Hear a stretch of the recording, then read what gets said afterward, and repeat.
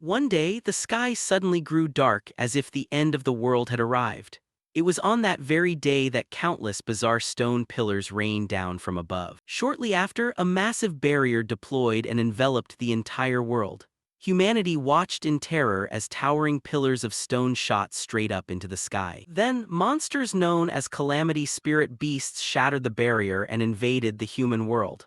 A gigantic apocalyptic demon appeared, casually trampling all living things beneath its feet. Following closely behind it were countless other demons, as dense as a swarm of ants. They brutally slaughtered humanity. Piercing cries of panic echoed throughout the space. Many people were killed instantly, while others desperately fled from their claws. The major crossroads had lost their original appearance, leaving behind only ruins, corpses scattered everywhere, blood splattered across the ground, and ferocious monsters. It was as if they had been granted destructive power, sweeping across everywhere and unleashing streams of energy toward any survivors they laid eyes on. A mother was running away while holding her child. In the face of imminent danger, she pushed her child forward to protect them. Suddenly, a voice called out in Itsuki's ear, "Itsuki." Startled, Itsuki turned to look at Seiya standing beside him. She asked curiously, "What's wrong? You just zoned out." He replied, "It's nothing." Seiya looked at Itsuki with a suspicious attitude. "Really? Look at your face, it's covered in tears." Then she asked further, "So why are you crying?" Rimuru walked up from behind and threw a friendly arm around Itsuki's shoulder. "Are you sleepy? Normally you'd be asleep by now. Plus, we had this sudden whole school assembly today, and besides, that teacher, he really dresses pretty weirdly." On the stage, teacher Thufeng, dressed completely from head to toe in tight-fitting clothing, spoke up. After the spirit beasts appeared, individuals possessing the strength to fight back emerged within society. They are called awakeners. 10 years ago, when the largest spirit beast attack occurred on the north bank of the Blue River, awakeners from all over the world gathered together, crossed the river, and pushed them back. That is the battle known as the River Crossing War. Ever since then, the attacks have decreased, but recently the number of falling stone pillars has skyrocketed.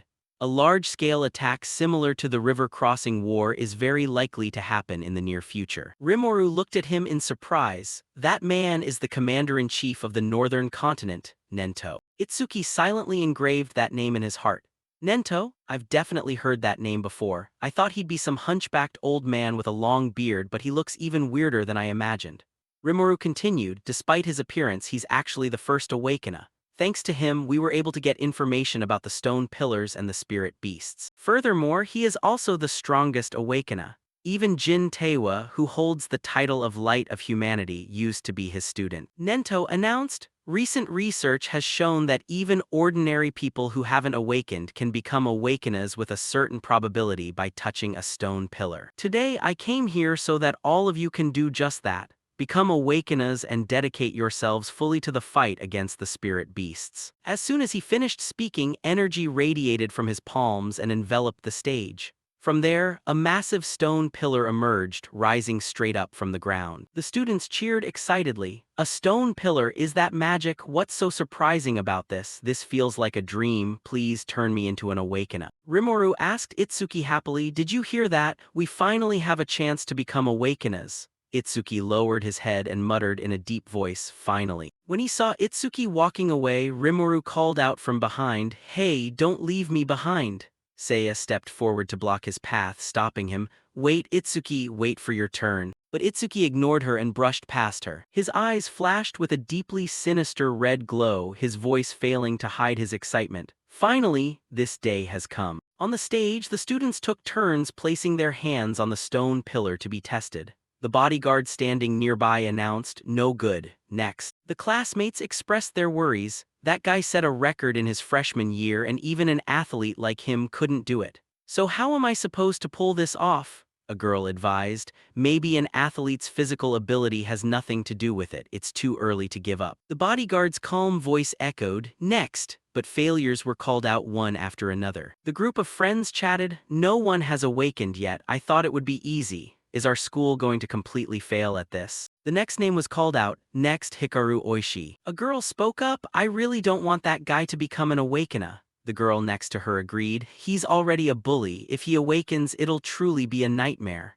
A terrified boy pointed up at the stage, "Look, the stone pillar is changing." Bursts of lightning radiated around the stone pillar and Hikaru Oishi. He thought smugly to himself, After this, Nento and the beauty beside him will finally pay attention to me. The scoreboard displayed Hikaru Oishi Level 0 Human Class, Thunder Elementalist Talent, Private Second Class Stats, Attack 5, Speed 3, Defense 2, Mana 2, Total 12. Ageha said with a hint of annoyance, "We finally got a level 0, total stats are usually 5 but he has 12, must be a bit better than average." Hikaru Oishi was extremely conceited. "Doesn't old man Nento have something to say to me, the first awakener right here?" But he was shoved aside as Itsuki stepped forward. Hikaru Oishi was so furious that veins popped on his face. "What do you think you're doing? You're touching me with your filthy hands. Do you want to die?" The students below whispered among themselves, "Who is that guy? He just cut in line." Someone recognized him. "That's Itsuki from Class 5. He's done for once Hikaru Oishi targets someone, there's no escape." Ageha whispered, "I can sense an immensely intense emotion coming from that student." Itsuki raised his hand and touched the stone pillar. He thought to himself,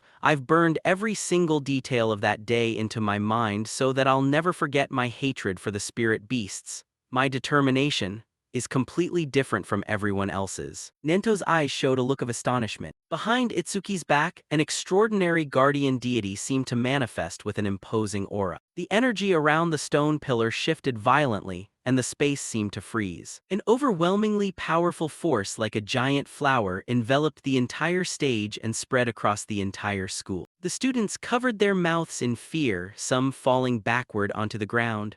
"Awesome! This looks even flashier than Hikaru Oishi's awakening. That flower is over 100 meters tall." Rimuru shared the joy. "Itsuki, you did it." Ageha couldn't suppress her shock. "This is the phenomenon that only occurs when the rarest class, the Annihilator, appears," Nento said with interest. "I wonder how strong he'll turn out to be. I'm really looking forward to this boy." Hikaru Oishi refused to accept this, veins bulging on his face as his spotlight was stolen. Itsuki was even more shocked. "Where am I? Did I actually awaken?" His consciousness was sitting, cross-legged, inside a blooming flower. A notification window popped up, leaving Itsuki astounded. "Itsuki Unfixed Level Human Class Annihilator Talent, Special Grade Nirvana Fixed Level. Stats increase upon acquiring new skills, removes all negative effects and fully restores health. Skill, Grade Z Super Simulation analyzes enemy attacks and allows him to comprehend counterattack skills. Stats, Attack 0, Speed 0, Defense 0, Mana 0, Total 0. Itsuki's face darkened, everything is 0. A flurry of new notifications burst forth. Learned Grade Z Skill, Super Simulation, Special Grade Nirvana Talent activated, all stats increased by 200. He cheered joyfully in his heart. "I get it now. If I learn skills through Super Simulation, I'll gain stats via Nirvana. Even though I can't level up, I can still grow stronger in my own unique way." This gave Itsuki an intense surge of belief. "I don't know what level this equivalent is, but I've definitely become an awakener. I'm going to wipe out all the calamity spirit beasts." The beam of light from the flower radiated in all directions, making everyone gasp. "So bright, my eyes." Amidst that dazzling light, Itsuki's back stood tall and majestic. That was something Hikaru Oishi simply couldn't accept. Driven mad with anger, his eyes bloodshot, he yelled, "This bastard, no way." He discharged lightning that cut straight through the crowd of students. "A loser like you should have just stayed in your place." The electrical current crept from behind and surged toward Itsuki on the stage. Hikaru Oishi swore, "I'm going to wipe you out with the skill I just learned, Silver Serpent." Just as the first bolt of lightning reached him, Itsuki's notification window popped up. Detected Grade C Skill, Silver Serpent, Super Simulation activated. Analysis progress 27%, 57%, 69%. In a flash, Itsuki turned into a streak of blinding white electricity and vanished from the stage. The students gasped in astonishment. "Where's Itsuki?" There was a flash of electricity and he just disappeared. When the progress reached 88%, Itsuki appeared behind Hikaru Oishi like the Grim Reaper. Breaking out in a cold sweat, Hikaru thought, "He's behind me, damn it, I can't move." Itsuki's cold voice echoed right in his ear. "Consider yourself lucky that you're human. If you were a spirit beast, I would have killed you 100 times over." After regaining his senses, Hikaru Oishi collapsed onto the ground in terror. Whispers broke out all around. Since when was Itsuki standing there? Is Hikaru Oishi collapsing from fear? When the progress reached 100%, Itsuki thought to himself, since it's only a Grade C skill, the analysis speed is really fast. Analysis of Silver Serpent complete. Acquired Grade C skill, Thunder Shockwave. Level 1 Thunder Shockwave activated. can absorb thunder element attacks of grade C and below, increasing speed by 50% when releasing the absorbed energy. Usage count 0.3. Passive adds 5% speed for every absorbed grade C thunder element attack, currently 0%. Learn level 1 thunder shockwave. All stats increased by 10. Removes all negative effects and fully restores health. Itsuki materialized in front of everyone, surrounded by lightning and blooming flower petals. The classmates marveled. Itsuki is covered in lightning now. That light is even brighter than Hikaru Oishi's. Hikaru Oishi panicked. How the hell did that guy learn a skill like that? His stats increased again. Suddenly, the sky turned gloomy and heavy raindrops poured down. The students were surprised. It was just bright a moment ago. Rain, something is falling down. Amidst the dense sheet of rain, a massive stone pillar plummeted from above. Ageha asked in surprise, a stone pillar, why suddenly right now? Nento chimed in, and right here, pause the whole school assembly, everyone evacuate to the school grounds immediately according to the drill plan. He thought to himself, without a doubt I am their target. Ageho advised, let's run, combat isn't our specialty. Nento shook his head, if we run away too, it'll only cause the crowd to panic even more. Look, that boy is much braver than we are. Just as the students panicked and ran in the opposite direction, Itsuki alone bravely stepped forward toward where the stone pillar was crashing down onto the stage. Ageha couldn't believe it. Why aren't you running away? The stone pillar crashed down heavily, creating a considerable shockwave. Dust and debris billowed into the air. Rimuru called out in fear, hey, a spirit beast is coming, let's get out of here. Itsuki declared solemnly, I'm going to wipe all of them out. Rimuru worriedly said, what are you talking about? If you don't run, you'll die. Seiya agreed, Rimuru is right, you just awakened, you can't beat it, leave it to the other awakeners. But Itsuki refused to listen. His voice filled everyone's hearts with reassurance, trust me. Seiya pulled Rimuru away, fine, if you die, don't blame me. Rimuru was still anxious. Is he really going to do this? That thing is a spirit beast, a walking killing machine. Little did anyone know, Itsuki was experiencing extreme excitement at that moment. Never did I expect that the very first enemy I'd face after awakening would be of the same kind as the monster that killed my parents. I'm so lucky. The spirit beast's info window displayed. Skeleton Soldier 10,369 Level 8 Talent. Level 2 plus 100% Defense. If the opponent's attack is higher than defense, the talent is nullified. Skill. Grade B Bonefire. Stats. Attack 15, Speed 10, Defense 120 plus 120, Mana 30, Total 295. It stood towering in front of Itsuki, ready for its first battle. Itsuki pondered, should I try out the skill I just learned? Lightning flared around his body. With lightning-fast speed, Itsuki rushed straight toward the skeleton soldier. He swore in his heart, I won't let anyone else die. A palm strike imbued with thunderous energy blasted powerfully toward the skeleton soldier. A booming crash shook the entire stage, sending thick dust billowing into the air. From afar, the classmates looked back and exclaimed in shock, oh god, this Itsuki guy is so strong, maybe we don't need to run away after all. I can't believe he was able to blow it away with just a single punch, Lan Lam thought to himself. A newly awakened rookie actually managed to blow away an 8th grade calamity spirit beast. Nento praised, Itsuki's courage and strength are on a completely different level compared to other level zeros, but even so, defeating a skeleton soldier is still impossible. They possess two troublesome abilities. First is the talent granting terrifying defense boosts. Second is the bone fire skill flames that can burn anything to ashes. On the stage, Itsuki was being attacked by the bone fire. The skeleton soldier's eternal blue flames enveloped him. His two best friends cried out anxiously, Itsuki. While Hikaru Oishi gloated, he doesn't know his place. Once the bone fire touches you, you'll be nothing but ashes. The notification window popped up, detected grade B skill, bone fire, super simulation activated, progress, 1%, 25%. Itsuki realized, the analysis speed increases every time the enemy uses a skill directly on me. Ageha worried, even a level 10 awakened wouldn't stand a chance of surviving a direct hit from that. But upon seeing that Itsuki was completely unharmed, she marveled. To think a newly emerged genius could kill a calamity spirit beast even before growing up.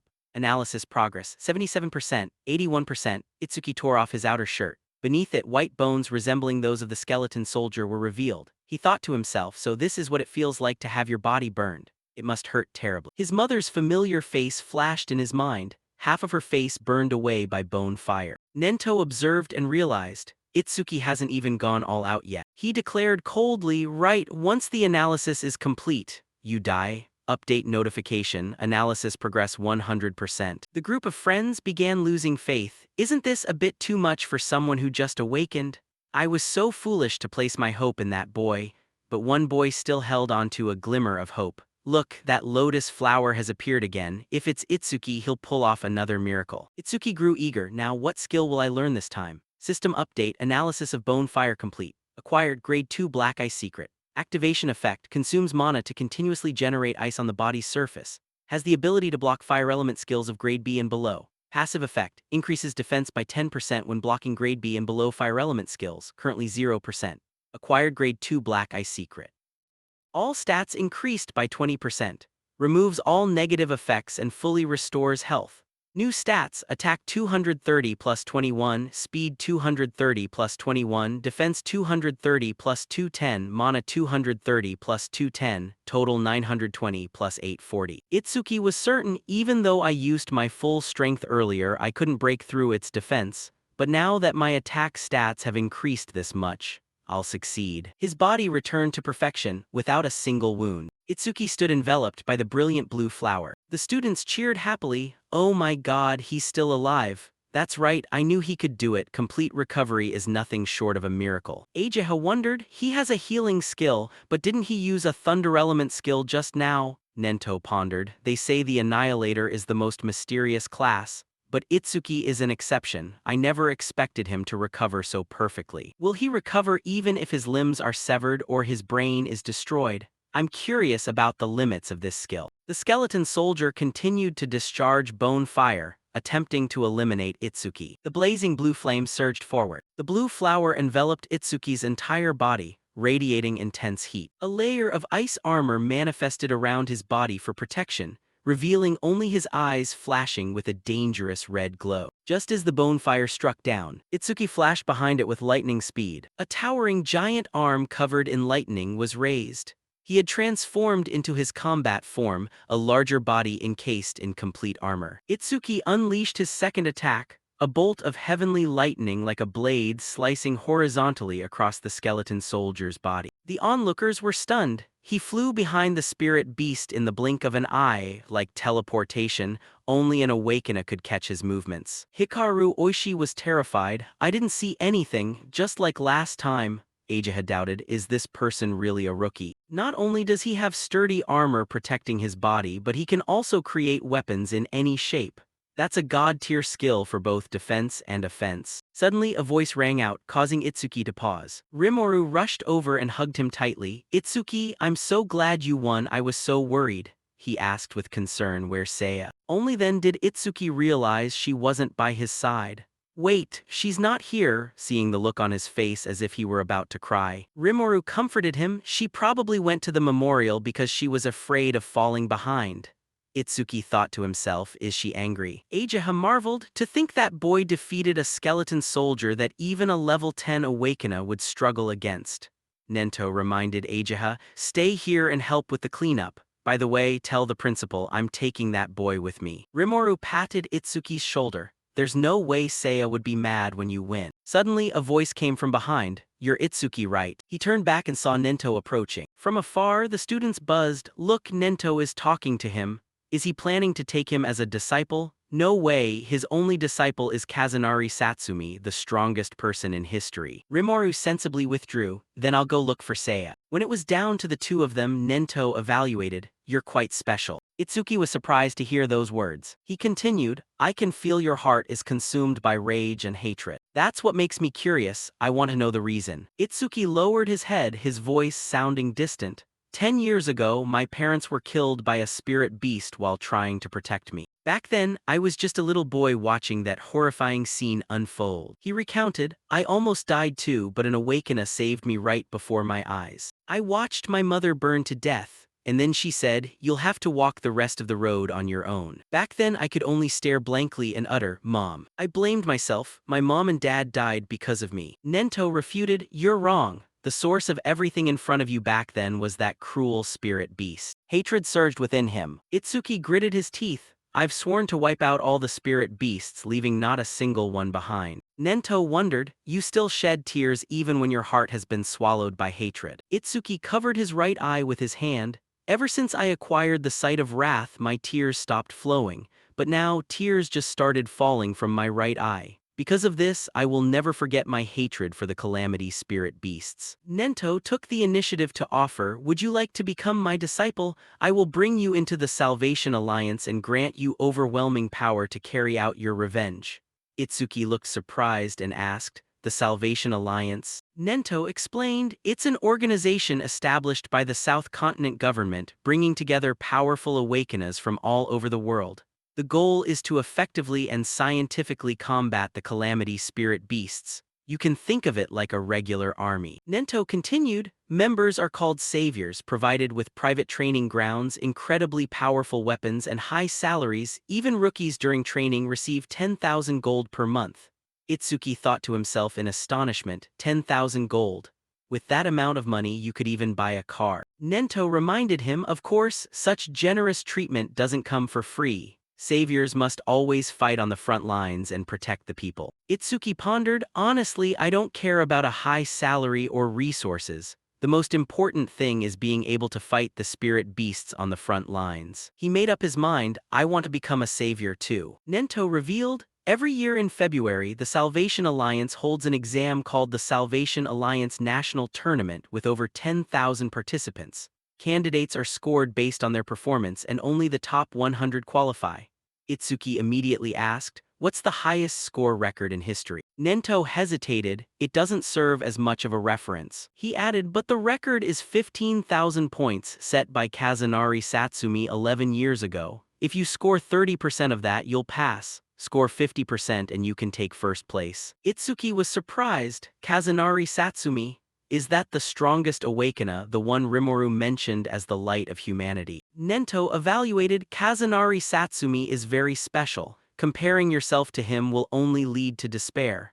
But be confident with your talent, you can stand shoulder to shoulder with him." Itsuki vowed, "I'm going to surpass Kazunari Satsumi." That confident promise left Nento shaken. He placed his trust in him. "You're bound to make a name for yourself. All the young people are trying to follow in your footsteps." He continued, "Just following behind won't win the war against the spirit beasts. One day, someone will appear just like the morning sun rising to replace the setting sun. I'm really looking forward to that future." Nento thought to himself, "The morning sun I've been waiting for has finally arrived." When he led Itsuki to a bizarrely shaped building, the boy asked in surprise, "What is that?" Nento disclosed, "The stone pillars are like pathways connecting this world to the world of the spirit beasts. That's why if you only destroy the monsters and leave the pillars alone, they'll just keep appearing." He elaborated, "This building is a facility that isolates indestructible stone pillars. Awakeners periodically wipe out the spirit beasts emerging from them. Thanks to that, the scale of the barrier is kept in check, and it also serves as a training ground." Itsuki figured it out, "So this is a training area?" Nento confirmed, "Yes, we call them stage levels. The number of spirit beasts that appear is uncontrollable, so it's very dangerous inside." He emphasized, "In particular, the stage right in front of us has the highest mortality rate for rookies. It's also known by the name Rookie's Graveyard." He recounted, "Back then, Kazunari Satsumi, when he was just a fledgling awakened, cleared it in only 3 minutes and 14 seconds. Itsuki stated, "I want to surpass him. Let me finish it in 3 minutes." Nento set a condition, "If you clear it in 3 minutes, I'll take you as my disciple." The story pauses here with a major challenge awaiting Itsuki ahead. Nento's appearance caused a buzz of awe and whispers among the crowd. "Look, it's Lord Nento. Is that the rumored rookie next to him? No way, unless he's an awakener on Kazunari Satsumi's level, there's no way he could walk side by side with Lord Nento." Itsuki glanced at the person beside him, thinking to himself, "Is this guy really that famous?" At the door ahead, a sign clearly displayed, "Level 10, 2 levels higher than a bone soldier."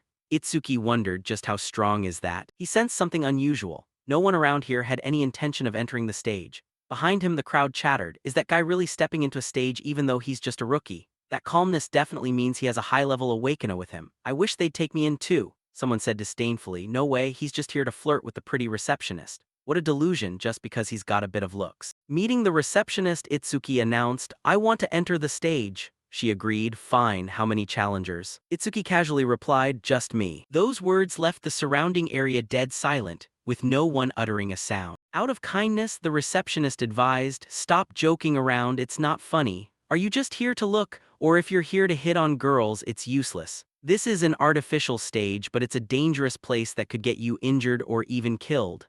She thought to herself, what on earth is this guy talking about? The mocking whispers behind him flared up again. As expected, he came here to hit on girls. There are always guys like that who treat stages like dating spots. Usually they just get chewed out and slink away. Itsuki repeated, looks like you've got some misunderstanding. I have zero interest in you. I'm genuinely here just to challenge this stage. She said helplessly, you don't have to act tough just to save face. I'll give you my contact info, so please just go home already. Itsuki's attitude turned intimidating. Don't make me repeat myself. I don't care about your contact info, just let me in, that's all I want. Terrified, the receptionist handed him the wristband. All right, if you die, I'm taking zero responsibility. Itsuki thought with annoyance. Letting me in from the start would have been fine, why make me repeat myself over and over? People watching him put on the wristband looked at him with contempt. What an absolute idiot, he actually tried to hit on her. This isn't the time to act tough. A level 0 rookie challenging a level 10 stage is just committing suicide.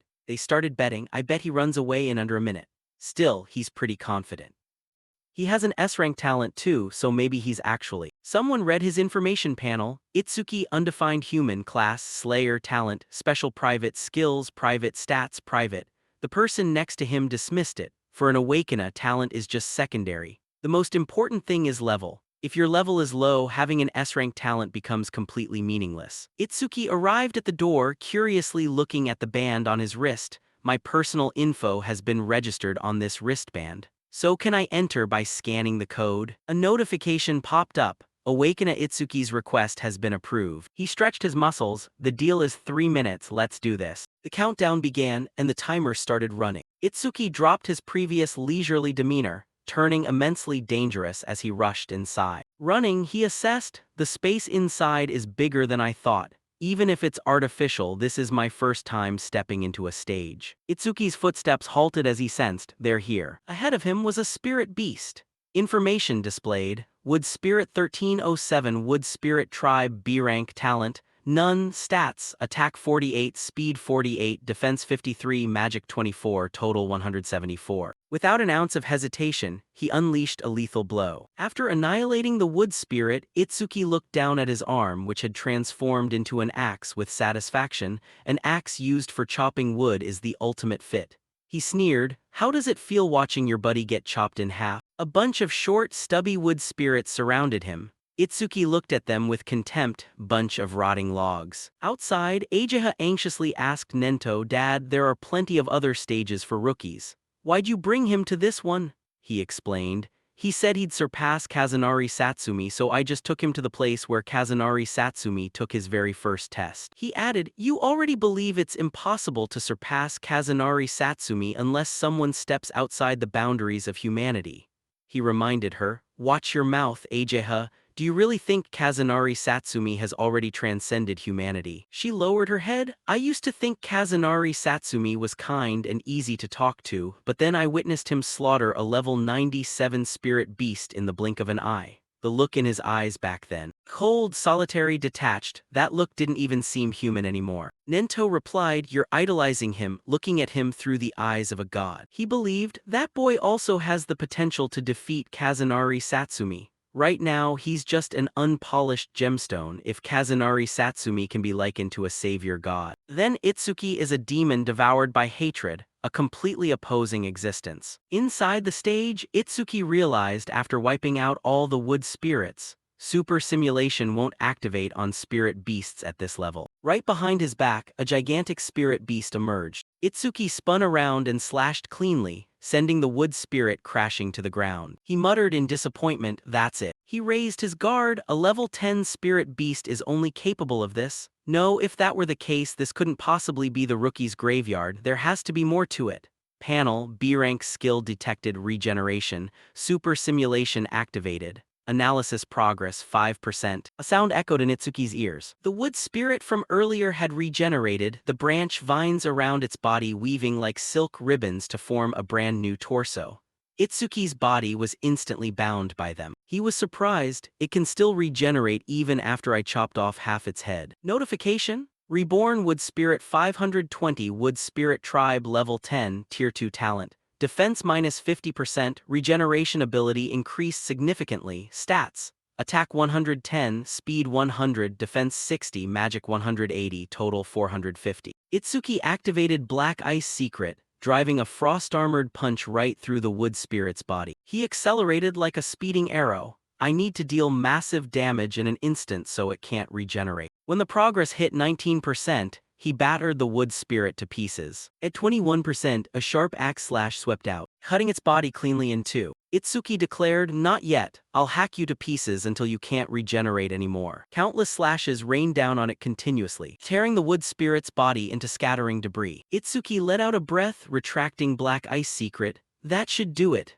My magic power is about to run out from using Black Ice Secret for so long." But the scattered body parts of the wood spirit reconnected, making it whole once again. When progress reached 60%, Itsuki's entire body was wrapped up by branch vines. Dodging frantically, he thought, still not dead after those hits. What a pain. Good news, every time it regenerates, Super Simulation's analysis speed increases. Struggling to dodge, Itsuki canceled Black Ice Secret to limit magic consumption, using Thunder Shock Wave to maintain distance. Continuing this until analysis finishes is the winning strategy. But when a branch stabbed into his back, Itsuki ran out of options. Not much time left. 75%. He activated Thunder Shock Wave and Black Ice Secret simultaneously to maximize damage, forcing it to regenerate repeatedly, speeding up the analysis. Black Ice Secret covered his entire body along with lightning.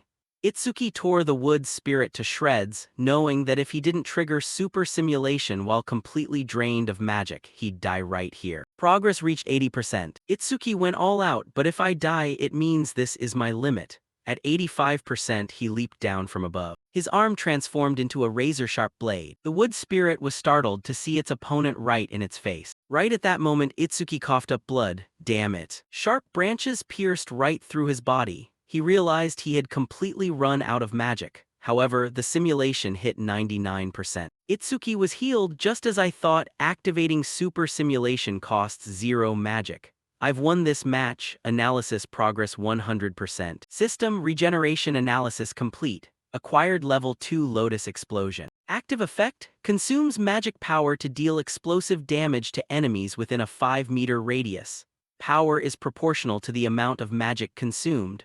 Passive effect: whenever a creature level 1 or higher is killed by Lotus Explosion, the skill's range increases by 1%. Acquired level 2 Lotus Explosion. All stats increased by 20, removes all negative effects and heals all wounds. Activate Lotus Explosion. Itsuki clapped his hands in celebration. Firepower surged like a waterfall of flames pouring down onto the wood spirit. Its body was devoured by the ruthless fire. He praised it. Lotus Explosion, not bad. Standing amid the desolate landscape blanketed in thick smoke, Itsuki thought, with this power using only a third of my magic, clearing out small fry spirit beasts will be way easier from now on.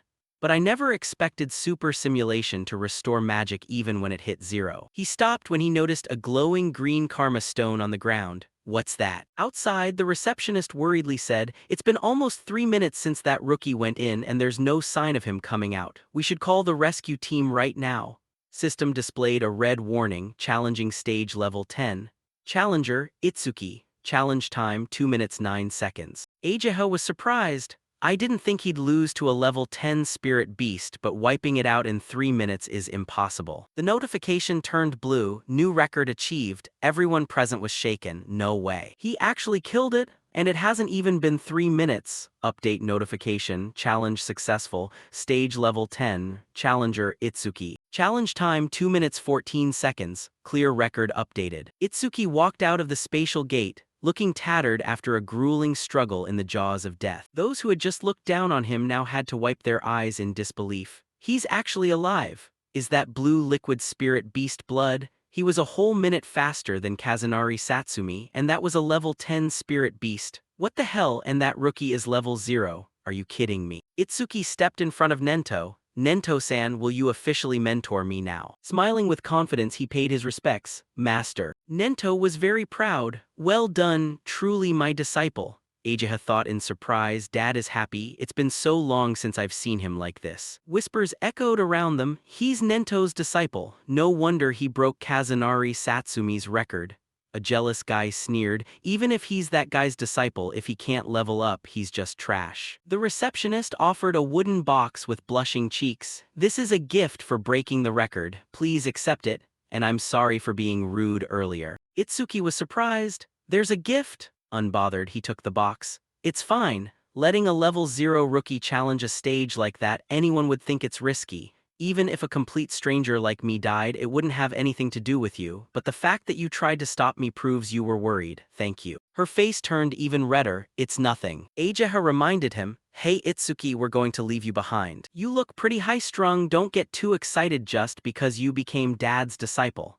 Itsuki wondered. Yeah, it seems this level was just compared to yours. Should we crank up the difficulty? Nento revealed. With your current ability, you can try high-level stages. Itsuki was astonished. High-level stages. Walking, he explained. Level isn't the only factor determining a spirit beast's strength. The most important factor is race. Races without intelligence that only move on instinct are very easy to deal with. But there are races with intelligence equal to or even surpassing humans. They are troublesome existences incomparable to regular spirit beasts. Ageha added, basically, awakeners and spirit beasts are almost the same kind of creature, but it's said that currently only we humans possess classes. In other words, stats vary depending on race. A high-level stage contains powerful spirit beasts like that or ones with intelligence. The difficulty is several times higher than normal stages, and since most high-level stages in the northern continent are located in North District B, that's your next destination. Any other questions? Itsuki frowned, thinking, so the one I just beat didn't have brains and it didn't scream when attacked? Meaning it didn't feel pain, he asked. If it's a spirit beast with brains, it'll feel pain, right? Ageha beside him felt a murderous aura, thinking, what kind of terrifying pressure is this? What on earth is he thinking? News about Itsuki spread quickly and people discussed. Hear the news, Nento-sen is letting him challenge a high-level stage. If it's the guy who broke Kazunari Satsumi's record, he'll be fine. High-level stages are totally different from normal ones. Above all, the stages in North District B are basically under that man's control. Every awakener who enters a high-level stage goes missing. Rumor has it they're killed by that guy. Someone asked in surprise, you mean Kinoshita Ryoji? While another blanked, who's that? Does Kinoshita Ryoji think he's a king or something? His buddy panicked and covered his mouth, signaling him to hush. Quiet, if he hears you, you'll die too. Who even is that guy anyway? Meanwhile, in a luxurious room, the son of North District B's leader, Kinoshita Ryoji, was sitting down with a servant meticulously polishing his bodyguard's boot heels at his feet. Someone behind asked, when are you heading out? He replied dismissively, all stages in North District B are under my control. I'll go whenever I feel like it. Kinoshita Ryoji sneered, waiting in line is for commoners. Itsuki and Nento's father-daughter duo sat down at a stone bench under the shade of a tree to rest. Curiously holding out the karma stone to him, Itsuki recounted, this dropped from back then. Nento wondered, you've seen karma stones before. Itsuki didn't hide it, admitting, yeah, after defeating the Calamity Spirit Beast in the stage, this thing dropped, not a single bit different. Holding the karma stone up to evaluate it, back then it was blue. Ageha surprisedly glanced at the one in Itsuki's hand, an intermediate karma stone, something like that appeared in a rookie stage. Itsuki, hearing about it this whole time, was still clueless. What exactly is a karma stone? Ageha suddenly remembered. Right, you're new, let me explain. She fed him knowledge. Another name for a karma stone is an experience stone. Put simply, after a calamity spirit beast or an awakened dies, an invisible substance called karma, or you could say experience points, is released from the corpse. When you absorb that, you level up. Karma stones are simply stones containing karma inside them. Using a karma stone to absorb karma is one way to level up. Ageha felt confused. But it's weird, karma stones don't drop very often. Why was it in this stage? Nento had the answer. It seems to be due to the influence of Itsuki's talent. The other two surprisedly spoke in unison. Talent. He explained, normally, the karma of a defeated enemy is absorbed by the victor. However, even after defeating 2 calamity spirit beasts, Itsuki didn't level up. In other words, he didn't absorb it. Yet karma once manifested doesn't simply vanish without a reason. If I'm not mistaken, the karma from the monster that attacked the school was absorbed by the awakeners present, meaning it was absorbed by us. On the other hand, a stage is a sealed space. Itsuki couldn't absorb the generated karma and there were no other vessels for it. That's why it solidified into a lump and became a karma stone. Ageha wondered curiously, he really can't level up. If he doesn't level up, then how on earth do his stats increase? Itsuki hesitated. About that, Nento's attitude turned somber, reminding her, Ageha, an awakener's talent is a secret. You must never reveal it to others. Did you forget? Realizing she broke a major taboo, Ageha hurriedly apologized. I'm sorry. Nento gave Itsuki full authority. I'll let you decide whether to sell that karma stone or keep it. I have a meeting with the high command of the 5 continents, so I'll be leaving for a while. In the meantime, Ageha will take care of you, but before I leave there are a few things you must keep in mind. Nento carefully instructed, first, keep our relationship a secret. Second, don't tell anyone about your talent. Third, until I return, conquer at least 6 high-level dungeons. Fourth, if you think something is right, do your absolute best. No matter what happens, I'll always be behind you supporting you. With his trust and support, Itsuki obediently replied, Yes, master. Over at North District B, a dispute broke out. 2 sides argued loudly. We got here first, why won't you let us in? This dungeon was reserved by a member of the Kinoshita family. Go home. The opposite side didn't care. So what? Just because he's got some money, he thinks he can do whatever he wants. That guy isn't even here yet, you can at least let us in first. He kept blabbering away, unaware of the impending danger. I don't know how rich that brat is, but if you don't let me in, I'll report you to the Awakener Association. No sooner had he spoken than he was sent flying far away with a single punch. The person who struck him was a tall, muscular young man with rippling muscles, Auga. Tightly toned muscles bulged across his arms. A sharp branch of spikes came shooting toward him. Auga leaned to the side and dodged it. The person who just attacked was stunned. Impossible! My grade B skill Earth Spike had no effect. Auga sneered dismissively. That's not even enough to scratch an itch. He was terrified. Earth Spike is a skill that can pierce through anything. This guy must be a monster. Both of his hands were grabbed tightly by Auga. Auga poured his strength into squeezing the opponent's wrists. His face took a punch from Auga, and blood gushed out from his nose and mouth. This horrified the onlookers. Those 2 guys were level 7 and level 8, yet they were killed instantly without a chance to do anything. That big guy is way beyond overpowered. Someone who knew his background said, That's one of the 4 pillars under Kinoshita Ryuji, a level 12 metal element elementalist. Auga declared, I won't spare anyone who dares to enter the dungeon without Ryuji's permission.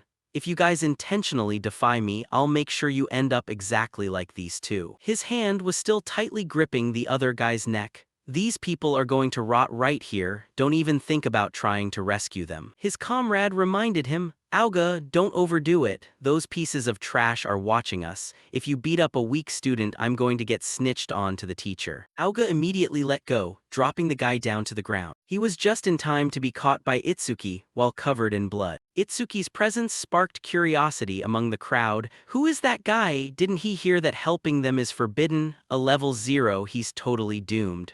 A beautiful woman beside him felt, it's like I've seen that somewhere before. Auga darkened his expression. Hey newbie, I said nobody passes through here without Ryuji's permission. If you don't want to end up like those 2 fools, obediently go home. Itsuki uttered, I see, so I have to defeat you to enter the dungeon. Ageha patched through, I'll contact the administrator of North District B. This kind of selfishness cannot be permitted. Itsuki refused, no need. My master told me that if I think something is right, I have to give it my all. He handed the injured person over to the woman watching. Please take care of the others. The murderous intent radiating from Itsuki made someone wary. This guy, what kind of freak is he? Information about him was completely hidden. Itsuki, unfixed level human class, annihilator talent, special grades, skills, private, stats, private. Auga was surprised. Even though he's level 0, he faces me without trembling at all. Is it because of a rare class? He felt something was off. Wait, why am I feeling this kind of pressure? Even with a rare class, I'm still 12 levels ahead. The difference in stats is impossible to bridge. Information about this guy displayed. Auga, level 12 human class, metal element elementalist, secondary talent. Effect after turning to metal in a stationary state, defense increased by 50%, skill. Metallization stats: Attack 110, Speed 100, Defense 250, Mana 145, Total 605. Aoga was stunned to see his opponent's actions. His eyes revealed hard-to-conceal astonishment. The image of Itsuki rushing forward was reflected in his pupils. A punch struck him straight on, both powerful and precise. This sight horrified the onlookers. So fast, is he really level 0? Even at level 8 I'm not sure I could keep up. Itsuki's fist was smoking because the opponent's face had turned into metal. He was surprised. He blocked it with metallization. Aoga's two arms, covered in metallization, tapped against each other, fast. Two punches landed, but they lacked so much power. Itsuki dodged backward. He realized, to succeed in ambushing an enemy over 10 levels higher, I probably really need to boost my speed with Thunder Shockwave.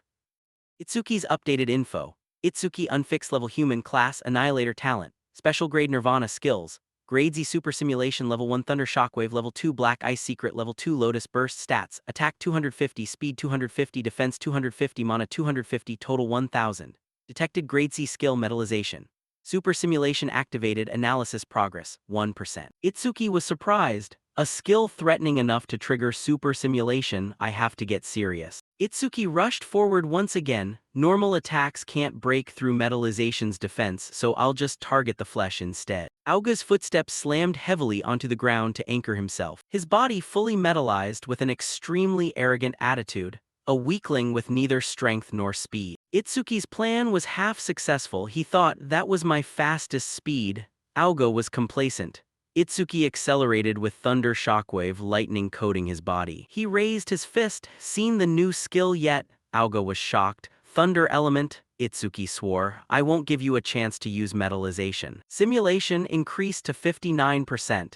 Itsuki unleashed a flurry of punches on him. The others froze. How can that guy use a skill from another class? He's so fast my eyes can't catch him. Can that level 0 really beat Aoga? Aoga was now biting his teeth, trying to endure the pain. This is bad. I don't have a chance to metallize. Even though he's level 0, why is he this fast? If this keeps up, I'll lose. Aoga needed help. Damn it, I can't even speak. Don't just stand there watching, save me. Since things had come to this, he had no choice but to try that move. A formidable power erupted from his entire body, and his body became completely metallized. Itsuki was surprised. This guy! He metallized his entire body. Updated info: Analysis progress of Grade C Skill Metallization 88%. Aoga gritted his teeth. I'm very grateful. I've never succeeded in fully metallizing my body before, but thanks to you pushing me, I finally did it. He smiled, looking at his current result. A single body part being metallized increases defense by 50%, and my talent grants an additional 50% defense when stationary. In other words, my current defense has exceeded 500. I intended to slice you in half, but as a reward for helping me successfully pull off this new skill, I'll let you die a painless death. Two spectators chatted. Level 12 with a defense over 500. Not a single person at the same level can break through his defense. He's truly a monster. I thought a level 0 would win. Itsuki calmly smiled and asked, if I'm not mistaken, fully metallizing the body consumes a massive amount of mana. If you dumped all your stat points into defense, your mana pool can't possibly be that high. Progress reached 99%. Aoga was annoyed. What kind of nonsense are you talking about? He had to admit Itsuki's intuition was really sharp. The lotus flower had enveloped his body. Itsuki reassured, don't worry, I won't use such a tedious tactic to drain your mana down to 0. I'll end this right now. Update info: Analysis progress 100%. Ageha glanced at that flower. It's coming, that blue lotus flower. Itsuki is about to get stronger again. The people around saw the lotus flower closing like a bud and were surprised. A lotus flower? Is this a level 0 skill? It doesn't look like an attack skill, but how can he defeat Aoga with something like that? Update notification: Analysis of metallization complete.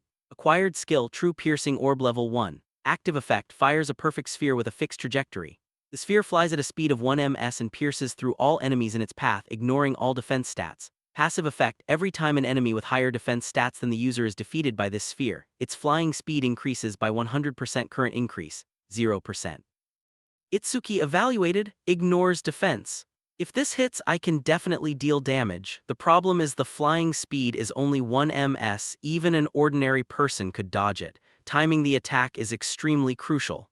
If my opponent were that stationary punching bag, I wouldn't even need to calculate the timing. He declared the absolute defense he's so proud of, I'm going to smash it to pieces. The system reminded, acquired true piercing orb level 1. All stats plus 10. Removes all negative effects, fully restores all wounds. New stats: attack 260 plus 10, speed 260 plus 10, defense 260 plus 10, mana 260 plus 10, total 1040 plus 40. Itsuki was pointing at the true piercing orb hovering inside the flower. Even he was looking forward to it. Try dodging this. System notification: activate true piercing orb. The surrounding people buzzed with discussion. That's a skill I've never seen before. So this is the Annihilator, reputed to be the most mysterious class among the four. Can a skill unleashed by a level 0 Annihilator pierce through the defense of that level 12 defense expert? That confident look, it must be an extremely terrifying move. The true piercing orb flashed, radiating a halo around it. It hovered midair. Those people stood frozen, seeing no reaction from Auga. Someone wondered curiously, just a tiny sphere, that's it? Are you kidding me? What a disappointment. Auga mocked, you think you can force me to move and nullify my talent effect with such a tiny sphere? How naive. He walked toward the true piercing orb, confidently declaring, if this is your trump card, then you're about to die a miserable death. But he stood frozen as the orb pierced straight through his body. In the blink of an eye, fresh blood gushed profusely from the wound. Itsuki coldly reminded, I told you to dodge. Since you're human, I only took your right arm. If you were a spirit beast, I would have aimed for your neck. Auga writhed as he fell, clutching his severed arm, screaming in pain. My arm. Itsuki glanced at the people behind and called out, what are you guys still standing there for? Go take him to the hospital, didn't you hear? Seeing they made no move, Itsuki repeated in a cold tone, I said scram. They silently carried Auga away from the scene. The remaining people celebrated and cheered. He won. He actually won. Well done, serves him right. Two people immediately came over to recruit him. Do you want to form a party with us? There are 3 of us so we can quickly conquer the dungeon.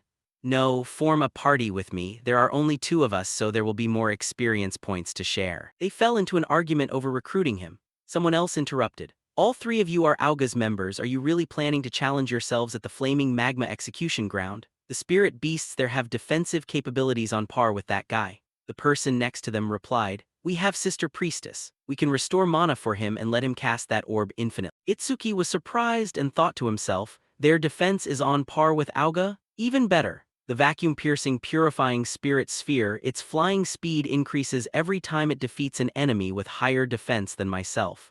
I can increase the flying speed of the true piercing orb inside this dungeon. The 2 groups expectantly looked at Itsuki. Speak up, which side will you choose? He rejected both, having been used to acting alone. I'll go by myself. A few people behind couldn't believe their ears. Soloing a tier 15 high-level dungeon, he's gotten arrogant after defeating Auga. The 2 recently rejected people said disappointedly, I admit he's strong, but he's too full of himself. Someone left. Looks like we don't meet his standards, we'll go look for someone else. Choha kindly reminded, all the spirit beasts here have defensive power on par with Auga. We saw you have the skill to defeat them, but can you sustain the mana consumption?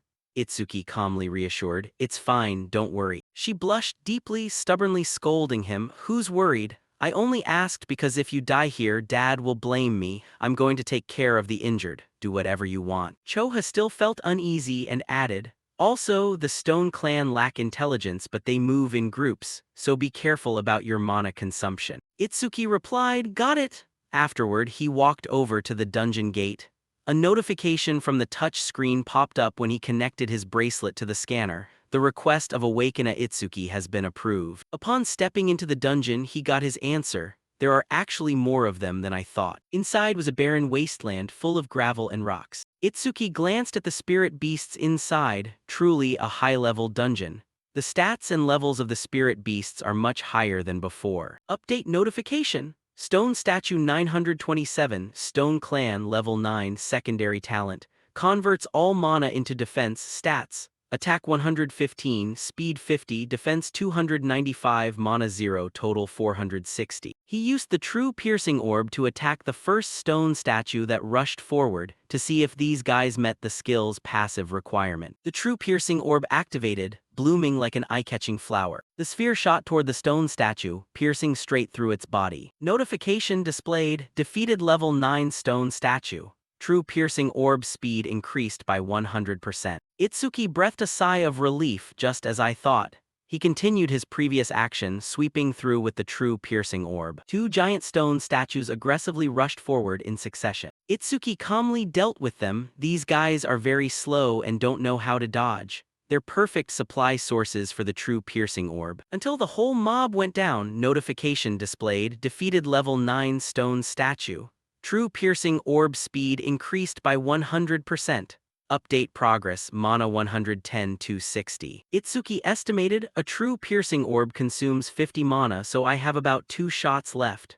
Only 2 uses left and the boss hasn't even shown up yet. So there are 3 left. If that's the case, he decided, I have to take down 2 of them at the same time with a single true piercing orb. Itsuki leaped high into the air, aiming down at the stone statue below, leaning his entire body forward to hurl the orb. His eyes flashed with a dangerous red glow. Receiving the blooming flower containing the true piercing orb, lightning burst from it, bringing the enlarged true piercing orb crashing down.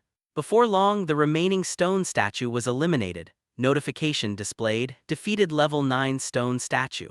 True piercing orb speed increased by 100%. Itsuki wearily lay down, breathing heavily, sweating profusely like rain, feeling exhausted right before running out of mana. So tired! Hopefully one day I can get a healing skill. After resting enough, Itsuki sat up to check the system. It's at 5 ms now. It can even catch up to running targets. While he was absent-mindedly checking the info, a giant stone beast ambushed from above his head. A strike from it slammed down, causing the ground to shake. It activated the Grade B skill, Gigantification.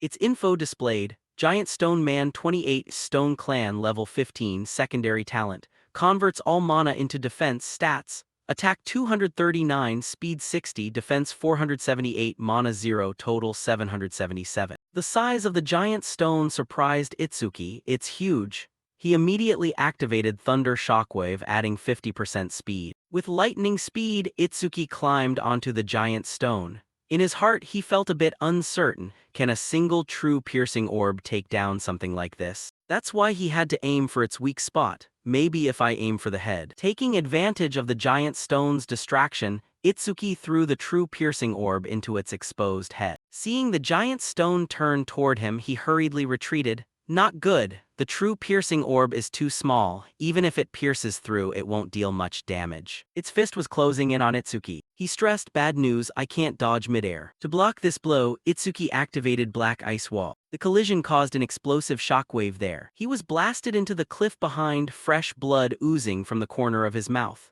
He gritted his teeth and uttered, this brute of a giant is tougher than I thought.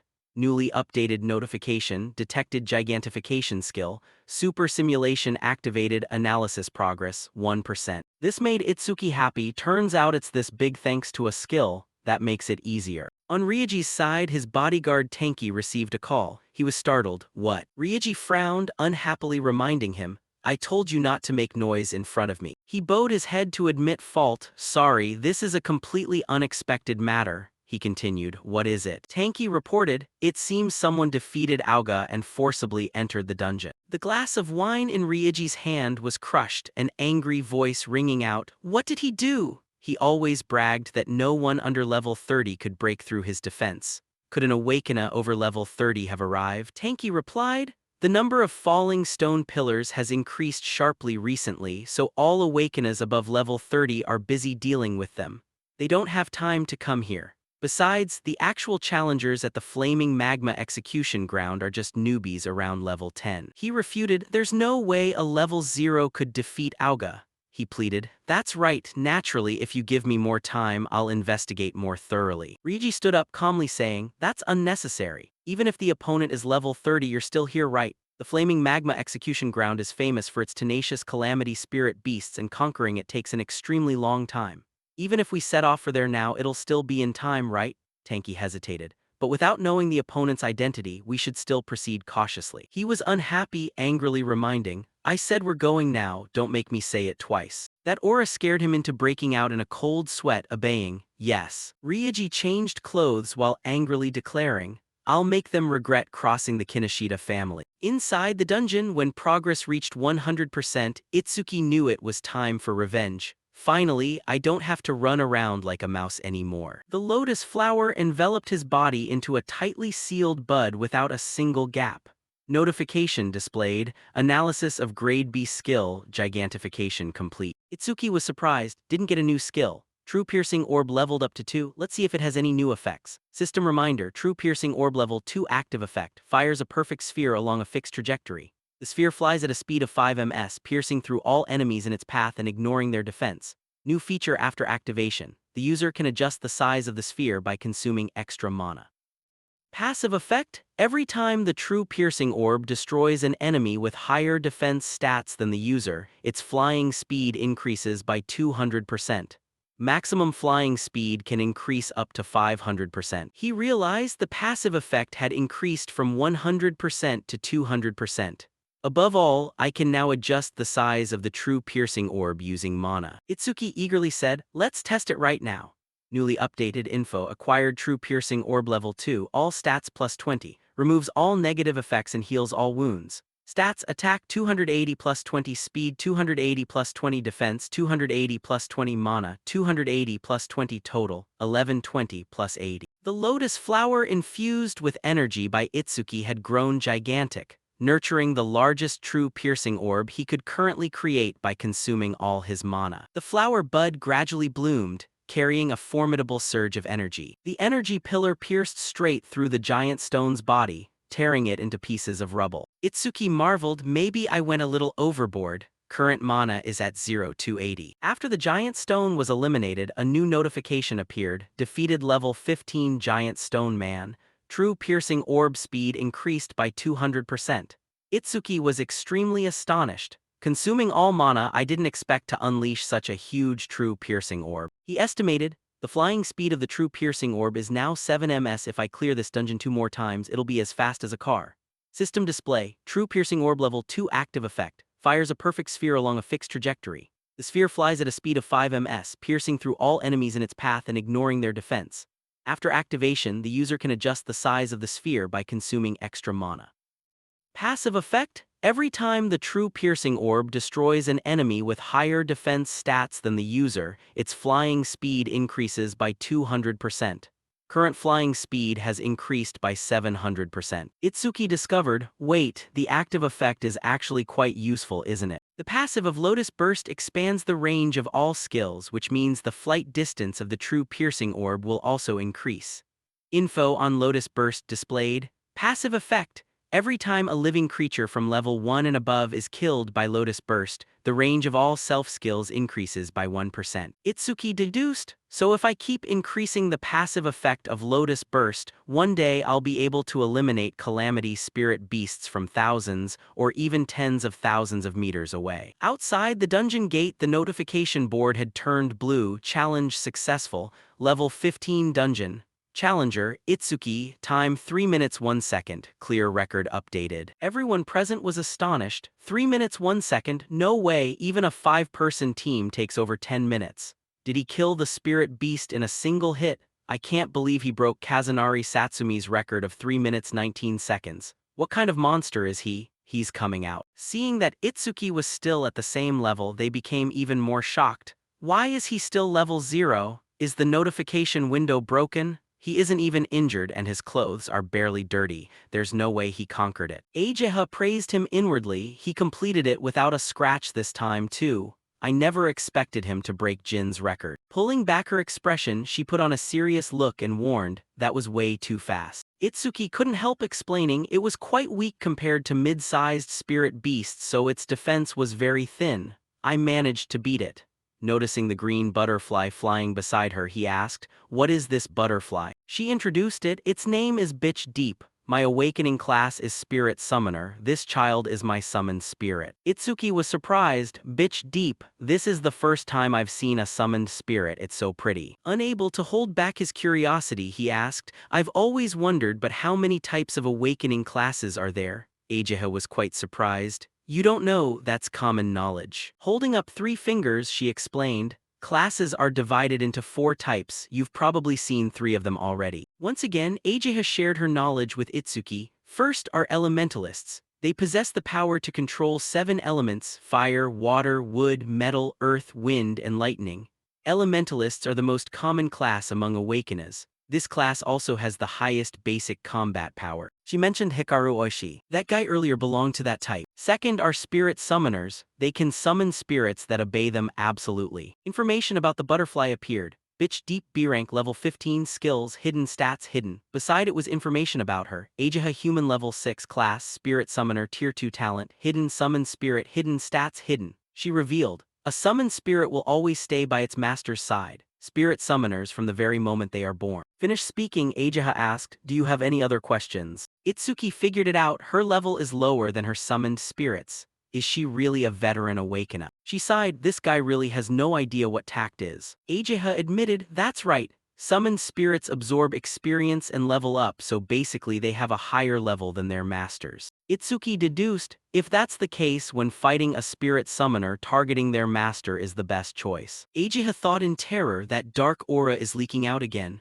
What on earth is that? Itsuki needed more info. What about the other classes? You've only introduced 2. She replied, third are the mysterious classes with very little information available right now. Ageha disclosed, your class Slayer. She added, the reason it's mysterious is because every Slayer has a different ability. But you're Blue Lotus. Other people can control body size at will or create infinite clones. There are also Slayers who can stretch their bodies like rubber. Regular class skills are divided into 4 ranks from C to S. However, Slayers only possess Z-rank skills, falling outside that standard classification system. The reason Slayers are considered special is because they possess unique skills. If the enemy learns your skills, a Slayer loses their biggest weapon.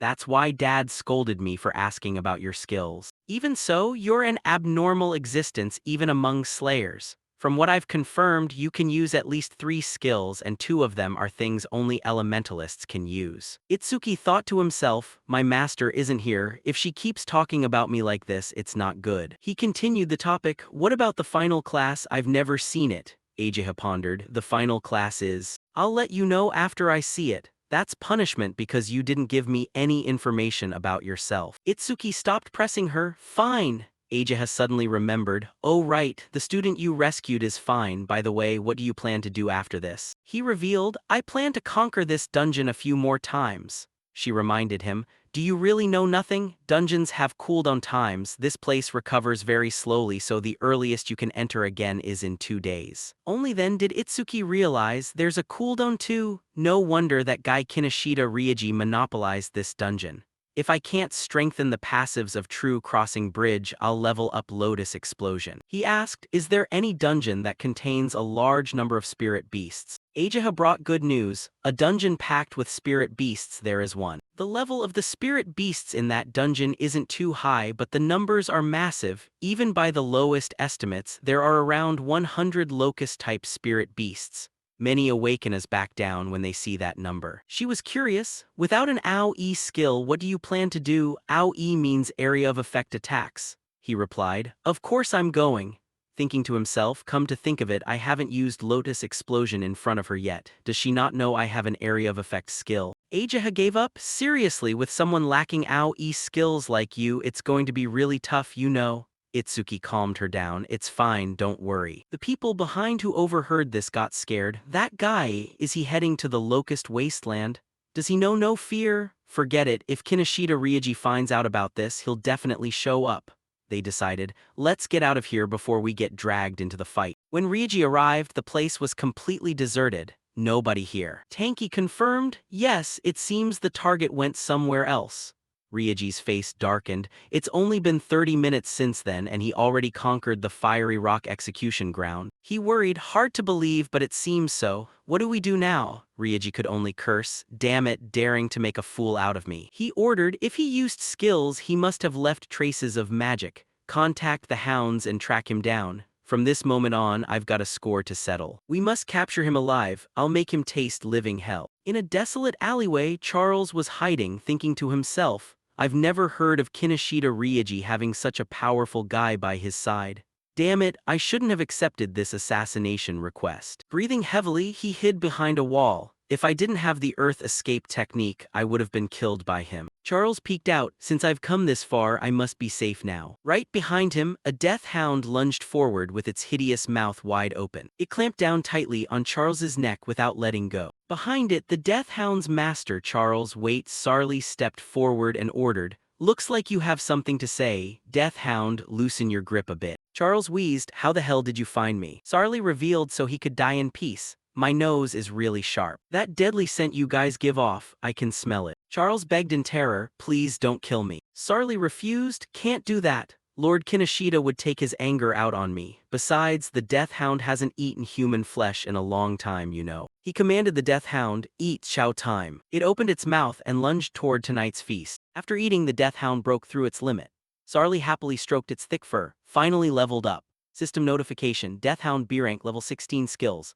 Death Chi C rank sends all magical traces in the area to locate and track the magic source.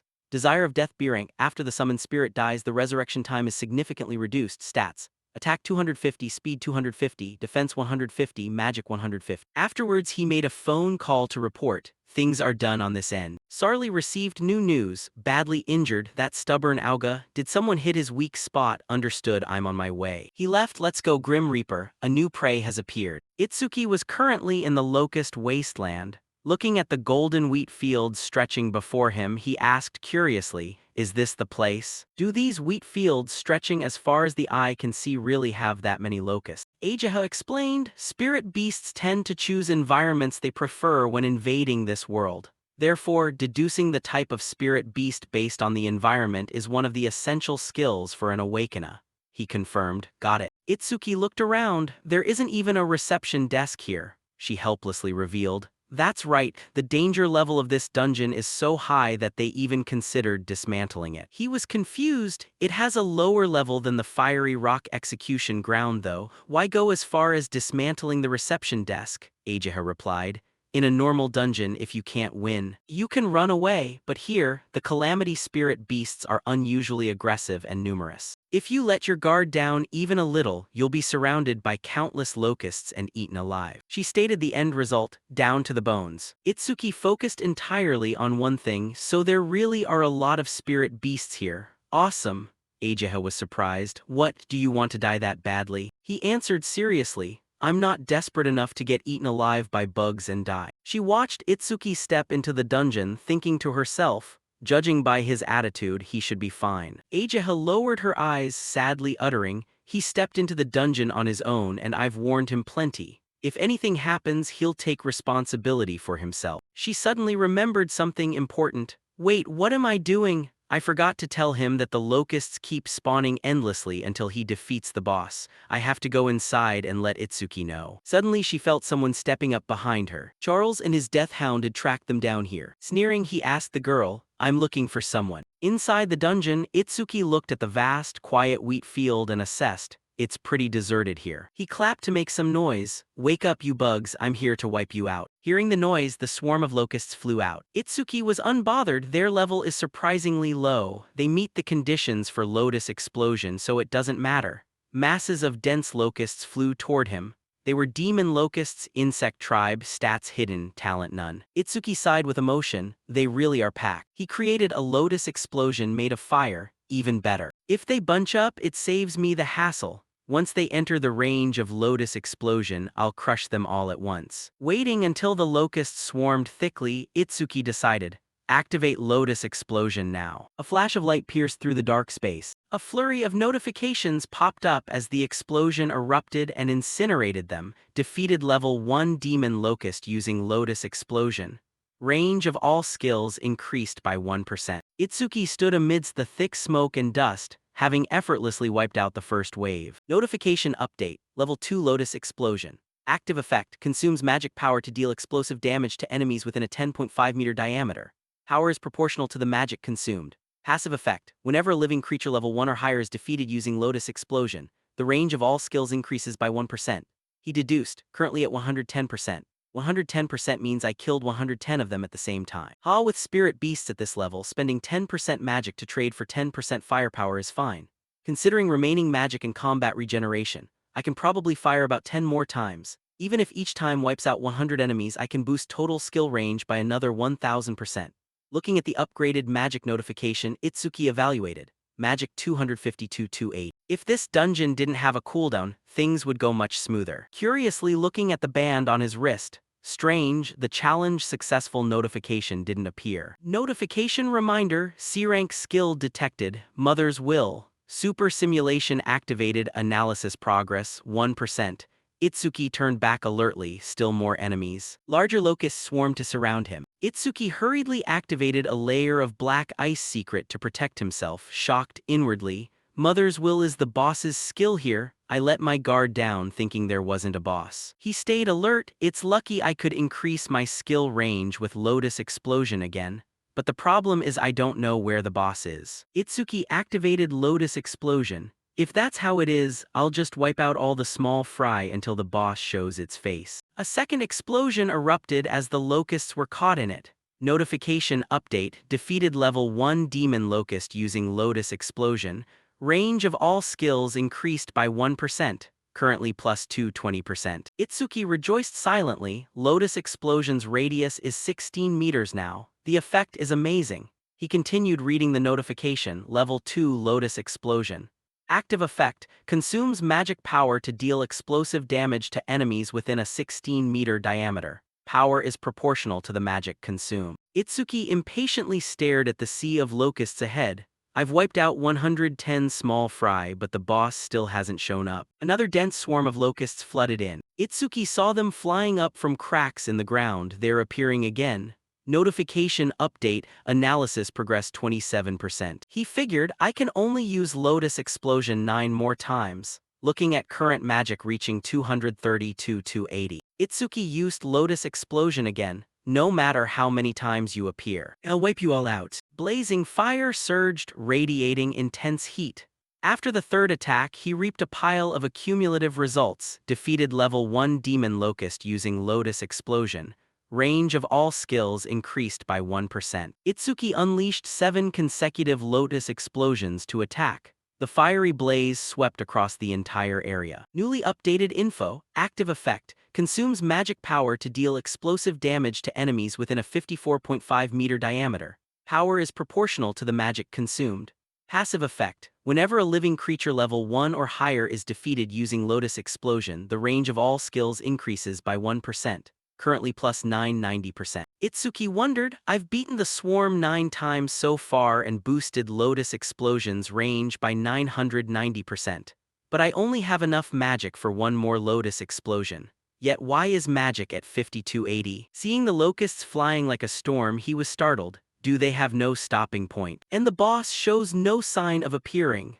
One option is to retreat from the dungeon and challenge it again after analyzing. But Itsuki frowned dismissively. Losers do that. He continued creating Lotus Explosion. No matter how many there are, I'll wipe them all out. Firepower surged violently from a giant lotus flower planted right in the center. Itsuki nearly exhausted all his strength with this move. Seeing them flying in black swarms, he panicked. Still going, and the numbers haven't dropped at all. When progress hit 91%, Itsuki realized, what's going on?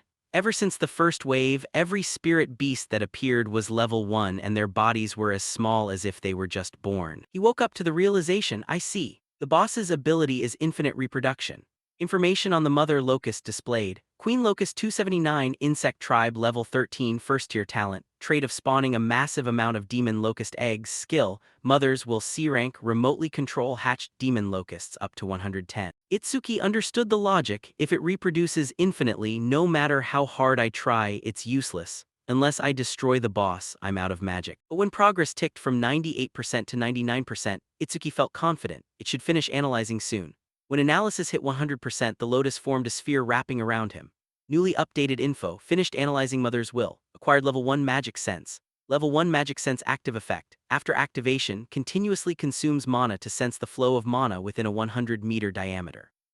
Effective range expanded to 1100 meters thanks to Lotus Explosion's passive effect.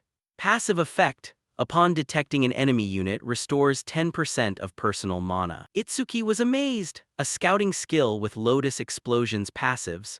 The effective range is now over 1000 meters. Furthermore, I can recover magic every time I sense an enemy. He couldn't hide the joy rising in his chest. This is the perfect passive effect for this dungeon.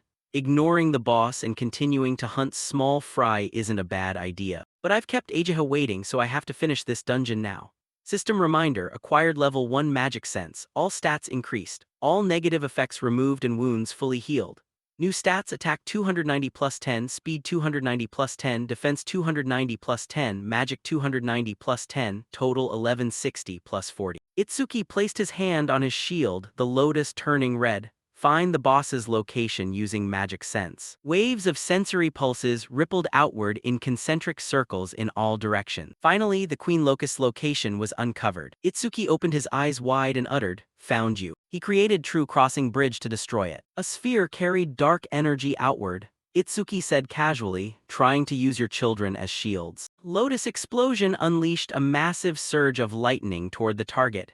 He firmly believed, useless. With Lotus Explosion's passive applied to True Crossing Bridge, its flight distance will definitely reach it now. Notification reminder, True Crossing Bridge range, 120 meters. True Crossing Bridge plunged straight down into the ground. The Queen Locust hurriedly flew out of its hiding spot. Itsuki lunged from behind, not letting it escape. He smiled coldly, checkmate. A strike pierced straight through the Queen Locust's body. Green slime splattered everywhere. The baby locusts flew around erratically like headless flies. Itsuki observed, losing their queen has thrown them into chaos. He activated Black Ice Secret, firepower surging on his arm. "Don't worry, I'll send you to meet your mother soon." After a sweep, Itsuki estimated. With all skill ranges increased by 10%, Lotus Explosion's explosion radius is 65.5 meters, and True Crossing Bridge's flight distance has also increased. True Crossing Bridge's current flight distance is 131 meters. Reward update notification. Level 2 Lotus Explosion. Active effect. Consumes magic power to deal explosive damage to enemies within a 65.5 meter diameter. Power is proportional to the magic consumed. Passive effect. Whenever a living creature level 1 or higher is defeated using Lotus Explosion, the range of all skills increases by 1%. Currently plus 1210%. True Crossing Bridge flight distance, 131 meters. Itsuki picked up a karma stone. This really is a bumper crop. Once the cooldown is over, I'll challenge it again, and this time I'll push Lotus Explosion's passive effect into the 5-digit numbers. The notification outside the gate displayed, new record achieved. Challenge time, 17 minutes 7 seconds. Itsuki was surprised. Took 17 minutes. Ageha must have been worried sick. She'll probably act cold again when I return safely. But actually, she's very kind and thoughtful. Her denial is pretty cute, though. He happily stepped out of the gate. "I'm back, sorry for making you worry." Itsuki froze, his eyes flashing with murderous intent as he looked at the scene before him. Ageha was currently being choked by Charles, lifted up into the air. He asked with interest. Itsuki went in alone and came out safely. "You're the guy Kinoshita Ryuji is hunting, right?" He continued. "Just in time. I was planning to make her spill info about you, but even in this state she didn't blab anything. She's stubborner than most men." Itsuki said in an icy tone, "Let go of that filthy hand. If you do, I'll just beat you up and let you go." Charles smirked. "Don't get cocky, level 0 rookie." Itsuki moved at blinding speed, raising his fist straight toward him. Charles hurriedly ordered, "Too fast, Deathhound lunge, use your head to block his punch." System notification, B-rank summoned spirit detected, Deathhound. Super simulation activated, analysis progress, 1%. From that, Itsuki realized, this dog is a summoned spirit, meaning the guy in the hat is a spirit summoner. Charles had his own conclusion. He makes no wasted movements and his speed is terrifyingly fast. No wonder even Auga lost. He probably didn't even have time to use goldification. He said calmly, "But I have the Death Hound and a hostage." Ageha's throat was squeezed tightly by Charles until it hurt and she let out a soft groan. Itsuki worried for her safety, shouting loudly, "Ageha!" Analysis progress reaching 34%. The Death Hound broke free from Itsuki's restraint and lunged savagely. Charles thought confidently, Zai's bite force can crush any defense with stats below 300. The best he can hope for is just having an arm ripped off. But reality turned out completely different from expectations. Charles gasped in shock. What? Itsuki had activated Dark Ice Veil covering his arm, while his other hand was forming penetrating True Sphere. Lotus Bloom was placed right beneath the Death Hound's throat. penetrating true sphere shot straight through its head. He recalled the saying, "Without a Shikigami master is fundamentally weak." Analysis progress reached 77%. Charles wondered curiously, is this guy a rookie so he doesn't know that Shikigami can resurrect? Zai possessed the B-rank skill, Death's Urge, which could shorten its resurrection time. Seeing the Death Hound rushing up from behind, he gloated, "Keep being careless and become Zai's meal." Itsuki activated magic perception, the sensory waves expanding as the progress reached 89%. He concluded, continuously activating magic perception ever since acquiring it seemed like the right choice. The progress was rising to 91%. Itsuki spun around, delivering a powerful kick to the Death Hound. Glancing at Charles behind him, he thought, the analysis is almost done. If Azure Lotus appears due to super simulation, he might get suspicious. His strength and speed surpass Zai's, and he even has a scouting skill. I couldn't even pull off a sneak attack like that. He used Ageha to threaten him. Resist anymore and this woman is dead. Itsuki's plan was, I want to finish the analysis without Azure Lotus showing up. Notification reminder, analysis progress 100%. Death Hound analysis complete. Acquired rank 2 Devouring Shikigami. Devouring Shikigami rank 2 active effect. By directly touching a Shikigami from H rank and below you can make it your own. Passive effect, usable Shikigami slot, 02. Itsuki was surprised. Turns out I can steal Shikigami. I finished the analysis without Azure Lotus showing up. Notification reminder, acquired rank 2 Devouring Shikigami. All stats increased by 20. Because super simulation was not fully activated, the removal of debuffs and wound healing did not take place. New stats: attack 310 plus 20 speed, 310 plus 20 defense, 310 plus 20 magic power, 310 plus 20. He deduced, so there's a price for skipping Azure Lotus and losing the healing effect. But since I recovered from the dungeon just now, I can still go all out without needing healing. It seems I can steal other people's Shikigami with this skill. Seeing the Death Hound open its jaws and charge, Itsuki formed a new plan. The lotus flower bloomed in the palm of his hand. If that's the case, Itsuki slammed the flower hard against the Death Hound's head. I'm taking your dog. The Death Hound's entire body was restrained by a mysterious force. He leaned to the side, lifting his leg to kick hard toward it. A single kick sent the Death Hound crashing to the ground. Charles cursed angrily, "Useless dog, what did I feed you all those experience points for?" He increased the pressure on Ageha's neck. "Hey, if you resist anymore, I'll slit this woman's throat." Not wanting to affect Itsuki, Ageha whispered, "Don't worry about me." Itsuki raised both hands in surrender. "Fine, don't touch her." Charles reminded him, "If you had behaved like this from the beginning, this woman wouldn't have had to suffer." Itsuki asked coldly, "Why are you targeting me? I recall not holding any grudge against you." He replied, still trying to fish for information, "Well, I suppose I can tell you since you'll be meeting him anyway. Kinoshita Ryoji is furious with you for trespassing into the North B district without permission. I am the Dogman Charles and I'm here to arrest you by his orders." Itsuki held a grudge. "Kinoshita Ryoji, it's that guy again. I have to meet him personally and settle this." Charles warned him, "You'll meet him soon enough. Just as your body gets chewed up, Zai is about to rip your legs right off. If you value this woman's life, don't use that weird ice layer to protect yourself this time." He commanded, "Zai, bite his legs off for me." Itsuki issued an order. "Zai, prove that you deserve to be my Shikigami." The Death Hound immediately bit down hard on the arm gripping Ageha's neck. Itsuki rushed forward quickly, catching the dying woman in his arms. Charles screamed in agony, "Damn it, why are you attacking me, your master?" A lotus flower imprint appeared on the Death Hound's forehead. Itsuki gently stroked it. "Good boy." He formally declared, "I will return the pain Ageha suffered 100-fold. No, I'll pay it back 1,000-fold." Terrified now, Charles stammered, "Wait, let me explain. I was just following Ryoji's orders. I had no choice, right? Let's team up. I'll lure Ryoji out for you." Itsuki replied, "That's a decent proposal." He rejoiced inwardly at having bought time. "Fooled you." Charles lunged forward, hurling a sharp projectile at his opponent. "Die, brat." Itsuki leaned to dodge, "But I prefer killing Kinoshita Ryoji myself." He commanded, "Zai, make him experience Ageha's pain." Terrified to the point of tears, Charles pleaded, "It was just a slip of the hand. I'm sorry, give me another chance." The Death Hound bared its fangs, slowly advancing toward him. Charles tried to wake it up. "Zai, have you forgotten? I'm your master, I fed you so much." The Death Hound opened its massive jaws toward him. Once it finished dealing with Charles, Itsuki asked with a gloomy expression, You've been tracking me ever since I left the dungeon, haven't you? Itsuki looked back over his shoulder. How long are you planning to hide? Why don't you show yourself? Over there, someone was hiding thoroughly. Iberia stepped out awkwardly and asked, "You noticed?" Itsuki's voice remained as cold as before. "Are you an accomplice of that guy just now?" He started in surprise at being misunderstood. "No, I'm not an enemy, please let me explain." Itsuki couldn't care less. "Fine, I don't have time to talk to you. Zai, follow me once you're done eating." Seeing the death hound obey Itsuki to that extent, Iberia harbored a glimmer of hope.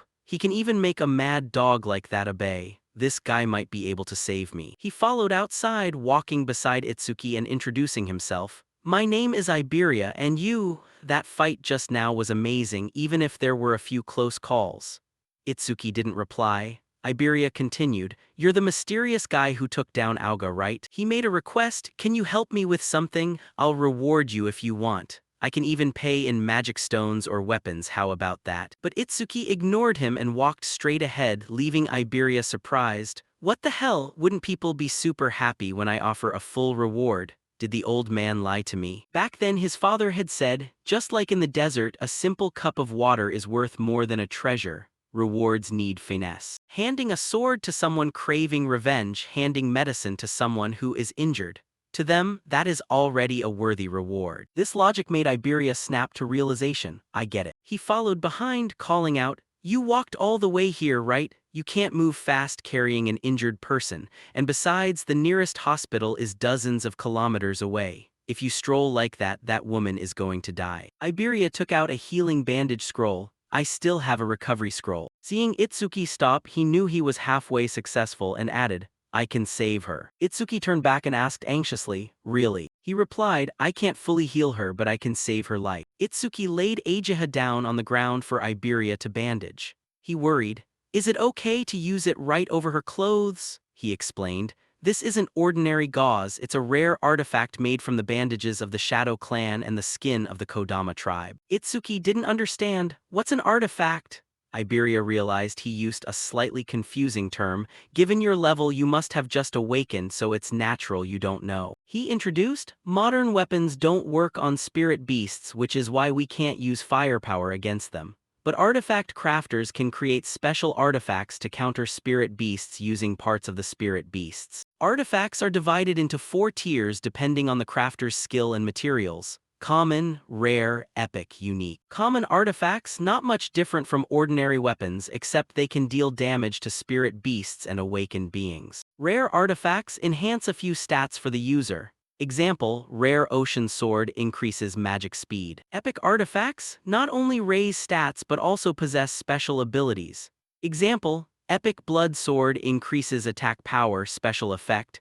Blood absorption increases blade temperature and reduces the enemy's self-healing ability by 50%. Unique artifacts, the ultimate goal every artifact crafter aspires to, skyrocketing stats and powerful effects.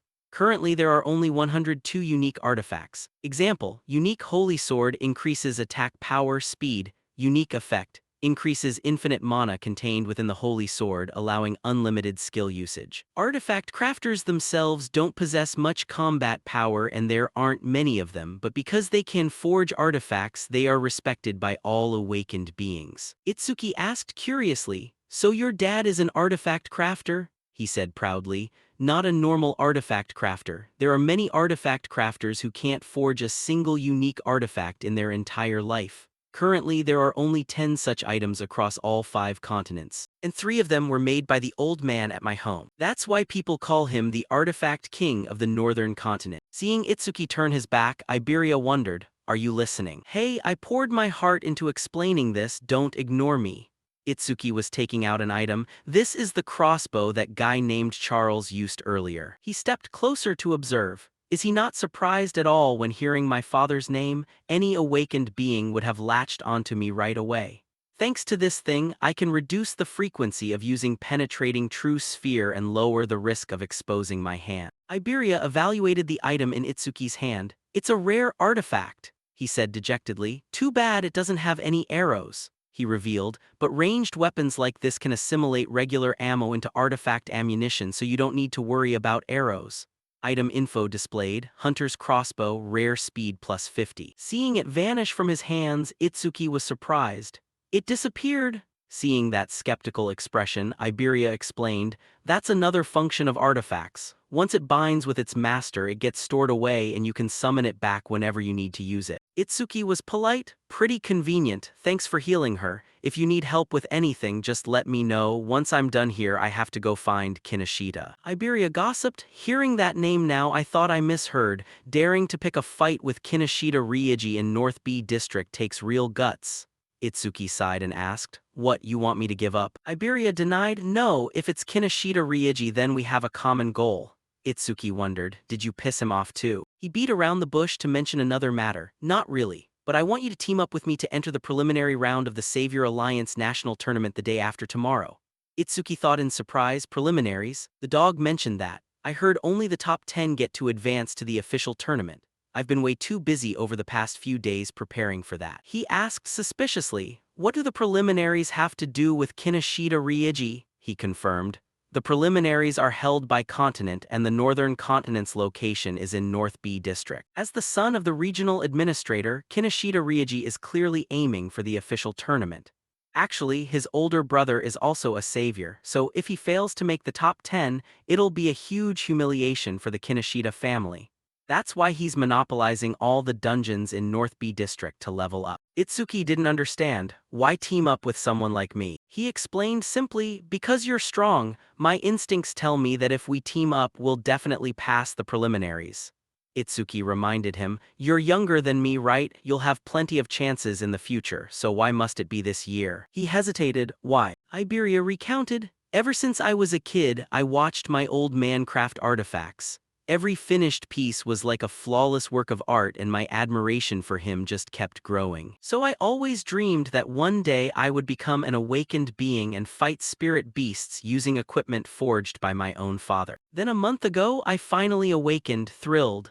I asked my dad to forge an artifact for me, but he refused with the excuse that only saviors can use my artifacts. He continued, even so I kept begging, and finally he set a condition. If you pass this year's preliminaries, I'll give you a masterpiece. That's why I absolutely must win this year's preliminaries. Itsuki was curious. With such a great dad, there should be plenty of people wanting to team up. You don't need to team up with a level 0 like me. Iberia replied, my dad thought so too, that's why. Before I left he said, listen, pass the preliminaries with your own strength. If you rely on a strong teammate, I won't give it to you.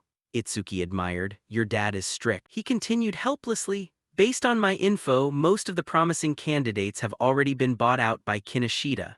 The rest are lone wolves who don't like teaming up or already have teams, so there's no one left to ask. But 2 days ago I heard about someone who defeated one of the pillars and even broke a record. I searched for info and that's how I found you. Itsuki cut him off, all right, I'm not interested in teaming up, but first I want to take her to the hospital. Iberia understood. I'll go with you, from now on we're teammates. He went on babbling about names. We should think of a team name too, you're Itsuki and I'm Iberia, so how about Ibaton? No, sounds like a store name, eBay doesn't sound that great either, or Tenria. Itsuki carried Ageha in his arms, fed up. Good grief, this guy talks even more than Rimu. He only just remembered. Come to think of it, how are Ryger and Seo doing? They both became awakened beings, right? Are they participating in the preliminaries? Behind him, Iberia was still enthusiastically talking. Since both our names start with I, how about double I? The person he was thinking of was currently training. Seo on the opposite side frowned and asked, are you sick? Rimu denied. No, maybe someone is talking about me, probably Itsuki. Seo worried, Itsuki, how long has it been since that attack? I didn't think we'd be apart for this long. I wonder if he's doing okay. Rimu sidled closer teasingly, making her face flush. You're really something. If you're that worried about Itsuki, why didn't you go see him after he beat the spirit beast? Too embarrassed, Seo suddenly launched a sneak attack on him. Rimu retorted, sneak attacks are playing dirty. Seo didn't care whether it was dirty or not. We're training for combat, right? It's just because you let your guard down, right? Someone walked over, they happily greeted, Master. He sternly reminded them, the Savior Alliance National Tournament preliminaries start the day after tomorrow. There's no time for messing around. Seo rejoiced, finally another awakened being to spar with. I'm so sick of fighting Rimu. Info about her displayed. Seo Hisaragi, level 11 human class. Aqua Elementalist first tier talent. Hidden stats: attack 110, speed 160, defense 125, magic 160, total 555. Rimu replied, I've never been to North B District. I heard it's a bustling city. I'm so excited to see it with my own eyes. Info about him appeared. Horino Rimu, level 10 human class, elementalist second tier talent. Hidden stats: attack 100, speed 100, defense 100, magic 183, total 483. On Ryoji's side, he was inspecting the suitcase containing karma stones in front of him. Then asked casually, where's that hound? Being this late doesn't seem like him. Tanky worried. Could an incident have occurred? Hearing this, Ryoji went furious. Again, those useless subordinates. He crushed the karma stone in his hand, gaining experience. He awaited instructions. Should we send subordinates to look for him? He answered. Forget him. The preliminaries are the top priority. If I lose, the old man will lock me in the isolation room. By the way, how did the thing I asked for go? Tanky reported. Out of 3113 candidates in the northern continent, we've convinced 887 people. As requested, all of them are level 5 or higher. He praised, good, you really are a reliable subordinate. Tanky looked at Ryoji absorbing the power of the karma stone and said, this is the last magic stone. He was in the middle of leveling up, lightning crackling around his body. Ryoji said with confidence, to crush a bunch of commoners, this is more than enough. Info about him displayed. Kinoshita Ryoji, level 12 human class, lightning elementalist second tier talent. Hidden stats: attack 135, speed 168, defense 130, magic 170, total 603. On Itsuki's side, he had just stepped outside and teleported. When he met Nento, Itsuki felt apologetic. I'm sorry, master, for putting Ageha in such grave danger. He replied, nothing we can do about it. I can eliminate him if you want. He refused the offer. No, leave it to me. Seeing Itsuki act so independent, Nento was satisfied. Very good, tell me the whole story later. Seeing this, Iberia nearby thought happily, turns out the supreme commander of the northern continent is his master. No wonder he wasn't surprised when I mentioned Dad. Nento is a mysterious person. I should ask for his autograph later. Currently they were in the hospital room. Ageha had been treated and was resting and recuperating on the bed. Itsuki spoke up to announce, and that's why I decided to participate in the Savior Alliance National Tournament preliminaries together with Iberia, so I didn't stop him. He asked about her health condition. I see. How are you feeling, Ageha? She glanced at the butterfly resting on her finger. Bichio healed me, so I've recovered. This is thanks to Iberia treating me with a rare artifact. Nento looked over in surprise and asked, you possess the wood spirit bandage artifact made by Aiden, so you're his son, right? Iberia thought in surprise, he doesn't just know about artifacts, he knows about my dad too. I should behave properly in front of the artifact king's eldest son. He proudly pointed at himself and introduced, that's right, I am Aiden's father. Itsuki reminded him, you said it backwards. Iberia's face flushed red with shame and he hurriedly corrected, sorry, Aiden is my father. Nento didn't mind the recent blunder and cleared his throat. Anyway, thank you for saving my daughter. After the preliminaries end, let me take Itsuki to greet Aiden with you. You two must be preparing for the tournament, right? You can go now. Tomorrow Ageha and I will watch as well. Itsuki replied, yes. Iberia swore, please rest assured, I will definitely show everyone that we can pass the preliminaries. Ageha could tell that her father genuinely liked Itsuki. Back when it was Kazunari and her dad always brought her to meetings. He explained the reason. Itsuki has a strong self-destructive urge when facing spirit beasts due to childhood psychological trauma. But that urge weakens when there are people he wants to protect by his side. That's why I'll let you stay by his side. Ageha pondered on this, becoming his close friend, becoming his weakness, and then becoming the person he wants to protect. The person Itsuki wants to protect. Before leaving, Nento reminded them, speaking of the spirit beast attack at school, it's been confirmed not to be an accident but a planned plot. What did Dad say? The number of traitors siding with spirit beasts is increasing. Although the scale varies, there have also been attacks targeting supreme commanders on other continents. As of now, humanity's future is bleak. He firmly believed Itsuki will definitely destroy it and become the light of hope. The next day, in North B District, the Savior Alliance National Tournament preliminaries. Itsuki stepped into the arena looking at the packed crowd, fairly surprised. There are more people than I thought, Iberia replied. I heard that as soon as the news that Nento was coming to watch spread, people who weren't planning to participate suddenly changed their minds.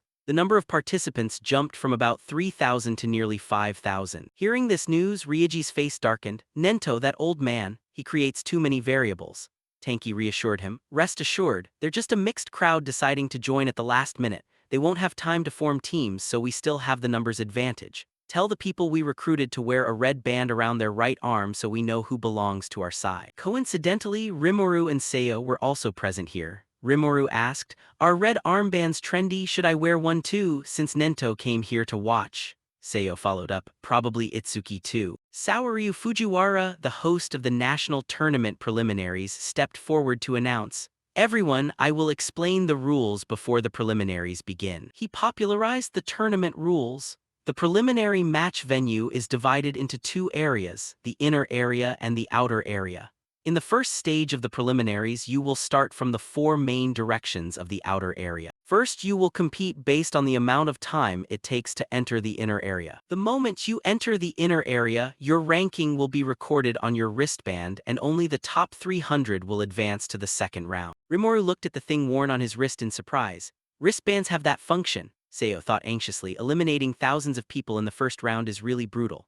Saoryu Fujiwara continued to announce, "You are allowed to bring 2 artifacts, team up with anyone, use whatever you like. Results are what matter. After the first round ends, rankings will be announced and the rules for the second round will also be revealed." Iberia suddenly shouted, "Itsuki, look over there." He and his gang drew everyone's attention. It was Kinoshita Ryoji. He commanded, "Understand, anyone running in front of me blocking the way gets killed." Iberia whispered, "The guys next to him must be candidates he bribed. For now, let's head into the inner area as fast as possible. Once Kinoshita enters the inner area and lowers his guard, we'll ambush him." He froze in sheer shock when he saw Itsuki's next move. Walking right up to them, Itsuki warned, "I heard every single word." 2 guys in the team chimed in, "Who the hell are you? Careful, this guy isn't wearing a red ribbon." Saoryu Fujiwara announced, "Thus, round 1 begins." The number of young people wanting to join the Salvation Alliance is increasing, which is great. But numbers mean nothing without quality. Height Nakira chimed in from the side, "Our time had quite a few fewer candidates than level 15. He continued, "Quite a few." Information about him appeared, Height Akira, Red Sky Star Stone Pavilion, other info hidden. Saoryu Fujiwara recalled, "The year you participated, there were only 2 people, right?" He replied, "That's why I said it would be boring without rookies like Kazunari Satsumi. Hopefully there are some." He stated casually, "Don't be so ridiculous. A once-in-a-century genius like that doesn't just pop up out of nowhere." Height Akira turned to Nento and asked, "I heard that in the northern continent, a student defeated an 8th-level bone soldier right after awakening and became your disciple. Is that true?" Saoryu Fujiwara was startled. "Defeated an 8th-level right after awakening? No way." Yet Nento confirmed, "Indeed, that's true." He asked with interest, "Is that person among them too?" Saoryu Fujiwara thought to himself, the second disciple recognized by Nento after Kazunari Satsumi. He must possess sky-high talent. He thoughtfully stared at the screen and asked out of curiosity, "Who is it?" Then he paid attention to each person. Rimuru, level 10, golden elementalist, mediocre second-tier talent, not him. Seo, level 11, holds a first-tier talent, but she's a support-oriented water elementalist, probably not her either. It must be this girl Habin Hana, wood elementalist, but she has an unusually high level of 16. Seeing Nento remain motionless, Saoryu Fujiwara doubted, "Not her. But Hana is the highest level candidate." Heighten Akira was surprised. "There's a level 0 candidate this time." He continued, "Every year there are people who join out of curiosity, get crushed instantly and drop out." Ryoji's side sneered, "A level 0 candidate? Seriously?" Tanky beside him asked disdainfully, "Did you get lost, kid?" Itsuki pulled out Charles's weapon and strapped it to his arm. Ryoji's smile gradually grew stiff. "That belongs to Charles. What the hell kind of guy are you?" Itsuki asked solemnly, "Are you looking for me?" He realized this low-level trash is the guy who took down Auga. "Are you kidding me? I get it. Did you come here on someone's orders just to tick me off?" Ryoji ordered his subordinates, "Throw him out." Tanky obeyed, "Leave it to us. We'll make him regret insulting you." They surrounded Itsuki in the middle, intending to bully him with numbers. But he teleported away. "I don't have time to chat with trash like you." Then he landed in front of Height Akira. Assessing silently 2 level 6s and 2 level 7s, the outcome is obvious without even looking. If you beg for your life right now, you might actually survive. Iberia braced himself. I can take down one guy, but no matter how strong Itsuki is, taking down 4 at once. He touched the gear box on his waist. That means I have no choice left but to use that thing. Honda stepped up to him and said dismissively, I thought some tough opponents were waiting, but it's just a level 0 piece of trash. Itsuki walked up with a grim expression and ordered him, step aside. At first, the guy was stunned because it was his first time being treated like that. Then Honda burst out laughing, and the rest joined in. Height Akira secretly rejoiced. Nice, I like that attitude, he declared. If you're going to die, I'll save you. Honda reached out toward his head. I'm gonna smash your head in to see what's inside. A direct punch to the face knocked out a few of his teeth. Itsuki repeated for the last time, I said step aside. Heighten Akira was amazed. An opponent higher level than him, and he took him down in the blink of an eye. His accomplices were shocked. Honda is level 7, how did that newbie? The guy next to him reassured. He condensed a fireball in his hand. Don't panic, he just caught him off guard. He activated the B-rank skill, full power fire release, unleashing full-strength fire artillery, and declared, I'll burn you to ashes. Seeing the firepower heading his way, Iberia panicked. Too fast, I don't even have time to use my gear. Someone on their side worried, isn't this a bit overkill for a level 0? Tamu wasn't scared. The preliminary round always has casualties. If you want to blame someone, blame yourself for acting tough when you're only level 0. As the fire in his hand faded, someone spoke up. Something's not right here, right? The rest were shocked. Amidst the brilliant flames, his black ice wall shattered that fire into pieces. They were shocked. What the hell? Iberia felt a mix of surprise and joy. No way, he blocked all that wide-range fire attack. Awesome. Itsuki reminded them in an icy tone. Stay away from me. System notification. Black Ice Wall blocked a B-rank fire attribute skill using Black Ice Wall, increasing defense by 10%. Attack 310, Speed 310, Defense 341, Magic 310, total 1240 plus 31. He thought to himself, defense increased by 33, not 234. So it's calculated based on the defense value before enhancement. Tamu panicked upon seeing Itsuki completely unharmed. Is that his ice attribute skill? Where did a water elementalist come from? How can he use ice skills? He challenged the opponent, try using that move again, I won't block it this time. He continued generating fireballs. Are you mocking me? A real man never goes back on his word.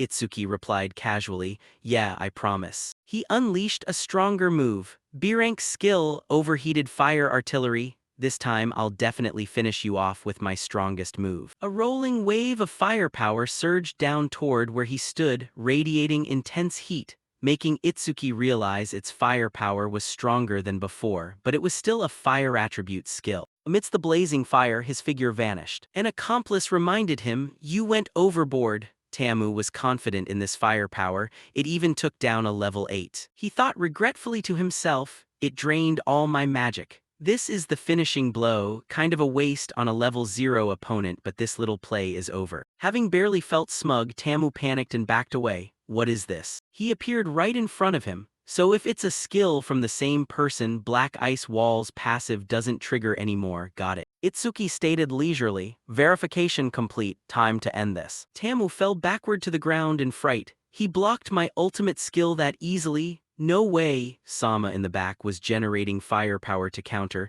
Yeah, that ice skill is strong, but I found its weakness. He poured in more power to hold off Itsuki. This guy's B-rank skill is Lotus Fire, when hit by fireballs. Itsuki realized, trying to overwhelm me with numbers, activate Black Ice Wall. Where he stood, the firepower flared up violently into an explosion. Sama believed, even if he has a powerful skill, a level 0's magic pool has limits. If we can drain his magic until he can't make that ice shield anymore, we win. However, Itsuki's hand tightly grabbed his hand, causing the flames to extinguish. Sama broke out in a cold sweat, unable to believe it. What? He closed the distance in an instant. He wrapped his body in Black Ice Wall, reminding him, even after blocking multiple fireballs, the passive only triggers once. The muscles all over his body tensed up. If your advantage is speed, ours is strength. Itsuki asked dismissively, are you even trying? First, he landed an uppercut straight to Sama's jaw. You look like you're struggling, so I'll make it easier. As he collapsed, Itsuki calculated mentally, a 33-point defense increase, not 234. So it's calculated based on pre-enhancement defense? System update. Black Ice Wall blocked a B-rank fire attribute skill using Black Ice Wall, increasing defense by 10%. Defense 310 plus 62 from Black Ice Wall. Itsuki glanced at the remaining two more elementalists. Come on, I'll use you guys to boost Lightning Shockwave's passive.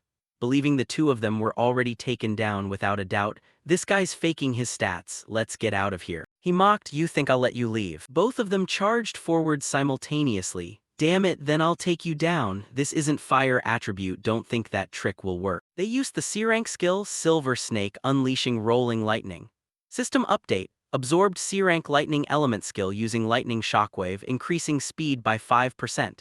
Attack 310, Speed 341, Defense 372, Magic 310, Total 1333. Heighten Akira was amazed. He's taking down Awakeners of higher levels than him like it's a joke. He mused thoughtfully, who on earth is he? Itsuki thought to himself, so Lightning Shockwave's passive works just like Black Ice Wall, it doesn't stack for skills from the same target. Iberia looked at the guys collapsed on the ground and uttered in a daze, they're all down. He admired, I thought this would be a tough fight, I didn't expect Itsuki to be this strong. What kind of ability are you using? Tamu in the back doubted, what the hell kind of guy are you? You can't possibly be level 0. Iberia chuckled coldly, you're asking who are we? Itsuki was surprised, we. He grandly introduced, we are Team E, remember that name because one day we'll be the strongest couple in the northern continent. He dragged Iberia away by the collar, forget about that, let's go chase Kinoshita. He yelled flusteredly, we were just getting into the groove. Tamu was left speechless by the name, Team E, so lame. Ryoji's side assumed, pretty noisy, that level 0 guy must have gotten beaten down. But that crossbow is definitely Charles's, I'll have to investigate it later.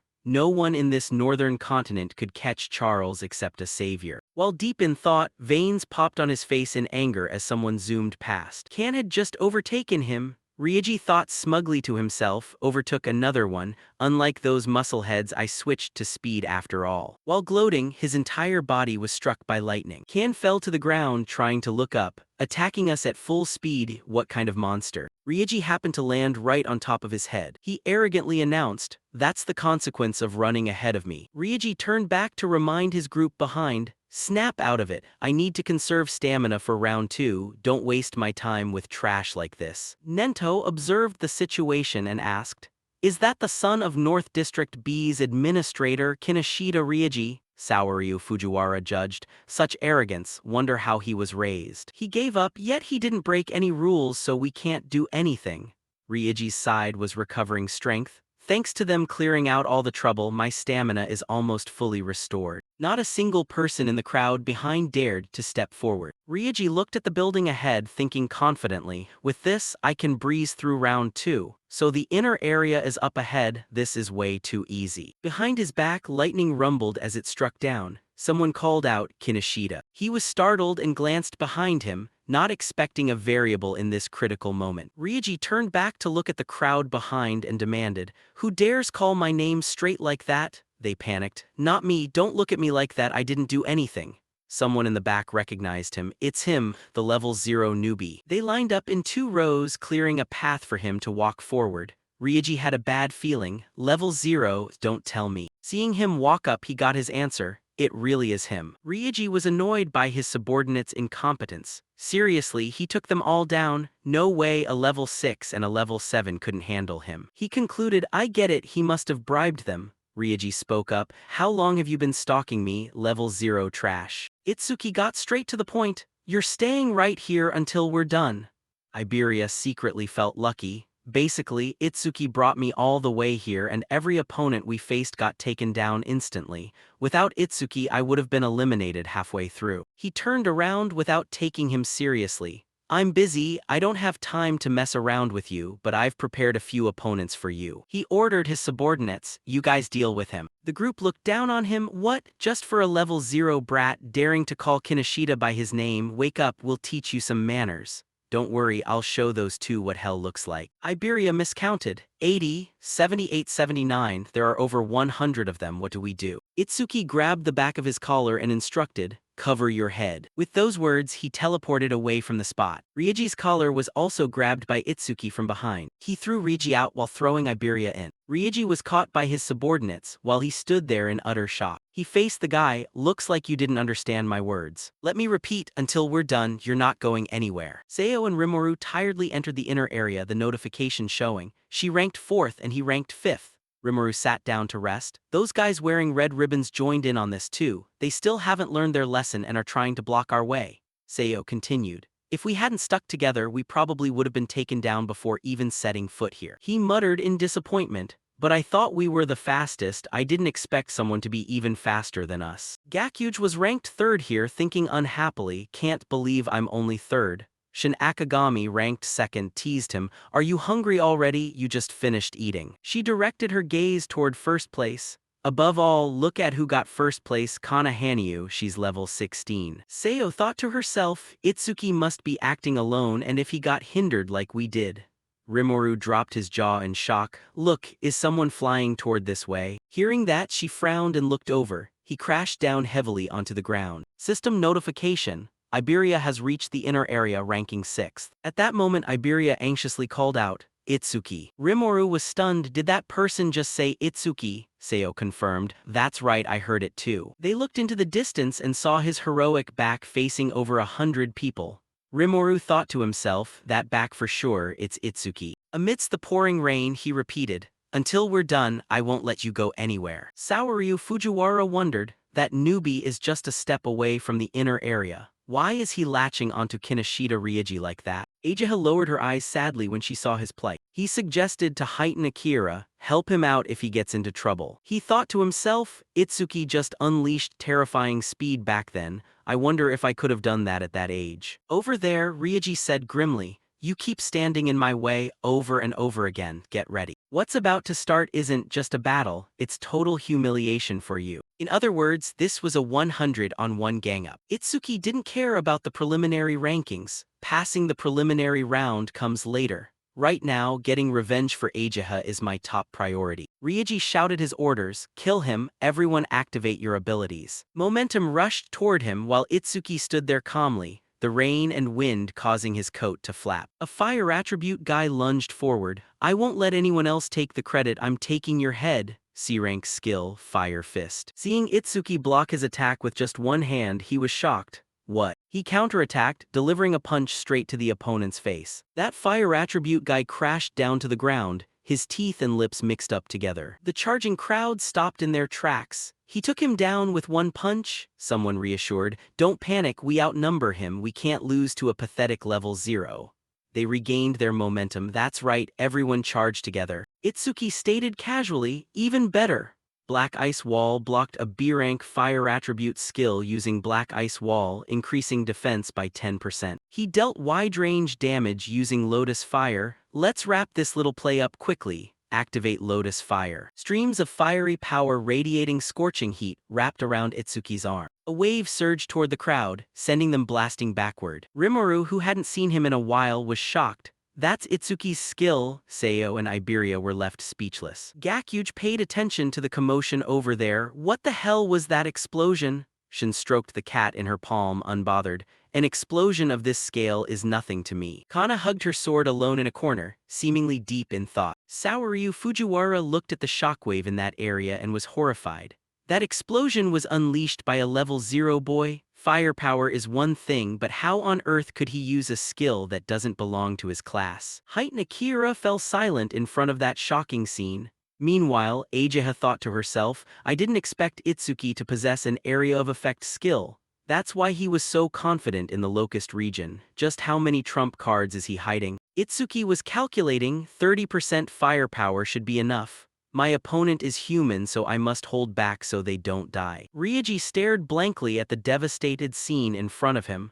Our side is completely wiped out, the enemy side is completely fine. He coldly settled accounts with him. Your turn is next. Rieji staggered. We had over 100 people and you took down every single one in the blink of an eye. What on earth are you? Why are you so obsessed with me? Itsuki felt it was utterly ridiculous. Obsessed? You're the one who targeted me first and severely injured my friend. Today I'll return the pain she suffered to you. He burst forth with power. I am the son of the prestigious Kinoshita family from North B District. Every dungeon around here belongs to me. I don't need to struggle against calamity spirit beasts. By using the karma stones provided by my family, I can easily reach levels ordinary people never dare to dream of. Our foundations are different. I'll kill you, I will definitely win. B-rank skill, Purple Thunder Cannon activated. System notification detected B-rank skill, Purple Thunder Cannon. Activated super simulation analysis progress, 1%. He dashed straight into Ryuji, slamming into his body. Ryuji clutched his stomach, trembling all over, thinking to himself, he dodged it, this speed.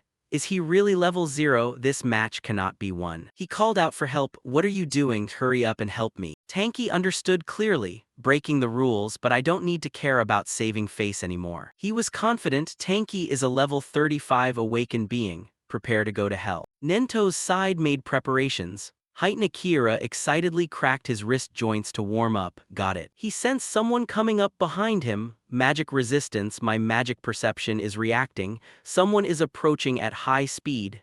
System notification analysis progress 19%. Naturally, Itsuki noticed, and it wasn't just one person. A considerable shockwave came from right in front of him. Itsuki calmly glanced at the situation over there. He quickly pinned Tanky beneath him. Reminder, keep going. Itsuki continued what he left unfinished earlier, killing intent enveloping his body. He glanced at Ryuji at his feet. It seems your subordinate isn't going to make it. Terrified, he blurted out his background. Wait, my dad is the administrator of North B District and my brother is a member of the Savior Alliance. Do you know the consequences of daring to touch me? He didn't care. Who cares who your father and brother are? A single punch knocked Ryuji completely unconscious. Itsuki felt relieved. With this, Ageha has been avenged. Knowing everything he did today was for her, her face flushed red with emotion. Saoryu Fujiwara was astonished. That boy actually defeated Kinoshita Ryuji. Why is he looking this way? Itsuki calculated silently. If I stop the analysis at 99%, I can recover my stamina when entering the second round once the simulation reaches 99%. System notification. Stop analysis. A call from Seo echoed from behind him. Itsuki. He was startled to hear that voice. Itsuki turned back and saw Seo. She had been standing there waiting for him for a long time. Hurry up and go inside. You're going to get disqualified. Seo's voice was infinitely gentle. He stepped inside and greeted. Long time no see. System notification. Itsuki has entered the inner area in 7th place. Iberia and Rimuru rushed over and hugged him tightly. Itsuki, I missed you. You bastard, I'm so glad you're safe. The two of them glared at each other with sparks flying. Rimuru asked unhappily, Who are you? Why are you crying over Itsuki? He replied nonchalantly, Me. He proudly introduced, I'm Itsuki's teammate Iberia. Rimuru turned angrily and yelled at Itsuki, I never heard you were teaming up with someone else. Traitor, Seo was surprised. It's rare for Itsuki to make friends. Iberia retorted, Itsuki is a traitor. Are you two a couple or what? What's your team name? He replied, Team name, who cares about that, we're not kids. Do you have one? Iberia blurted out smugly. Of course, he coaxed, tell me. Itsuki had to stop them, stop before things get worse. But it was too late. Iberia revealed with a very proud attitude, It's double E, we really racked our brains to come up with that name. Ah, that name made Rimuru burst into laughter. Team E, how lame. He was annoyed. What are you laughing at? It's a great name. Saoryu Fujiwara announced. The number of people entering the inner area has reached 500. Those who haven't arrived will be disqualified. The second round will start soon.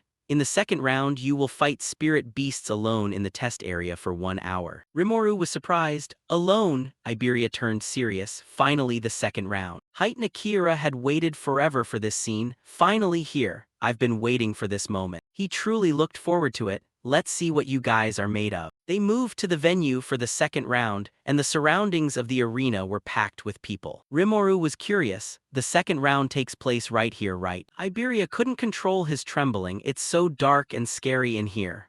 Rimuru teased. It's been a while, but are you really still level 0? Is your level permanently fixed? Itsuki conceded. He wondered, then your stats didn't go up either. How did you get strong? Iberia chimed in. I'm also curious why Itsuki is so strong even though he's level 0, Itsuki replied. About that my master told me not to tell anyone. Seo interjected, we were taught that the Slayer's skill is at a national security level. Seiyo turned to Itsuki. Itsuki, you don't need to mind them. Saoryu Fujiwara appeared and asked, is everyone ready? Iberia was astonished to see him step forward. The group admired them up high. That's Saoryu Fujiwara. He organizes the national tournament every year. Next to him is Heitan Akira, a veteran of the River Ice War who possesses the strongest physique. And that masked person is the legendary Nento. It's a reunion of legends. He spoke up. Now I will explain the rules for the second round. Listen carefully. Many calamity spirit beasts will appear in the challenge area. Kill points are based on difficulty. Notification displayed, defeat spirit beast difficult tier 1000 kill points. Kill points based on difficulty, beginner 100 normal tier 500 difficult tier 1000 nightmare tier 5000. Saoryu Fujiwara continued explaining the rules. There is a 1-minute break after defeating a spirit beast. Afterward you will be forcibly transferred to the next difficulty. Remaining break time 56 seconds. Gakuge was confident, I'm going straight to the nightmare tier. Info about him displayed, Gakuge level 13 human class Earth Elementalist second tier talent hidden stats hidden. Itsuki suddenly blurted out, I have a question. The others whispered among themselves, this guy is level 0, how did he pass the first round? He must have been carried. Did you realize the second round is solo and started getting cold feet? Definitely. Saoryu Fujiwara permitted, what is it? Go ahead and ask. He didn't beat around the bush. Is the nightmare tier the highest difficulty? Heitan Akira laughed upon hearing that, while he stared in stunned silence. The rest of the crowd scorned immediately. What's with the boasting? A level 0 stands no chance in front of a nightmare tier spirit beast. I bet he can't even beat a beginner one, let alone nightmare. Gakuge joined in, must be some trash who only knows how to put on airs. Saoryu announced seriously, theoretically the difficulty of calamity spirit beasts is limitless. You'll understand once you actually try to beat a nightmare tier beast. Itsuki replied, no limit. Rimuru reminded him, it's useless thinking about that, nightmare tier is at least level 10 or above, we'll be super lucky just to beat the difficult tier. Saoryu continued, accumulated points from the preliminaries can be carried over into the official national tournament. In other words, whether you can join the Savior Alliance later depends heavily on today's performance. Rimuru rejoiced, points earned here count towards the official tournament too. Itsuki made a silent decision, I have no choice but to use that thing. Kazunari Satsumi's record is 115,000 points. I must seize this opportunity to surpass him. Notification reminder echoed, enter the challenge area everyone. The second preliminary round begins. He stepped inside and felt, so this is the challenge area, it's not much different from a normal dungeon. In the darkness, countless glowing red eyes were staring at Itsuki. They stepped out. System reminder, beginner spirit beast, calamity hound level 1, 10 monsters kill points, 100. Itsuki rejoiced inwardly, finally get to fight spirit beasts. System notification, activated black ice wall. He intended to finish quickly, I can't raise my stats with these mobs so let's end this fast. Itsuki's image was broadcasted on the big screen. Saoryu asked Heitan Akira with interest, are you watching him again? He replied, I wanted to see that girl Kana Hanyu fight too. Heitan Akira, this boy is more interesting. His eyes didn't leave the screen, here it comes. He was curious, is there really anything surprising? Inside, Itsuki slaughtered the entire pack of calamity hounds in one go. System display, duration, 1 second earned, 100 points. Saoryu was shocked, 1 second, it usually takes a few minutes. He said cheerfully, didn't I tell you? Heitan Akira, this boy is more interesting. I don't think a level 8 fire dragon is much of a threat. Nento stepped over to ask how the other candidates were doing. He apologized awkwardly. Sorry, we got too focused, I'll switch to multi-screen mode, this way we can simultaneously observe the top 10 candidates. Ageha figured out Nento's purpose. Dad, is he trying to shift attention away from Itsuki? Saoryu observed briefly. It seems most of the other candidates are still fighting beginner ones. Seiyo used water attribute superpower to attack spirit beasts. Gakuge engaged in close combat, swinging his mace to smash them to death. Kana used wood attribute superpower to strangle the spirit beasts. Saoryu compared, Kana Hanyu is the only one keeping up with Itsuki. Ageha blurted out anxiously, oh no, Itsuki is, he's getting scorched by the fire dragon's flames. Saoryu stepped forward, Did he use up all his stamina fighting the Calamity Hounds and have no energy left to dodge? He'll be heavily injured if he takes those flames directly. Call the medical team.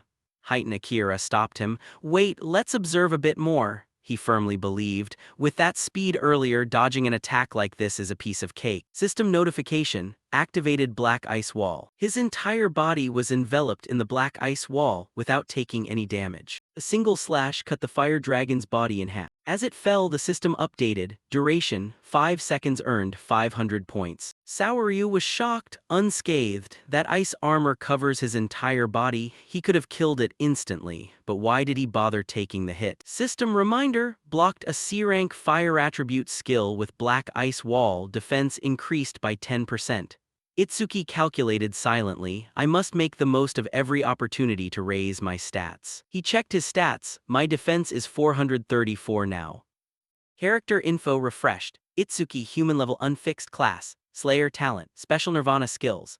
Z-rank super simulation level 1 thunder tremor wave level 2 black ice wall level 2 lotus bloom level 2 penetrating true sphere level 1 magic perception level 1 devouring shikigami stats.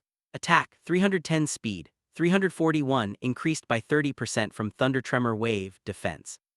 434 increased by 40% from Black Ice Wall, magic. 310 total, 1395. Screen displayed, remaining break time, 58 seconds skip break. He clicked yes, looking forward to it inwardly. Let's test my defense against the next Calamity Spirit Beast. Heitan Akira knew that this difficulty tests the candidate's speed and combat senses. Saoryu confirmed, indeed. When a thunder rhino attacks, it conducts electricity through its horns, unleashing a dual attack combining physical force and lightning. If he takes that hit, his body would be pierced due to lacking defense stats, and he would be paralyzed and unable to move due to lacking lightning resistance. To defeat the thunder rhino, he must use his speed to dodge and strike when it's exhausted. Seeing Itsuki's next move, he was startled. Wait, what is he doing? Itsuki was currently touching the Thunder Rhino's horn. He tapped it lightly, testing. This horn is perfect for testing my defense. Lightning radiated around the horn, veins bulged on the Thunder Rhino's face, and it puffed smoke from its mouth. It used its horn to fling Itsuki backward, and his entire body launched into midair. Ajaha called out his name loudly in worry. Itsuki. Heitan Akira couldn't guess his moves. This boy, everything he does is unpredictable, but every time he yields results far beyond imagination. The place where he was floating suddenly exploded violently. System notification. Blocked a C-rank lightning attribute skill with Thunder Tremor Wave, speed increased by 5%. He realized, test completed. It seems attacks from level 10 or lower spirit beasts cannot harm me. Itsuki lost interest in playing with it anymore. Time to end this. He activated Thunder Tremor Wave, speed plus 50%, dashing swiftly toward the Thunder Rhino. It arrogantly raised its head to face the enemy. Itsuki swooped down from above like a shooting arrow, with one hand wrapped in black ice wall stabbing straight into the Thunder Rhino's head.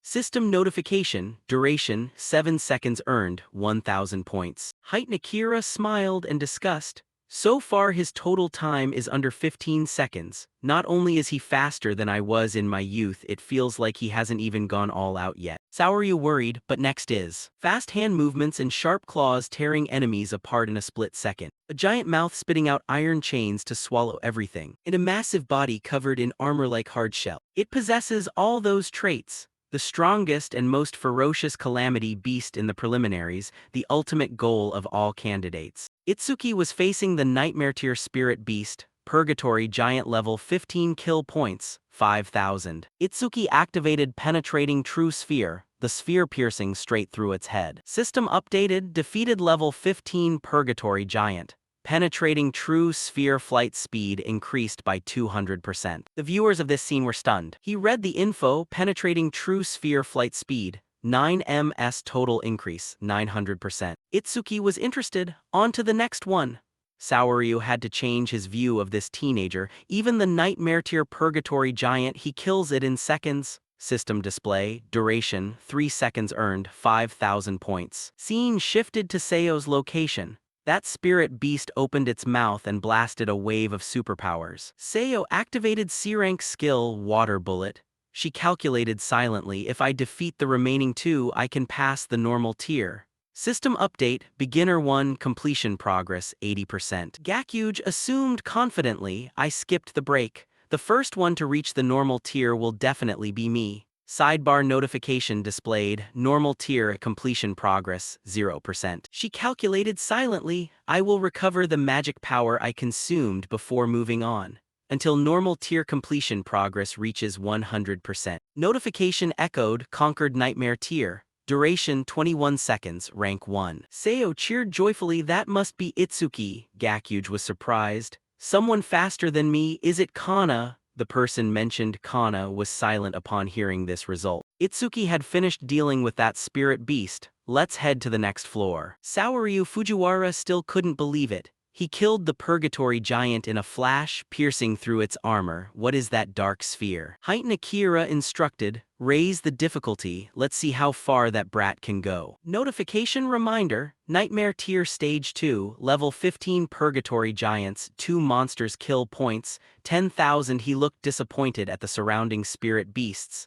I was wondering what would happen, but they just increased the number. The ferocious spirit beasts roared, wave after wave of shocking sounds echoing out. Itsuki calculated, while it's roaring, I'll take out one first. System reminder, activate penetrating true sphere. The sphere pierced through one's head, accompanied by notification, defeated level 15 purgatory giant.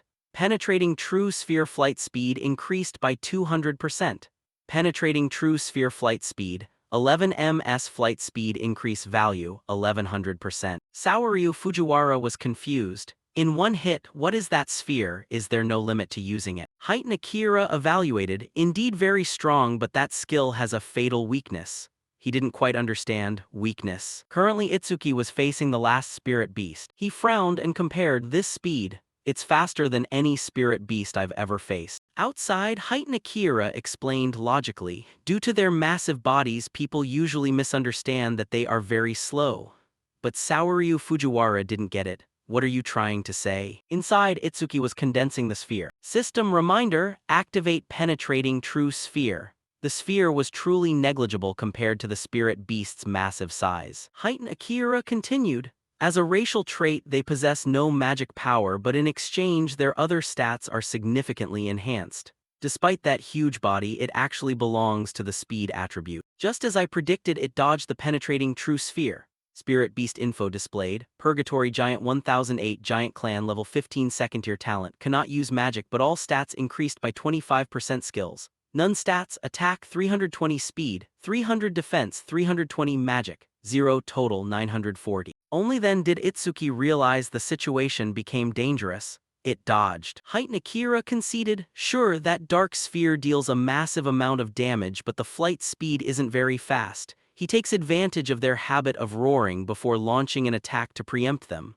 That brat, his combat intuition is really good. But if he can't increase the flight speed of that black sphere, he probably won't be able to clear this stage. A blow from the spirit beast sent Itsuki flying far away. He was struck hard against the stone cliff behind him, causing a massive tremor, thick dust billowing up, and leaving a deep indentation in the rock face. Itsuki dragged his aching body, thinking, it can dodge at medium range. Saoryu speculated outside, knowing it won't hit yet still trying, meaning he must be hiding yet another trump card. He thought to himself, is that really the case? Seeing Itsuki's unusual expression, they wondered, then why is he smiling? Because he now has a solution. Fast, if that's the case, I'll close the distance. Instantly, Itsuki activated Lightning Shockwave, and instead of staying in the same spot, he shot forward like a rocket toward the spirit beast. It aggressively raised its gigantic fist, preparing to smash it down. A single punch sent shockwaves rippling across the area, cracking the ground for dozens of meters. Ageha covered her mouth in terror, genuinely worried for him. Saoryu hurriedly picked up his phone. This attack is completely different from the Thunder Beasts.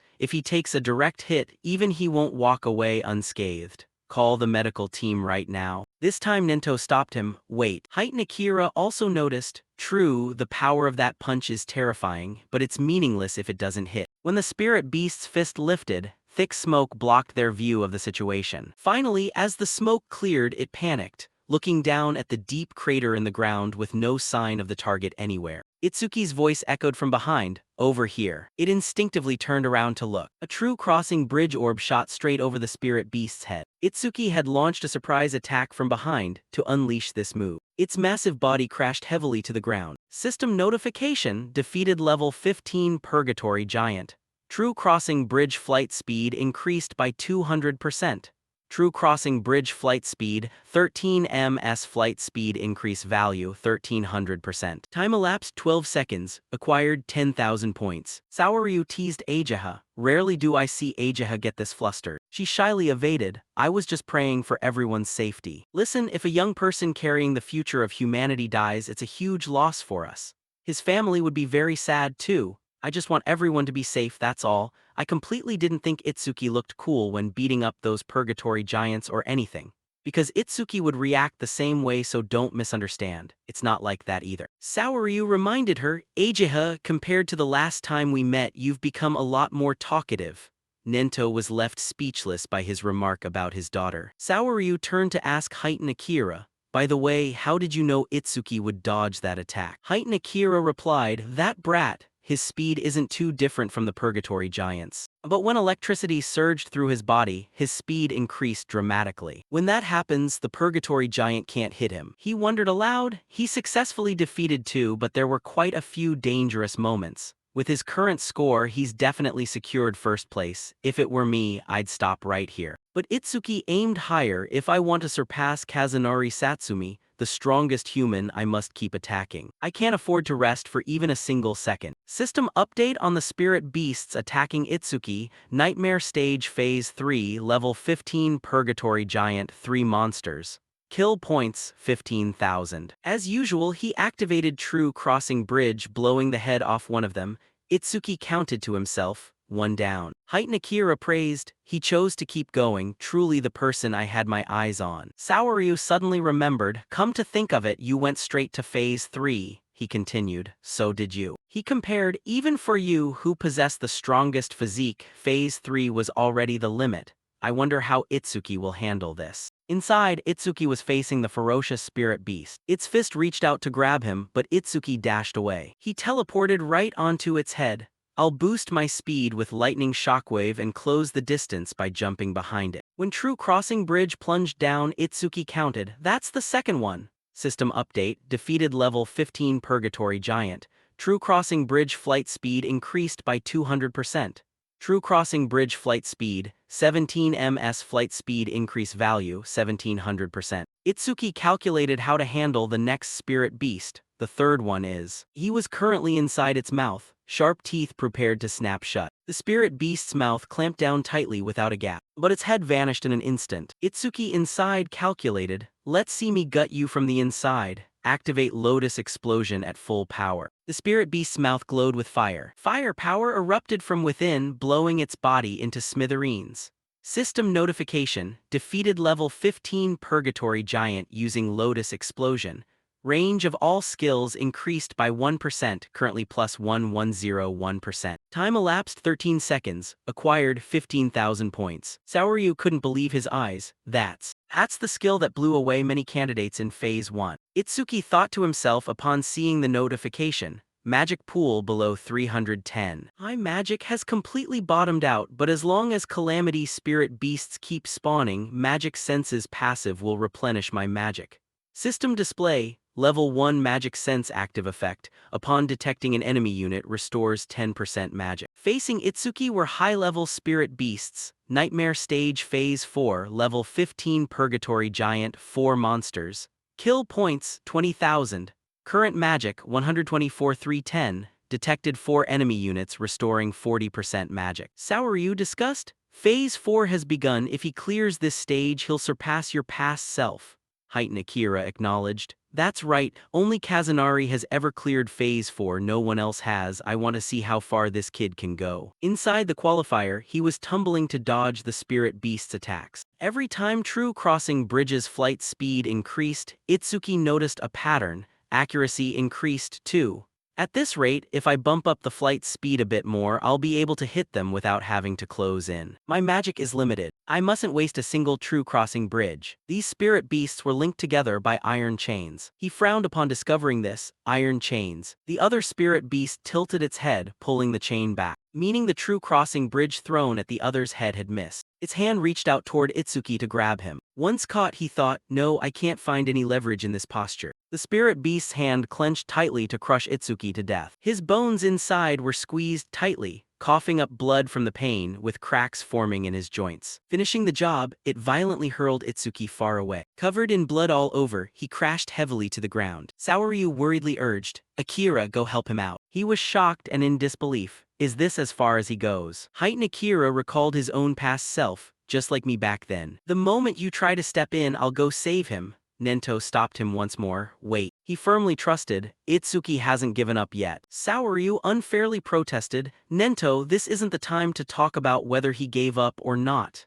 Ageha chimed in. That's right, if we don't intervene, Itsuki is going to die. Heightened Akira added. He's in a desperate situation. Nento calmly faced everyone's criticism. But I know he still has a trump card. Saoryu was startled. A trump card, how do you know? He emphasized, those aren't the eyes of someone who has accepted their fate. Itsuki doesn't give up that easily. To kill it, I've done everything possible to forge myself. System display, super simulation activated, continue analysis. He recalled during the battle with Kinoshita Ryuji, super simulation had triggered on his skill, but he decided to cancel it at the very last second. Analysis progress, 99%. Canceling the analysis was to prepare for a situation just like this. When progress hit 100%, the system reminded, analyzed B-rank skill, purple lightning cannon. Acquired level 2 lightning break. Ageha happily cheered, look, the blue lotus. Saoryu, seeing this for the first time, asked curiously, is that one of his skills too, but how does that blue lotus help in this situation? Heightened Akira suspiciously glanced at her expression. Ageha is really happy. Does she know something? System update on Itsuki's end. Level 2 lightning break active effect, can absorb lightning attribute attacks of B rank and below into the body. When releasing the absorbed lightning energy, self-speed increases by 100%. Absorption capacity 0.5. Passive effect, every time a B-rank lightning attribute attack is absorbed, self-speed increases by 10%, currently plus 15%. His hand was covered in a layer of black armor, clenching his fist tightly to absorb the power. System notification, acquired level 2 lightning break. All stats increased by 20, cleared all negative effects and fully healed all wounds. The spirit beast's smashing fist was blocked by the blue lotus. Itsuki didn't have time to play around anymore. Warm-up is over, from now on I'll go all out. His stats were refreshed. Attack 330 plus 20, speed 330 plus 20, defense 330 plus 20, magic 330 plus 20, total 1320 plus 80. Saoryu was stunned. He was just beaten to a pulp yet recovered fully in mere seconds. That healing power surpasses even a merchant healer's. From that insane wide-range skill to this, exactly how many overpowered skills does he have? As True Crossing Bridge flew over its head, the system reminded, defeated level 15 Purgatory Giant. True Crossing Bridge flight speed increased by 200%. When another was defeated, the same notification repeated. System display, successfully passed Nightmare Stage Phase 4, time elapsed 31 seconds. Kill points, 20,000. Looking at the corpses piling up behind his back, Itsuki was confident in his current strength. No matter how many purgatory giants appear, I will still win. Itsuki lunged into the giant clearing spree. System notification, defeated level 15 purgatory giant. True Crossing Bridge flight speed increased by 200%. The next True Crossing Bridge flew over a giant's head. True Crossing Bridge flight speed, 27 ms increase value, 2700%. The next one was pierced straight through the chest, successfully passed Nightmare Stage Phase 5, time elapsed 57 seconds. Kill points, 25,000. The subsequent one was impaled vertically from bottom to top, successfully passed Nightmare Stage Phase 6. Time elapsed 1 minute 34 seconds. Kill points, 30,000. This scene was enough to terrify the viewers watching through the screen. Looking at the giants piled into a small mountain, someone couldn't help muttering, this place is completely wrecked. I'm starting to doubt who the real monster is, Itsuki or the Purgatory Giants. Itsuki noticed, where's the next stage? Hey, aren't the purgatory giants appearing anymore? Saoryu hadn't recovered his wits. Unbelievable, I can't believe my eyes regarding what's happening. He pressed the red control button on the side, then spoke into the announcement mic. Itsuki, it's over. You've defeated every single purgatory giant we prepared. Looking at the mountain of corpses, Saoryu repeated, you've wiped out all the purgatory giants we prepared. Itsuki couldn't believe it. I wiped them all out. Wasn't there no limit to the difficulty? Walking over the pile of giant corpses, I don't remember how many I defeated or how many points I earned. Since I've hit the limit, the gap with Kazunari Satsumi probably isn't that large anymore. Furthermore, I achieved another goal of increasing True Crossing Bridge's flight speed quite nicely. System notification, you have defeated 11 level 15 purgatory giants. True Crossing Bridge flight speed increased by 1100%.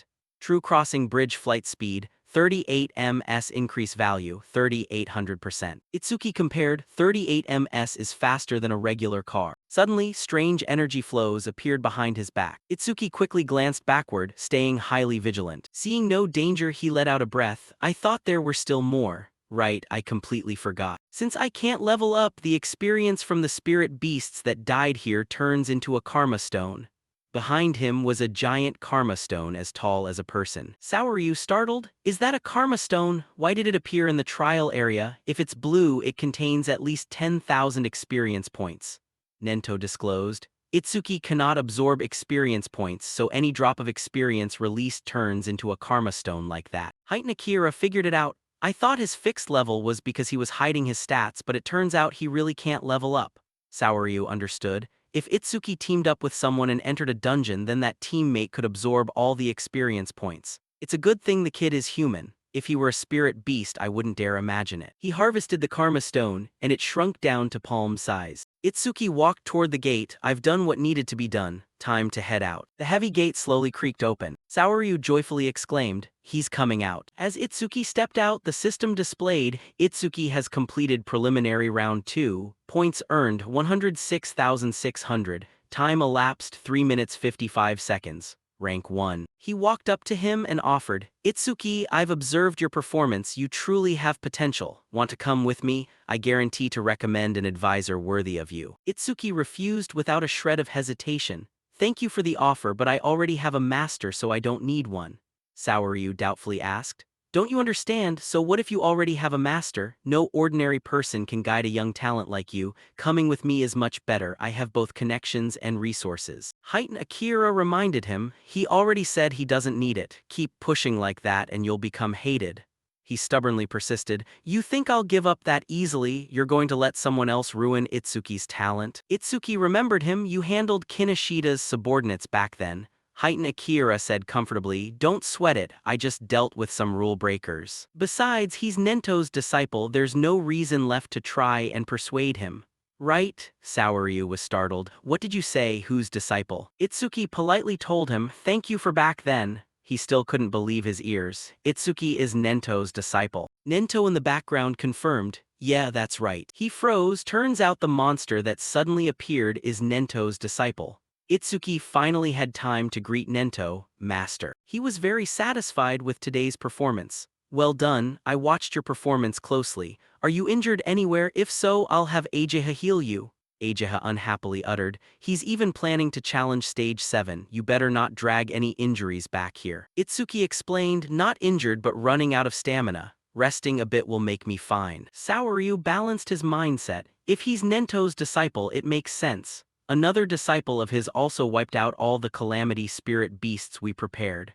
Do you know who that is? Did Kazunari Satsumi reach stage 6 too? Saoryu denied, no, back then stage 4 was the highest so we upgraded it to stage 6 afterward, but if it's still not enough we'll probably have to raise it to stage 8. He calmly requested, just sit down and watch with the other candidates, round 2 is starting now. Inside the qualifier, Rimourou's side reached 100% stage progress. Shaking from exhaustion while fighting the Thunder Beast. I can't even lift my arms anymore, Nightmare stage seems a bit out of reach. System notification, Horino Rimuru finished stage 2 trial. Time elapsed 17 minutes 17 seconds. Points earned 1,600. Zao's side was also exhausted, reaching 100% stage progress. Tiredly lifting the Thunder Beast trapped in water high up, lacking high damage skills, I'm just trying to suffocate it by trapping it in a seamless water sphere. But this takes too much time and my magic is running dry. Higher difficulties are impossible. Upon running out of energy, system notification, Seo finished stage 2 trial. Time elapsed 19 minutes 1 seconds. Points earned 1,600. Itsuki was surprised. Rimuru and Seo are giving up at nightmare stage. I thought they could keep going. Saoryu reminded him, don't think everyone is as strong as you. Most candidates can't even clear regular stage. Those two took down the Thunder Beast so fast they'll definitely be in the top 10. He wondered, they should have failed, so why haven't they come out yet? He answered. Unless severely injured or under special circumstances, you can't leave the trial area, though you're an exception. Heitan Akira looked into the screen with interest. Looks like another candidate has climbed to the nightmare stage. He predicted, with his rare ritual gear, Gakuge will probably take down at least one purgatory giant. Spirit summoner Shin Akagami has also made it this far. Impressive skills. When the giant targeting Shin was about to attack her, it suddenly froze. For a split second, Shin's cat dragged the remaining giant and redirected it toward the one attacking her. They slaughtered each other. Itsuki doubtfully asked, "Summon spirits can change shapes. Can Ajaha's bitch Deep do that?" Ajaha denied. "No, this is the first time I've seen one with shapeshifting abilities. Summon spirits come in many types. Their abilities are truly full of mysteries. Be especially careful if you encounter any spirit summoners from now on." He thought of the Death Hound. Come to think of it, summoned spirits look pretty strong up close. I've been neglecting the Death Hound I snatched from Charles all this time, but from now on I'll funnel all dropped experience points into it. Thinking to himself, Seo and Rimuru have already given up. There's no need to stay here anymore, let's go. But Itsuki had to change his mind when he saw that was Iberia's battle, which was still not over. Looking at his mysterious armor, Itsuki asked in surprise, "Iberia, what is that armor? Is it from your dad?" He thought to himself, this is the strongest epic artifact the old man made for me. System displays info, epic tier dragon armor attack speed increased by 100. Epic effect, after 1 minute of equipping, attack and speed increase by 20. Maximum limit stacks up to 15 minutes. Iberia knew clearly this artifact has a spirit and chooses its own master. I had to get tangled up in a bunch of trouble to get it. Gain 20 attack and speed for every minute equipped, but wearing it for more than 15 minutes incurs crazy penalties. Must resolve this within 15 minutes. Notification displayed. Stats increased, currently. Attack plus 120, speed plus 120. He deduced. Seeing the announcement about conquering the nightmare tier earlier, Itsuki-san must be working harder so as not to hold him back. His victory gave Iberia an extra boost of strength. He lunged forward toward the giant.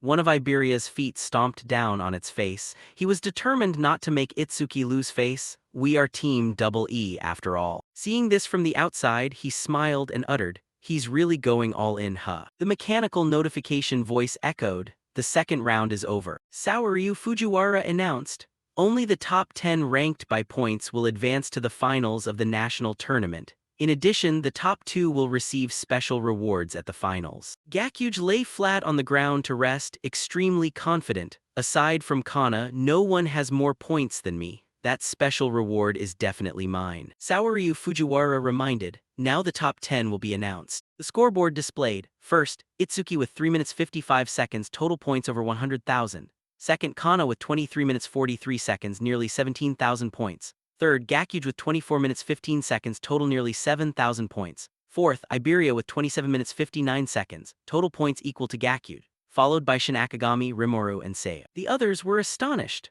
Over 100,000 points, even the lantern guy only had about 60,000 points. With points like that, it'll be easy to get first place nationally, right? Each purgatory giant must be 5,000 points. How many did he kill to get 100,000 points? Gakuge was shocked reading the leaderboard. What? I'm third. Who the hell is this Itsuki guy? Never heard of him. Kana uttered, Itsuki, I really want to cross swords with him. Seo said sadly, the gap with Itsuki is so big, I guess I'm just not suited for a melee class. Saoryu Fujiwara cheered happily. The regional preliminaries are over. The national leaderboard is out. Itsuki is leading in first place, far ahead of second place by a whole 65,000 points.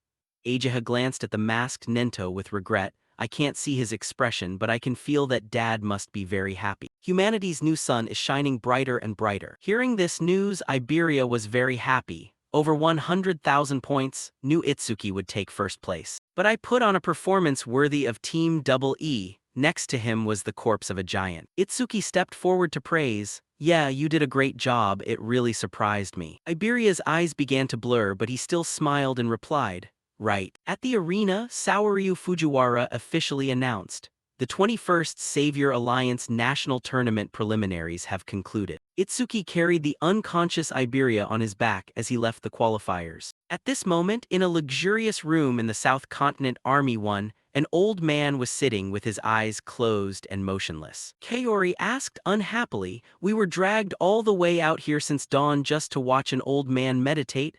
The person next to him reminded him to watch his mouth. That is the Supreme Commander of the South Continent. He has the ability to foresee the future, he is a prophet. The person they were waiting for was none other than the Supreme Commander of the South Continent, Balger. Kaori had something unclear. Then why are barriers always erected before announcements are made? If he can truly foresee the future, tell us where the stone pillar will land before it happens. He explained, it's true that Elder Balger can only foresee a small fraction of the future, but he is still a monumental figure of humanity, the only one who can stand shoulder to shoulder with the Northern Continent's Supreme Commander, Nento. Suddenly Balger opened his eyes wide, sweat pouring down like rain on his aged face. The old man shouted, it's him, because his prophecies are 100% accurate. Balger collapsed to his knees, muttering, the Northern Continent. Two disciples stepped forward to support him. Elder Balger, are you all right? Balger whispered weakly, the Northern Continent is in danger. He cried out in terror. A massive spirit beast attack is about to hit the Northern Continent, including several monsters over level 100. Nightfell outside was a piece of tranquility. He checked his stats. Finally my stats exceeded 1500. Character info updated. Itsuki unfixed level human class, Slayer talent, special Nirvana skills. Zering Super Simulation Thunderstrike, level 2 Thunder Tremor Wave, level 2 Black Ice Wall, level 2 Lotus Bloom, level 2 Penetrating True Sphere, level 1 Magic Perception, level 1 Devouring Shikigami stats. Attack, 330 speed, 380 increased by 35% from Thunder Tremor Wave defense. 462 increased by 40% from Black Ice Wall magic, 330 total, 1502. Itsuki remembered, I heard that every time I level up I get 50 stat points. System reminder, leveled up received 50 stat points. Decide where to allocate them. He was calculating 1500 is probably around level 30 for a normal awakened being.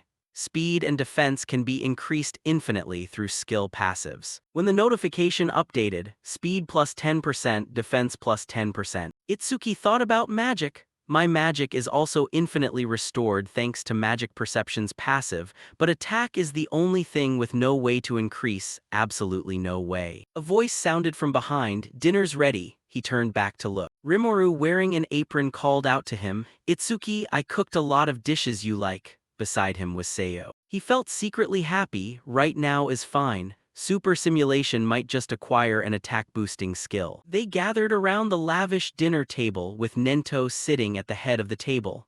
Itsuki expressed his sentiment, it's been a long time since I last had Rimuru's home-cooked food. Itsuki glanced around, where's Iberia still sleeping? Ageha reported the situation, I treated him earlier and all his injuries are gone. But it seems he pushed his stamina to the absolute limit so he's still fast asleep. Rimuru followed up, even so, I'm amazed. The nightmare tier that even Seo and I couldn't clear, yet a level 0 guy like him managed to conquer it. Seo snorted, he misunderstood.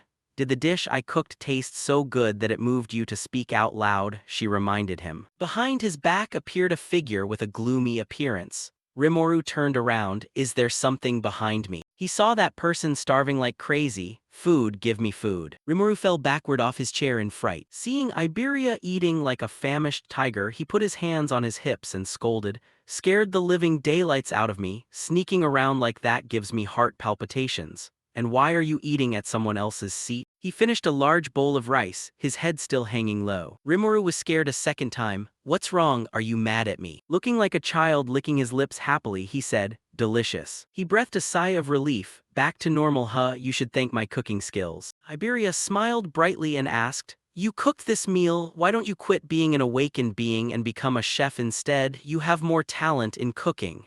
Hearing this, Rimuru got irritated again. Was that even a compliment? Nento suddenly spoke up. You two also want to become saviors, right? Then I want to ask one thing. He posed a question to the two of them. What is the scariest thing? Rimuru rubbed his chin in thought. The scariest thing is probably the opposite of what I'm expecting.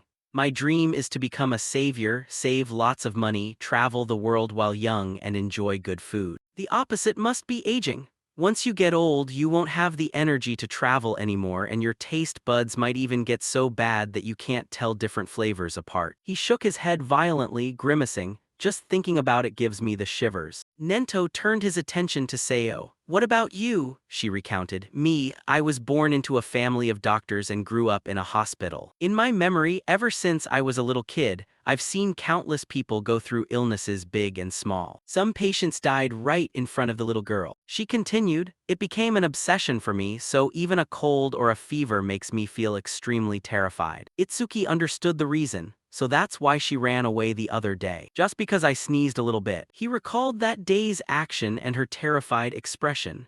Nento spoke up. Awakened people have a lifespan about twice as long as ordinary people and almost never get sick. You can already say goodbye to the things you fear. Seeing him glance at him, Iberia panicked. Me. He hesitated. The thing I feared most was not passing the preliminaries. Now I'm afraid of not being able to fight side by side with Itsuki anymore. Iberia was curious. Itsuki, what is the thing you fear the most? Itsuki replied. Why are you suddenly asking me that? Seo looked at him and thought, I wonder if there's anything he's afraid of. From his side came the urging, speak up. Don't tell me you're not afraid of anything. Rimuru was curious, can't imagine what Itsuki could possibly be afraid of. Itsuki opened up. After my parents passed away, I was really worried about how I was going to keep living. Helpless, angry, sad, starved. My body was possessed by those negative emotions until Seo and Rimuru appeared in front of me. Back then, they came over to care for and check on young Itsuki. Why are you sitting here crying alone? The sky is so beautiful, it's a waste to keep your head down looking at the ground. Seo sat down and asked, are you catching a cold? Should we go to the hospital? While Rimuru held a lunchbox in his hand, eat something and all your worries will melt away. Itsuki said with emotion. The warmth I received from those two pulled me out of that negative world. Afterwards I met Master Ageha and Iberia too. Like having more teammates, everyone present looked at Itsuki gently. He compared, or like my family from before. This sense of peace is something I haven't felt in a very long time. Sometimes I think I wish this moment could last forever more than anything else. I've always been afraid of living alone. Ageha blushed and thought to herself, Itsuki's current atmosphere, it's very calm and peaceful. It's completely different from the hair-raising feeling from before. Moved, Iberia hugged him tightly. Itsuki, I will definitely never leave you. Itsuki denied. No, that's not what I meant. Nento explained. The reason I asked is to confirm whether when you two become saviors and face real danger, you will regret choosing this path or not. For a savior, regret is the only thing you must absolutely never allow to happen. Remember this well, a death without regrets is the goal of every savior.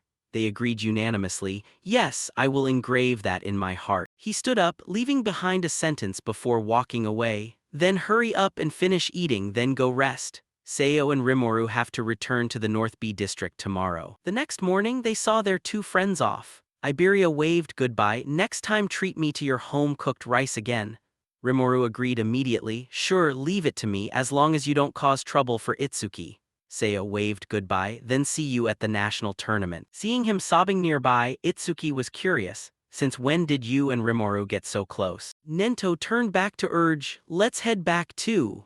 He suddenly thought, come to think of it, there's something I wanted to ask Seo I can probably ask during the national tournament. Seeing someone running from afar, Itsuki was surprised. Ageha. Why does she look so rushed? Nento asked, what's wrong? Panting heavily, she hurriedly reported, there's a top-secret report from the South Continent. He had a bad premonition. What report? Ageha found it inconvenient to talk here. This top-secret info has a very high security clearance. It can only be revealed to saviors above level 50 and continent commanders. Nento permitted, it's fine, go ahead and speak. It's fine to tell these two as well, continue. Ageha went straight to the point. A new prophecy was just issued by the South Continent commander, Elder Balger. It seems a large-scale attack by calamity spirit beasts will take place in the northern continent within the next 3 days. Itsuki was shocked. Elder Balger, is that prophecy reliable? According to Iberia's knowledge, Elder Balger is the most illustrious prophet across all 5 continents. His prophecies are almost absolute future events. Ageha suggested, "So Dad, you should leave the northern continent quickly." He speculated, there must be a reason why the calamity spirit beasts launched such a large-scale attack. Very likely their target this time is me, the supreme commander of the northern continent. So if I stay here, I will definitely be an excellent decoy. Ageha disagreed. From the beginning you were never a combat expert. If you already know you're the target, there's no point staying behind to risk it like this. For now, let's just evacuate to the central continent. Itsuki agreed. I agree with Ageha, if you're short on people over here I'll stay and fight. He refused to listen to advice. I've already decided, no need to say anymore. Itsuki, I need you to do something else. He asked about another matter. What about protecting Master? Nothing is more important than that. Nento brought up Iberia's father. Aiden is the most outstanding artifact crafter across all 5 continents. It would be terrible if anything happened to him. I want you and Iberia to take responsibility for protecting Aiden. I'll also dispatch awakened beings from here to support you. Iberia was surprised, deploying special combat forces just for my old man, and he was similarly puzzled. Is Master trying to get me out of the battlefield? Seeing his children unhappy, Nento reminded Ageha, I also have 3 requests for you. He issued a series of commands. First, broadcast this upcoming attack to the residents of the northern continent and ask awakened beings under level 50 to evacuate civilians to a safe place. Next, notify all awakened beings in the northern continent above level 50 and ask them to stand ready to deal with the calamity spirit beasts at any time. Finally, tell Height and Akira to come here. In this sparsely populated North District 1, we won't have to worry about civilian casualties during the battle. Right here, we will face them head-on. The next day, Ageha came to report on work progress. Dad, I've arranged everything as you instructed. Height and Akira will probably arrive soon. Nento apologized awkwardly. I'm sorry for these troubles. Ageha looked sad, not wanting to talk. He saw through her mood. Are you worried? Even though Aiden already has experienced guards by his side, in that case I'll just wipe out all the small fry and lure the boss out. Ageha conceded, just like Dad, you saw right through everything. He revealed there was a prophecy that a level 100 or higher calamity beast will appear this time. Having to expose all our trump cards is unavoidable. The reason I specifically dispatched Itsuki there is that with Itsuki's ability, if he joins the battle against such a calamity spirit beast, she understood, fighting in his style, his ability will be exposed to them and they will act to eliminate Itsuki at all costs. Ageha, I see. Then to prevent that from happening. Nento added, right, but there's another reason. Looking at his battles so far, it seems Itsuki lacks attack power. There are rumors that Aiden possesses an artifact that boosts attack power. If he can absorb that artifact from attack, defense to magic. Nento predicted, a perfect awakened being possessing everything will be born. Day 1 of the prophecy, 8:00 p.m. In each district of the northern continent, the curtain rose on the attack with stone pillars raining down. North District B, Itsuki increased his running speed, asking Iberia, who was closely following behind, It's 8:00 p.m. already. How much further to your place? He estimated. Probably about 100 km more. He urged, it wouldn't be strange if a spirit beast suddenly attacked. We must hurry to Iberia's dad's place. He pointed fearfully in one direction. Itsuki, look over there. His steps came to a halt. That was the sky covered in thick dark clouds with firepower slamming down from above. Iberia screamed, stone pillars, the attack has started and the stone pillars are landing right in the urban area. They could only watch helplessly as the stone pillars smashed down toward high-rise buildings. Itsuki thought with tension. The news was just announced, so the residents must still be in the process of evacuating. If spirit beasts arrive at a time like this with people panicking in the city, heavy casualties are inevitable. A spirit beast was approaching. Everyone run! Stone pillars, just as Elder Balger predicted. Damn it, it came too early. Iberia urged anxiously. The barrier is starting to form.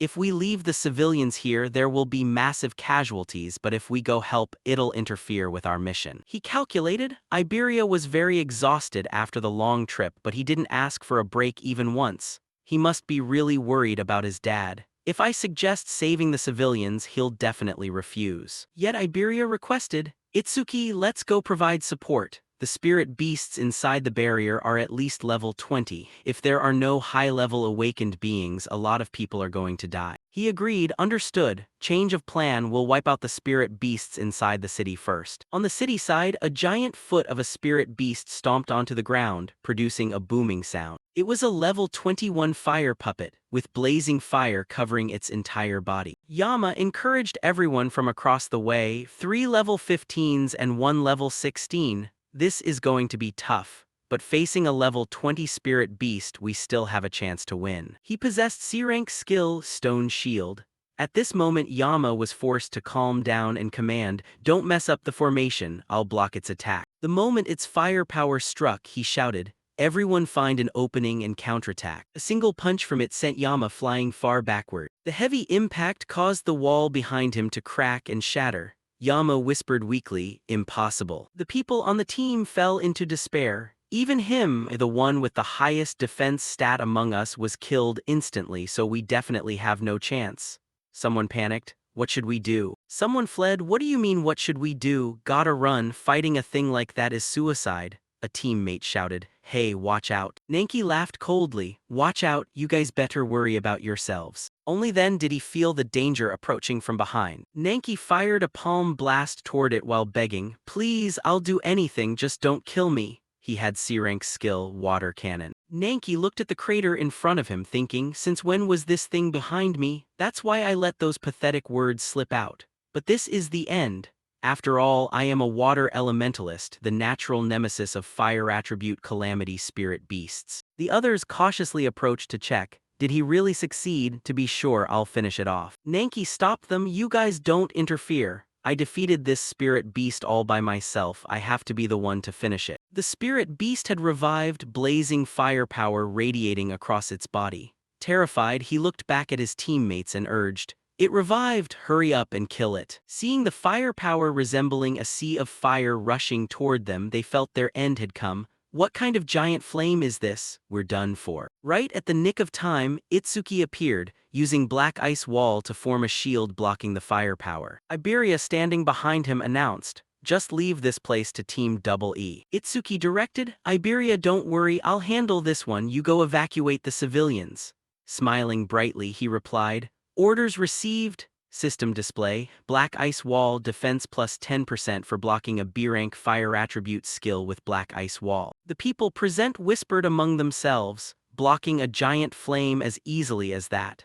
Are you guys saviors?" Itsuki replied, "We aren't saviors yet, but one day I'll become a savior even stronger than Kazunari." Nanki maintained his arrogant attitude, "A savior stronger than Kazunari, talk about a brat running his mouth." Iberia criticized, "What the hell were you guys doing letting a kid save you?" He stubbornly retorted, "Nobody asked for your help, I was gonna take it down myself anyway."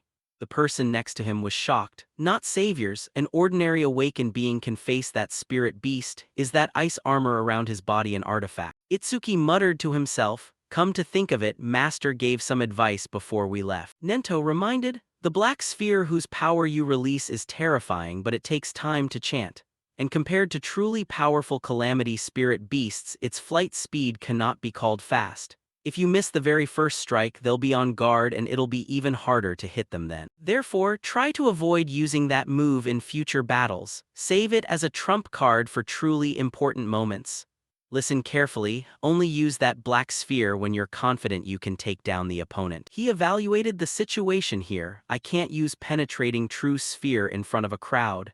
The group behind him was still chatting. "The rescuer is an awakened being, he's wearing such nice armor. He's a high-level awakened being." Itsuki lunged forward to prepare for close combat. "If that's the case, I'll just have to beat it down with brute force." Lightning covered Itsuki's fist. System updated, activated thunder tremor wave. He teleported in front of its head, and the entire spirit beast's body was knocked flying backward. It crashed heavily to the ground, struggling to get back up. How could Itsuki give it a chance? His entire body grew huge, covered in black ice wall. He leaped down from above onto the spirit beast's head. The stomp made the ground shake, shockwaves spreading out. Everyone witnessing this doubted reality. The spirit beast is being completely pushed back. Wasn't it supposed to be very strong? someone speculated. I saw that awakened being's face. He looks at most 18 years old. The spirit beast must have been heavily injured beforehand. Someone broke out in a cold sweat. Are you kidding me? A level 21 fire puppet can't even fight back. What kind of monster is this guy? Seeing Itsuki no longer in front, he wondered, where did that guy go? Someone from behind recounted. Right after defeating the spirit beast, he went somewhere else with that blonde guy. Nanki stepped up to claim credit. A level 0 like him being able to do that is because I eroded the fire puppet's HP down to its limit.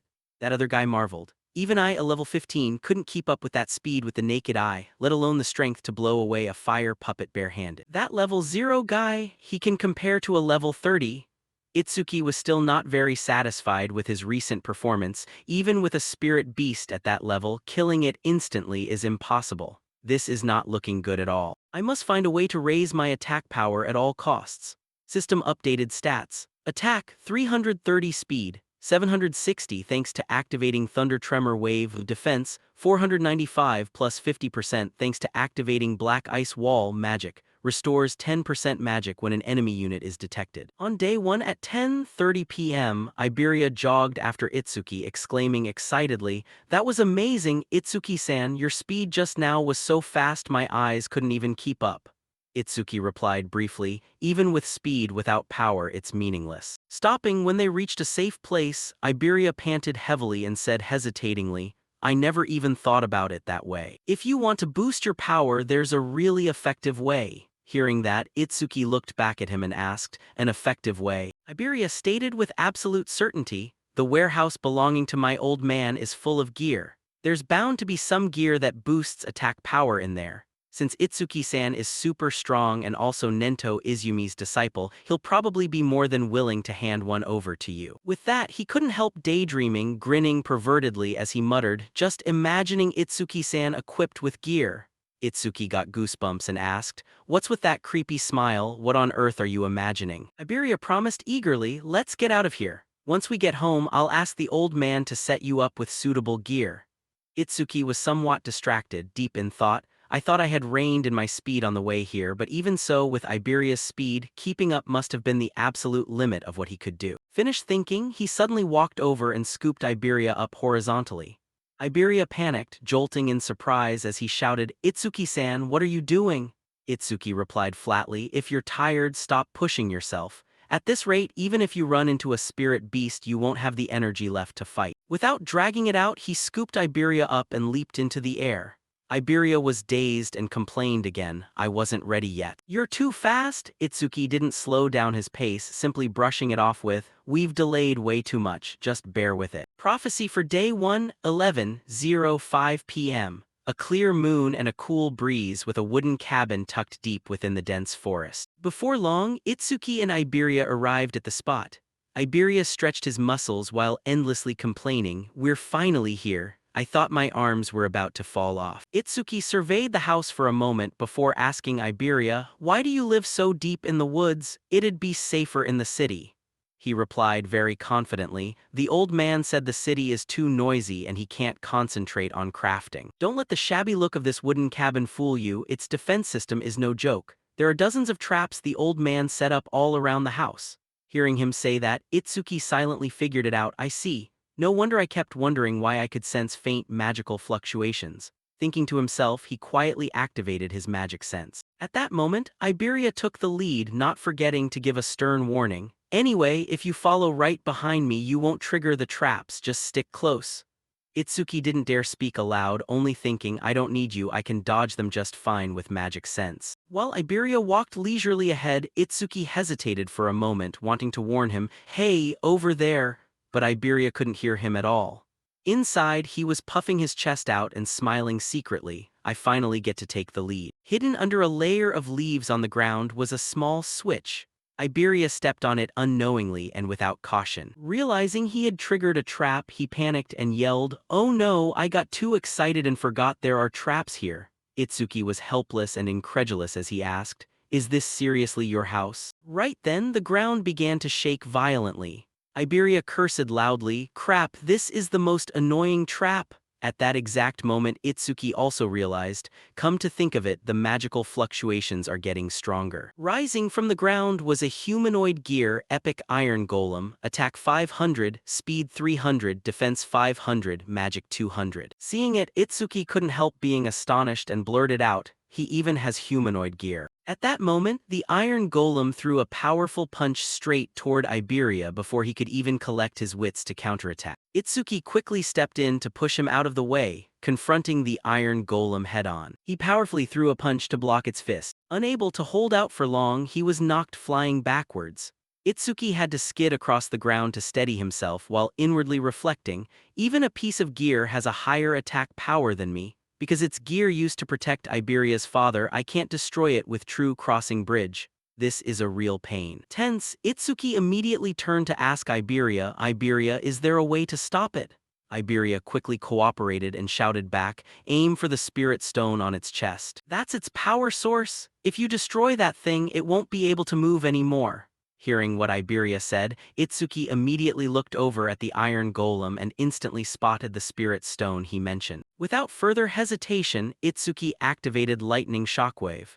His entire body was instantly enveloped in flickering bolts of electricity as he boldly and confidently declared, if you know the weak spot, this is easy. Even if I lose in raw power, I'm faster. With that, he suddenly unleashed a powerful surge of electricity toward the iron golem. As it continuously brought its iron hands down to attack him, he easily and cleanly dodged every single blow, taking advantage of the iron golem's total focus on attacking without any defense. Itsuki nimbly dashed behind its back to mess with its reflexes, then seized the opportunity to snatch the spirit stone from its chest. Deprived of its power source, the iron golem ground to a halt just as the theory predicted. When Itsuki felt relieved and held up the spirit stone to ask Iberia, I guess this does it, right?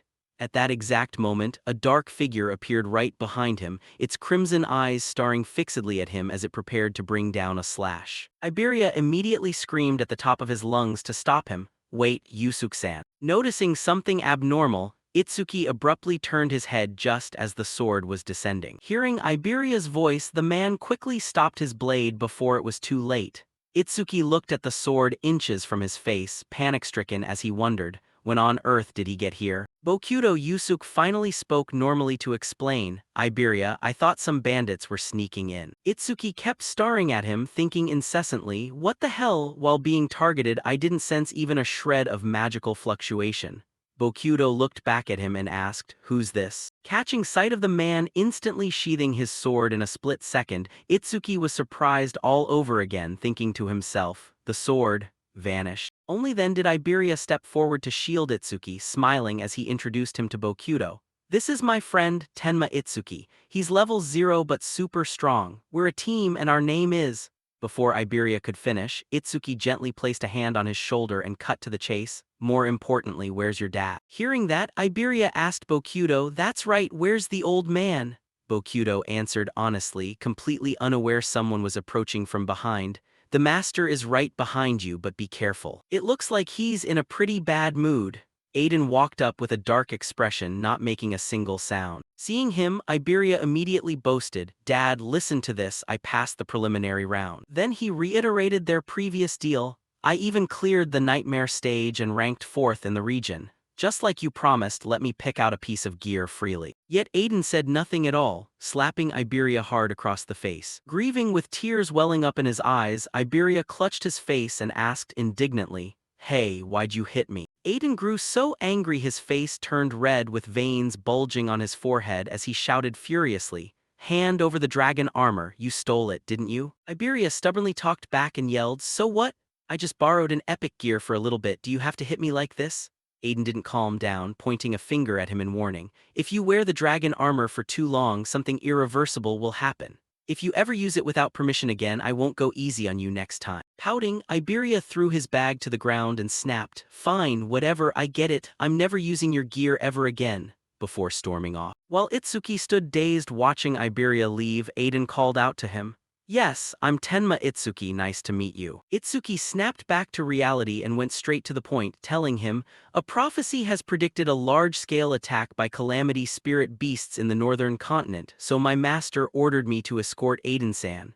Just as he wanted to keep talking, Aiden cut him off bluntly. I've heard about that. With a hint of contempt in his tone, Aiden stared straight into Itsuki's face and said, for someone as strict and rarely taking disciples as him, why would he take on a completely ordinary-looking teenager like this as a pupil? But right after that, he suddenly froze, his eyes widening in shock as he blurted out, wait, your level, it's fixed? Looking at the ability stats, Aiden couldn't quite believe his eyes. Tenma Itsuki Human, Fixed Level 0 Class, Slayer Skills, Hidden Stats, Hidden. Aiden looked at Itsuki in astonishment and demanded loudly, are you using gear to hide your stats? Not really. He fell deep into thought, I see. No wonder Nento Izumi wanted to get his hands on that gear. Aiden walked closer to Itsuki. Your master is someone who calculates gains and losses very carefully. He always demands something in return.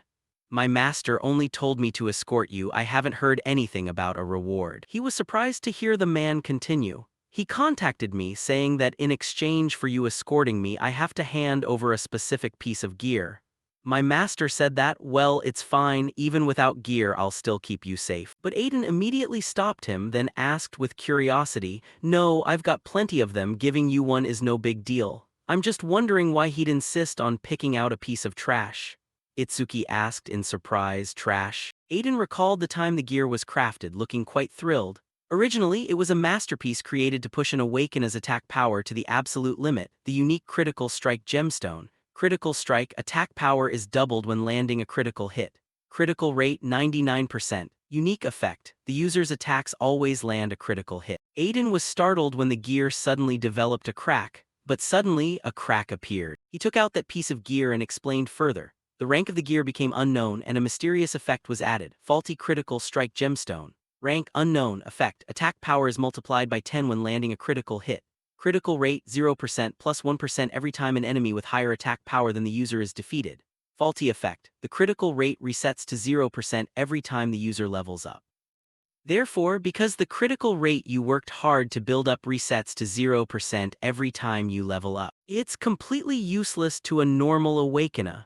Exactly, that's why I refused when he asked for this piece of trash, but looking at your stats I understand why now. Itsuki held the gear in his hand. He stared intently at the item in his hand while Aiden continued, you're quite special, huh? I don't know how you got stronger, but since you don't level up, this gear suits you perfectly. The power inside the gear erupted around Itsuki, but the released energy was so intense it made him cry out as blood vessels bulged all across his face.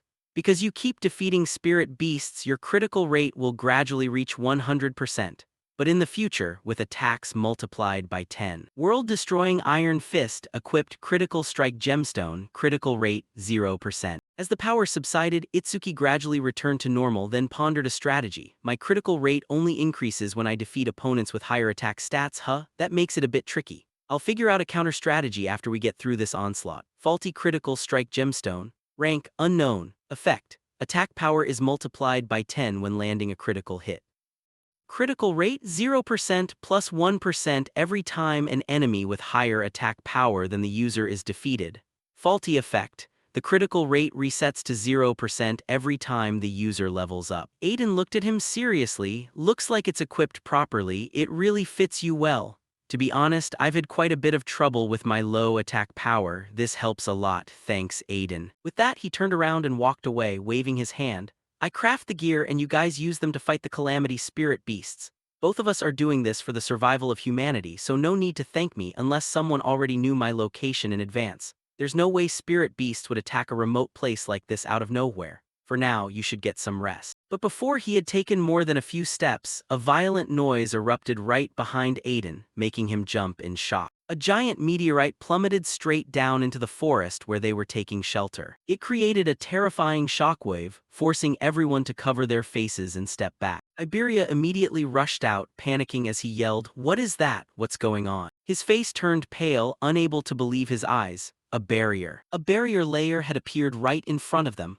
Why is there a barrier here? Aiden pondered grimly. Only the chief commanders of the 5 continents are supposed to know my location. Is a stone pillar dropping here a coincidence, or? Bokuto immediately raised his guard to the highest level, spreading his arms to shield the others. Fall back, spirit beasts are coming, they're heading this way. Itsuki stared fixedly at the barrier with an icy gaze. I can sense it, something is approaching at a terrifying speed. From afar, the rapid footsteps of spirit beasts echoed. 6. They're charging at a crazy speed, no 8. And right as they arrived, the spirit beasts immediately lunged forward to attack. Horned Demon Guard 3088 Speed Horn Demon level 14.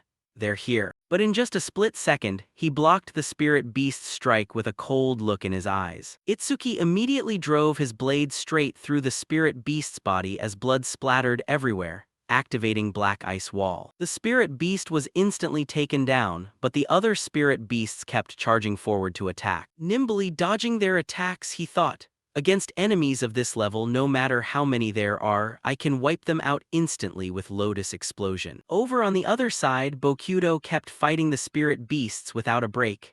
Yusuke can handle the shockwave from Lotus Explosion, but Itsuki glanced back at the wooden cabin behind him, feeling deeply anxious. Aiden and Iberia are hiding in the house right behind us. If I use Lotus Explosion carelessly, those two might get caught in the blast. After that, he accelerated like lightning, dashing straight through the swarm of spirit beasts ahead. In the blink of an eye, they were all taken down. I guess I'm really only cut out for playing solo. Suddenly, Itsuki looked toward the forest and instantly grew vigilant. Magical fluctuations again, and these are way stronger than the previous ones. Higher-level spirit beasts were gradually closing in. Twin-Horned Guardian Beast 815, Speed Horn Demon level 24. A hellish landscape unfolded as magma surged and monsters writhed within a fiery abyss. The Demon King sat on high, his darkness and overwhelming pressure blanketing the entire space.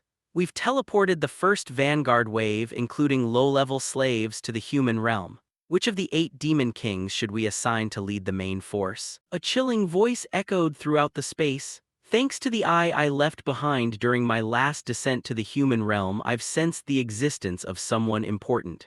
Capture him. Another Demon King with a deformed face and 9 heads with eyes, terrifying to behold, one of the 8 great Demon Kings, Enma Rakuyama, asked. Should we entrust this to one of the 8 Demon Kings? The Demon King sitting on high coldly gave his order, causing Enma Raku to immediately drop to his knees to receive it. A Demon King class being might just end up destroying the eye I left behind. I'll assign this task to a Demon General. Understood. Then he continued, his terrifying gaze sweeping everywhere. And I'll assign full command of the main force to Ensho Kuma, the gluttonous beast. A gigantic gluttonous beast appeared. They usually ate rocks, and since it hadn't eaten living human flesh in a long time, he was sure it was about to starve to death. A scream rang out, startling Itsuki. That's Iberia's voice. Have the spirit beasts broken into the house already? A monster lunged straight toward him. Itsuki quickly raised both hands in front of him as the system window popped up. Twin-Horned Guardian Beast 815, Speed Horn Demon Tribe level 24. Clenching his jaw tightly, he muttered to himself, if it comes to this, I'm forced to use that move. The demon swung its arm to attack Itsuki, who quickly lowered his body to dodge. Raising a hand to generate an energy orb, he thought, its attack power is probably higher than mine, so if I defeat it, I can boost my critical rate. The system popped up again, faulty critical strike gemstone. Rank unknown, effect. Attack power is multiplied by 10 when landing a critical hit. Critical rate 0% plus 1% every time an enemy with higher attack power than the user is defeated. Faulty effect. The critical rate resets to 0% every time the user levels up. A purplish-black beam of light shot straight up into the sky, activating the Pearl True Crossing Bridge. The system notified, critical rate increased by 1%. Itsuki clenched his fist in thought. It really went up just like I thought. A monster slowly emerged behind his back. The notification window appeared, faulty critical strike gemstone critical rate, 1%. Itsuki shouted loudly, Yusuke, I'll take care of the spirit beast that broke into the house, leave the rest to you. Slicing hard through a monster, he replied, leave it to me. Itsuki dashed forward, running straight toward the wooden cabin. He shoved the door hard to push it open. Inside, Iberia was leaning against the wall, panting heavily with injuries all over his body. It's useless, without the dragon armor I can't win. A claw struck straight toward him. Iberia muttered, if it comes to this. The monster thrust its claws right at him, and Iberia cried out loudly in tears, Itsuki, save me. However, the one who appeared was Aiden, smashing his hammer right into the monster's head. Iberia stared blankly at him, thinking, the old man is a non-combat class, yet he's not scared of spirit beasts at all. Aiden hoisted the hammer onto his shoulder and told the monster, "You're pretty tough." The monster turned around angrily to glare at Aiden. He stood still calmly, waiting for the monster's attack. "I'll leave the rest to you." He called out, "Tenma!" At that moment, Itsuki quickly appeared before the monster's attack could hit Aiden. Itsuki reached out to grab the monster's wrist tightly as the system window popped up. "Activate Black Ice Spike." A long blade emerged from Itsuki's arm, and he quickly used it to pierce straight through the monster's body. Itsuki stood up and told Aiden, "Sorry I'm late, took a little while to clean up the ones outside." He asked calmly, "How's the situation outside?" Itsuki raised his head to sense silently, "I can't sense any magical fluctuations outside anymore." He then replied, "I think Yusuk wiped out all the spirit beasts." Aiden and Iberia walked outside. Looking at the monsters lying scattered across the ground, Iberia cried out in astonishment, "Yusuk did all this by himself?" Raising his head to survey the area, Yusuk warned the others, "Don't let your guard down yet. Unless we destroy that barrier, spirit beasts will keep spawning from inside it infinitely, and as time goes on, they'll only get stronger." He turned around and told Itsuki, "I plan to go destroy that barrier while wiping out as many spirit beasts on the way as possible. But if any slip past me, you die." Itsuki's face darkened with anger as he retorted, "No, I'll be the one to head straight for the spirit beasts inside the barrier. Yusuk, stay here to protect Aiden and Iberia." Watching him, Aiden thought to himself in silent shock, that gaze, there isn't a shred of fear in it. Instead, he's brimming with a hunger for battle. He spoke up, "We'll leave the task of destroying the barrier to Tenma." Yusuk wondered, if that's a hexagonal barrier, the spirit beasts inside will be at least level 25. "Are you sure you can handle this?" Enveloped in a pale white layer of mana, Itsuki asserted, "I'm sure." With that, he dashed off, a flash of lightning marking the spot where Itsuki's figure instantly vanished. Itsuki thought to himself, "I finally get to fight to my heart's content." Iberia stood behind and shouted, "If Itsuki goes, I'm going too." "All right, Yusuk, watch over my old man." Aiden coldly issued his command, "You're staying put." He immediately protested, "Why, we're a team." Aiden explained, "Drop the whole team act, it's ridiculous. You and Tenma live in completely different worlds." Iberia shouted loudly, "We've come this far together on this journey, what do you mean by different worlds?" Aiden replied loudly and harshly, "A team is meant to support one another and make up for each other's shortcomings." He sternly declared, "But you can't support anything, you're just a burden at this rate." Aiden continued, making Iberia freeze in terror, "You're going to get Tenma killed." He walked past Iberia and added, "And naturally I'm not just talking about you. Tenma is special, no one in this generation can stand shoulder to shoulder with him." He said coldly, "Did you see the look in his eyes when he faced the spirit beasts? That look is the gaze of someone consumed by hatred." On Itsuki's end, the system window popped up. Magic Sense detected 5 enemy units, restores 50% of the user's magic. Itsuki chuckled secretly, 5 spirit beasts, huh? They must have just crawled out of the barrier. Thanks to that, my magic is fully restored. 5 monsters lunged out to block Itsuki's path. Unflinching, he charged forward and yelled, "Out of my way." An explosion occurred, smoke and fire burst out, and the system announced at that moment, "Activated Lotus Bloom, defeated 5 enemies with Lotus Bloom, total skill scale increased by 5%, currently at 1106%. Critical hit rate 1%, faulty critical hit critical hit rate 2%. Itsuki continued to wrap his body in mana, running and pondering as he went. The defense of the twin-horned guard beast is too high, it took 80% of my mana just to take it down with Lotus Bloom, but I won't let any of them lay a hand on Iberia and the others." Iberia saw the explosion from afar. Yusuk quickly stepped in front of him, blocking the shockwave while shouting in shock, "Where did that explosion come from?" Iberia answered loudly, "That's Itsuki's skill, he must have run into a spirit beast in the forest." Yusuk frowned in deep thought, "An explosion of that scale isn't something an ordinary level 0 can pull off. Could the reason Tenma can't level up be because of the negative effects from his talent?" On Itsuki's side, he stood before a blue barrier and thought, "So this is the blue barrier, it looks like these spirit beasts are on a completely different level from what I've encountered before." The system announced, "Activated Magic Perception." Itsuki muttered, "I didn't expect magic perception to be blocked, I can't measure the number or strength of the spirit beasts inside." He recalled, come to think of it, Master said you can guess the spirit beasts inside a barrier based on its color. Dark barrier, spirit beasts from level 1 to 25. Green barrier, spirit beasts from level 26 to 50. Blue barrier, spirit beasts from level 51 to 75. Purple barrier, spirit beasts from level 76 to. Red barrier, spirit beasts level 101 and above.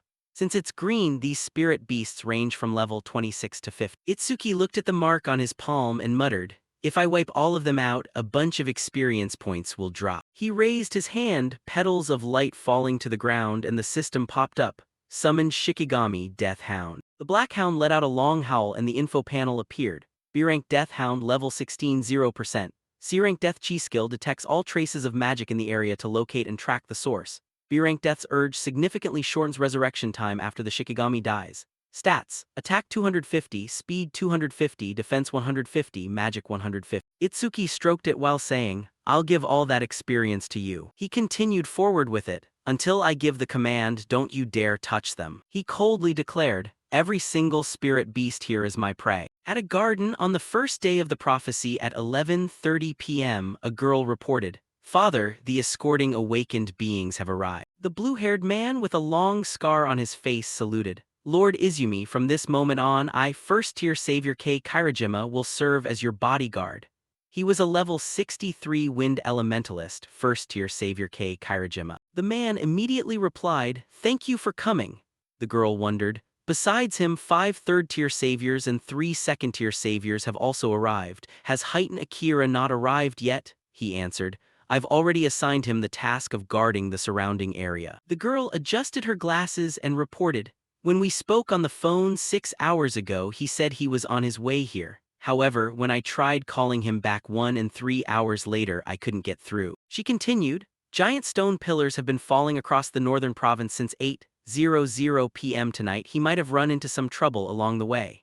The man with a lantern on his head was Nento Izumi, and he replied, an ordinary spirit beast wouldn't be able to threaten him. After all, he is one of the 6 pillars of the special tier savior squad. He instructed, try your best to contact him. Only a special tier savior can fight the spirit beasts appearing here. The girl immediately replied, understood. Kei suddenly spoke up, aren't you overestimating the special tier saviors? No matter how strong Wajin and Heighten Akira are, they're still human. He arrogantly proclaimed, I don't believe there's that huge a gap between them and first tiers like us. We might hit a few bumps, but there's no way we can't take down a spirit beast they can. Hearing this, Nento replied, confidence is good, but if you think you can stand on equal footing with a special tier. He continued, it's probably because you've never fought a truly powerful spirit beast. A giant fireball suddenly appeared in the sky. Kei immediately grabbed his sword and shouted, it's a stone pillar, a spirit beast is coming. Nento stood up calmly and said, it's finally here. The girl said loudly, it's useless, you can't compare to Heighten. Kei arrogantly replied, if even a special tier can't handle it, they aren't worth relying on anyway. Don't worry, we'll wipe them out. He muttered to himself with a frown, now I'll prove that a first tier is just as strong as a special tier. On Itsuki's side, the green barrier glowed brighter and brighter. He walked inside with the Death Hound, observing his surroundings. The scenery inside the barrier isn't much different from the outside. He looked into the distance and thought, but there's a radiance here that makes me uncomfortable. The system announced, activated magic perception. Itsuki pondered, I can sense magic fluctuations inside the barrier from here, but as expected, I can't grasp the situation outside. It seems the inside and outside of the barrier are separate spaces. The system popped up again. Magic perception detected 5 enemy units, recovered 50% mana. Itsuki thought, alright, I've got a rough idea of where the 5 enemies I just found are located. He ordered the Death Hound, wait here, if you see any spirit beasts trying to run away, you can eat them. It immediately sat down obediently. Itsuki praised, good boy. A notification panel appeared, activated Thunder Strike, Thunder Tremor Wave. He chuckled and shouted, I should make a move too. At that moment, 2 monsters came charging furiously. A blue bolt of lightning struck straight toward them. Itsuki appeared and quickly wiped out the monsters, notification panels appearing, activated black wall, black ice wall. Another bolt of lightning pierced straight through another monster's body. Bolts of lightning continuously tore the monster's bodies apart. Itsuki rushed straight toward a large monster, flashing its claws. He leaped high into the air, forming a purple-black sphere in his hand. The system announced, activated true sphere, penetrating sphere. The sphere was instantly fired, shooting straight through the monster's body. He landed on the ground and the notification panel appeared. Critical hit rate plus 1%, faulty critical hit crystal broken, critical hit rate 3%. Itsuki thought to himself, my critical hit rate went up again to 3%. Running straight toward the pillar of light at the center, he pondered, statistically, about 3 out of every 100 hits are critical hits. I'll probably witness my first critical hit soon.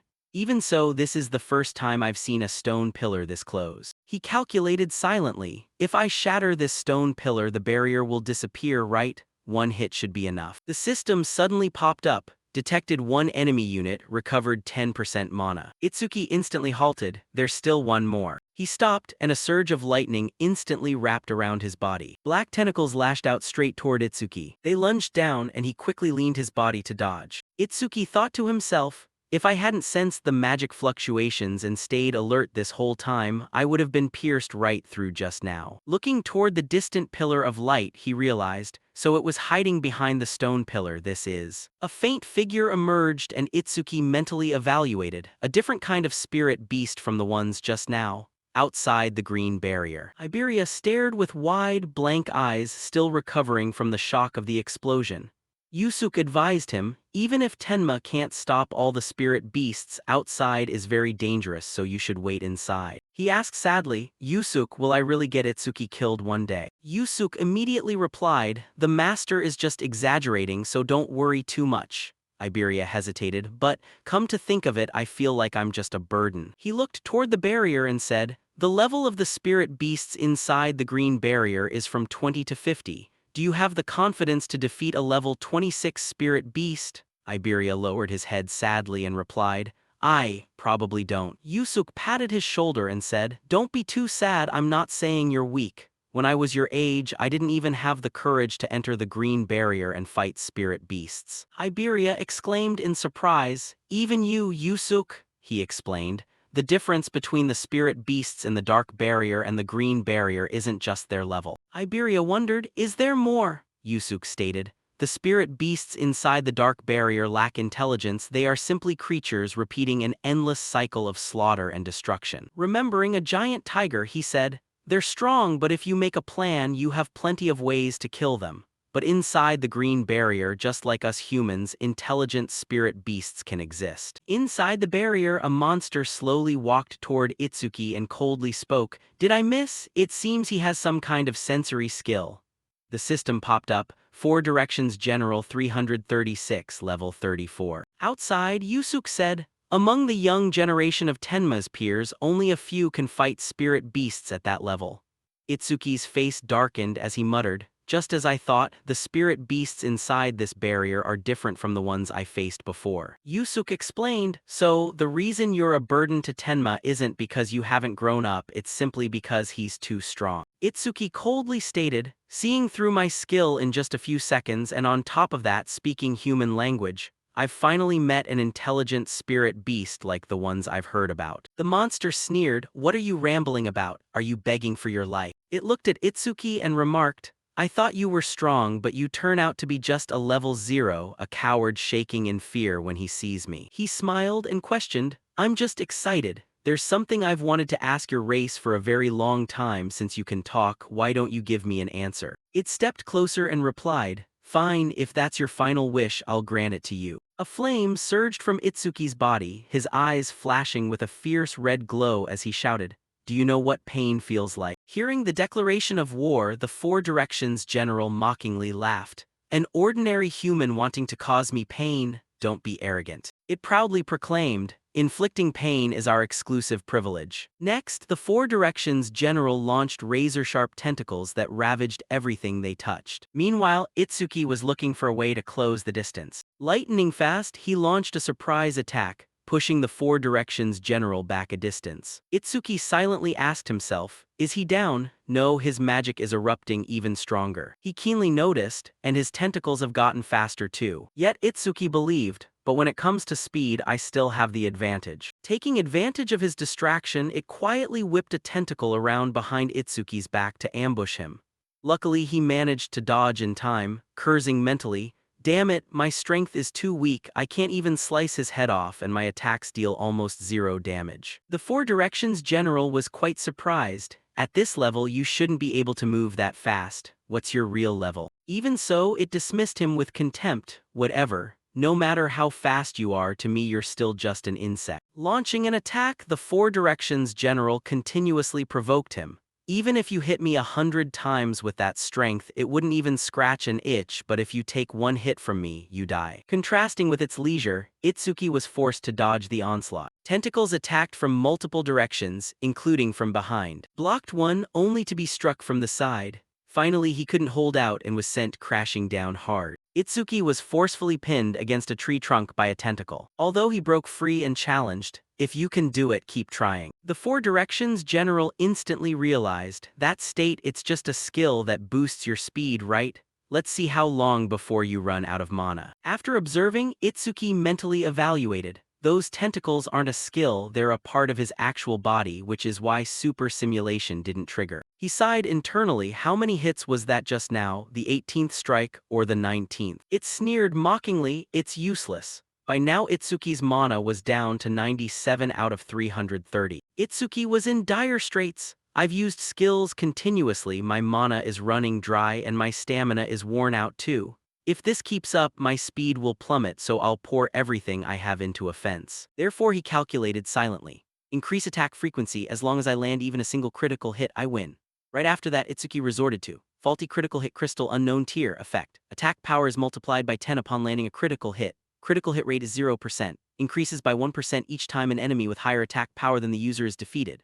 Faulty effect. Critical hit rate resets to 0 every time the user levels up. He told himself, more, I must attack more to land a critical hit, I just need to keep throwing punches. Itsuki then tried to seize an opening to strike straight at the Four Directions general. It immediately retaliated by thrusting a tentacle into his abdomen. Alongside that, the Four Directions general mocked, charging straight at me like that over and over, what an idiot. It taunted further, what's wrong, weren't you going to cause me pain? Seeing Itsuki still moving, the Four Directions general praised, still alive, looks like your defense stat is pretty high. Apparently that was a trap set by him when he spoke, it's finally here.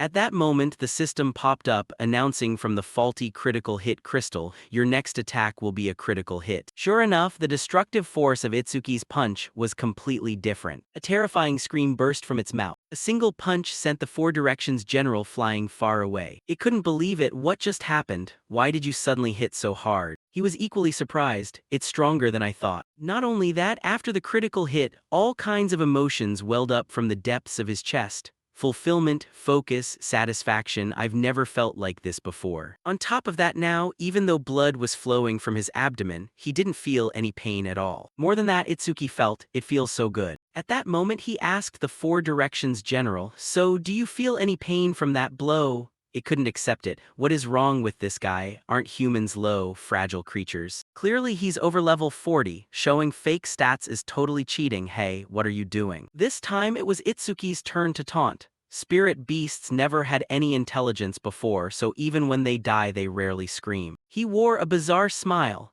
but a scream from a spirit beast that can actually feel pain must sound very delightful. The Four Directions general screamed in terror, no way are you going to crush my skull, you're not human. Right after dealing with it, the critical hit rate immediately increased by 1%. Itsuki breathed a sigh of relief. It's finally over, faulty critical hit crystal rate has increased to 4%. Suddenly he felt strange. As the danger passed, that special sensation was fading away and the pain from his wounds took over. Simultaneously, the barrier turned transparent, which meant no spirit beasts were left inside. Itsuki thought to himself, if I smash this thing, now there's only the stone pillar left. Right after that he decisively threw a punch, softer than I thought. A moment later, Itsuki grew increasingly tired and sat down heavily. he whispered to himself. Before heading back, I need to check one thing. Then Itsuki muttered and called out, Zai. Instantly, a monster appeared the moment he finished speaking. Come forth. Itsuki dropped his jaw in shock. You've gotten bigger than before, haven't you? He was even more surprised and Itsuki's inner self shook. You've gone up 3 levels and gained 150 points. Specific stats. B-rank Death Hound, level 19, 14.8%.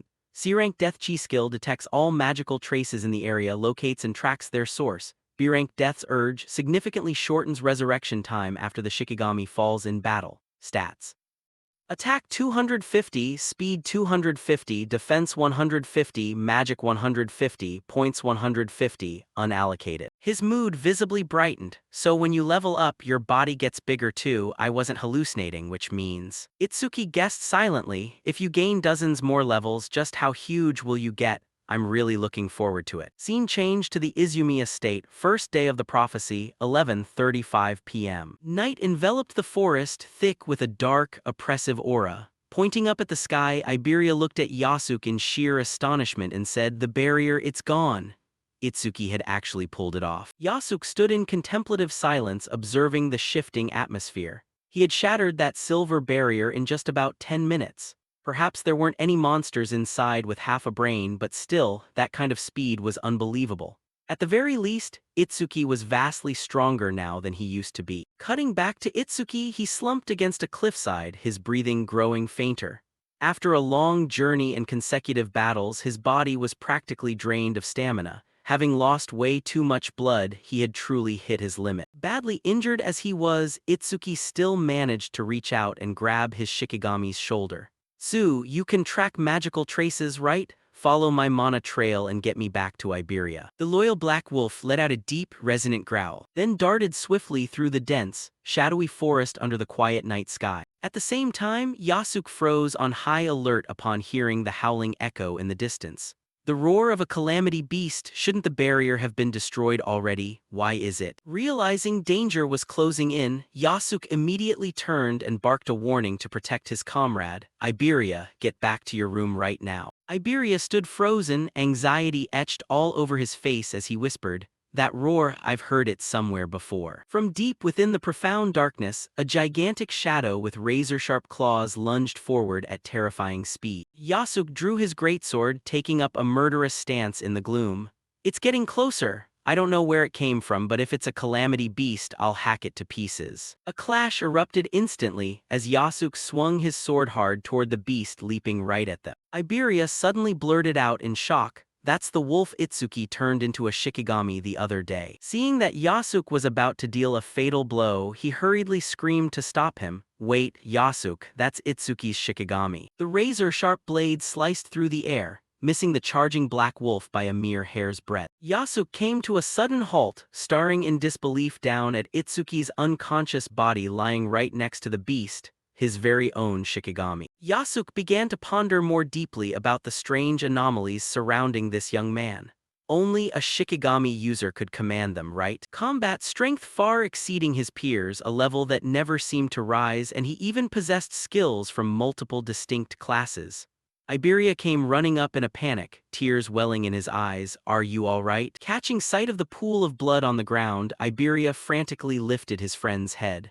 What on earth happened here? There's way too much blood, Itsuki. Itsuki weakly moved his lips, his voice as faint as a breath. Just let me rest for a little while. Itsuki's eyes closed, completely shattering Iberia's composure as he burst into loud, bitter sobs. What are we supposed to do? Itsuki sobbed. Yasuke checked Itsuki's condition, then spoke in a cold yet reassuring tone. He's not dead yet, so there's no need to cry like that. Iberia stopped crying, looking up at Yasuke with eyes full of hope. Yasuke, is he still alive? Yasuke pointed at Itsuki's gently rising and falling chest. Look, he's still breathing normally. Iberia, you have Kodama bandages, right? These wounds need immediate treatment. Iberia replied, Yes, I'll take care of it. Inside the quiet room, Itsuki lay motionless with bandages wrapped tightly around his abdomen.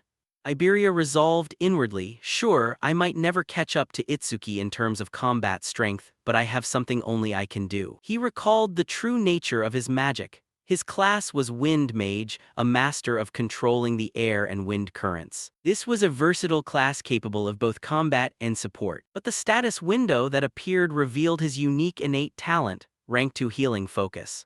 Wind attribute offensive damage effects are reduced by 50%, but the recovery speed of wind attribute healing skills is increased by 50%.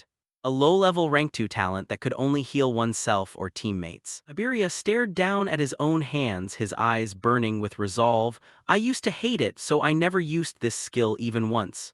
But for Itsuki, I'll use it as many times as it takes. Green mana erupted wildly around Iberia. The system announced, activate rank C skill healing window. A warm, soothing light enveloped Itsuki. Iberia silently prayed, please recover quickly, for the sake of our duo as well, Itsuki. At the same time, in the vicinity of the estate, 11:35 p.m. A massive purple barrier deployed from a stone tablet that had just fallen. A tremendously powerful blow slammed down, shattering all protective defenses. Kairajima collapsed pathetically amid the gray smoke, and Ageha could only let out a despairing shriek. Kairajima. Ageha hastily cast healing magic on Kairajima and urged, I'll treat you right now, what's the situation outside? But Kairajima could only pant out weakly, run. Kairajima's face twisted in sheer terror as he gazed at the colossal shadow looming behind them. Size, defense, power, speed, everything was on an entirely different level. Not even a special grade savior could stand against it. Humanity had no way to defeat a monster like that. An overwhelming entity loomed majestically into view. Number 14 warrior of the Minotaur race, level 81. Amidst the utter despair, Nento appeared, stepping forward to shield them. Kairajima screamed, Ageha, run. The monster growled upon catching sight of its new opponent. That ridiculous outfit, you must be Izumi Nento, right? It let out an arrogant laugh as it prepared to attack, finding our target right away. How lucky. Going this way, we won't even need to bother with Enshokuma.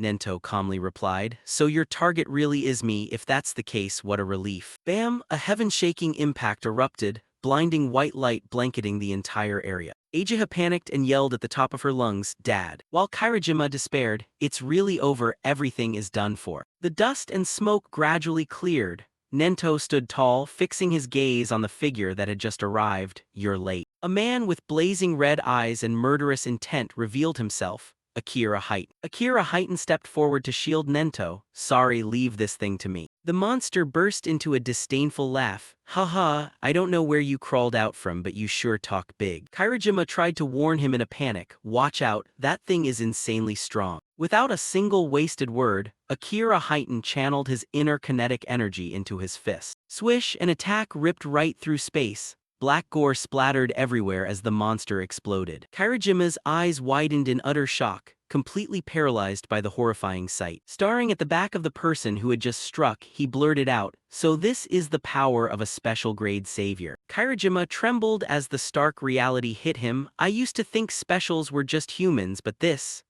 is no longer human. A monster with power far beyond all reason. Ageha cheered joyfully. We did it, we made it through the crisis. Right? Akira Heighten coldly answered, no, this is where things actually begin. Instantly, the sky shifted to a menacing hue. First day of the prophecy, 11:40 p.m. The barrier near Izumi Nento's estate changed from purple to red. A gigantic furry creature materialized within the flames inside the red barrier. Just how was Enshokuma going to torment humanity? A demon with blazing red hair laughed savagely. I really want to watch that scene right here.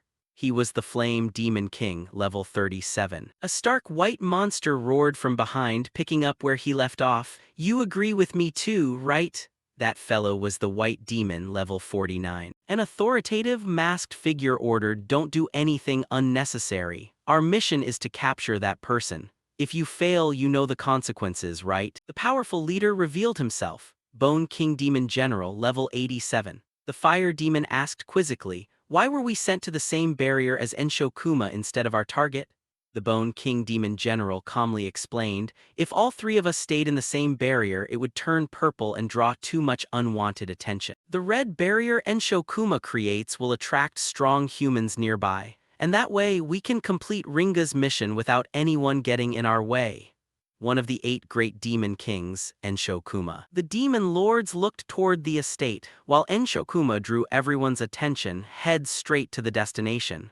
You do know where the destination is, right? The demon lord asserted. Relax. Ringo will guide us using the demon eye he left behind in the human realm. Of course, he could see the coordinates of the demon eye and even peek through it to see what it was seeing. And right now, that demon eye was in the exact same place as our target. The clock struck 11:35 p.m. on the first day of the prophecy.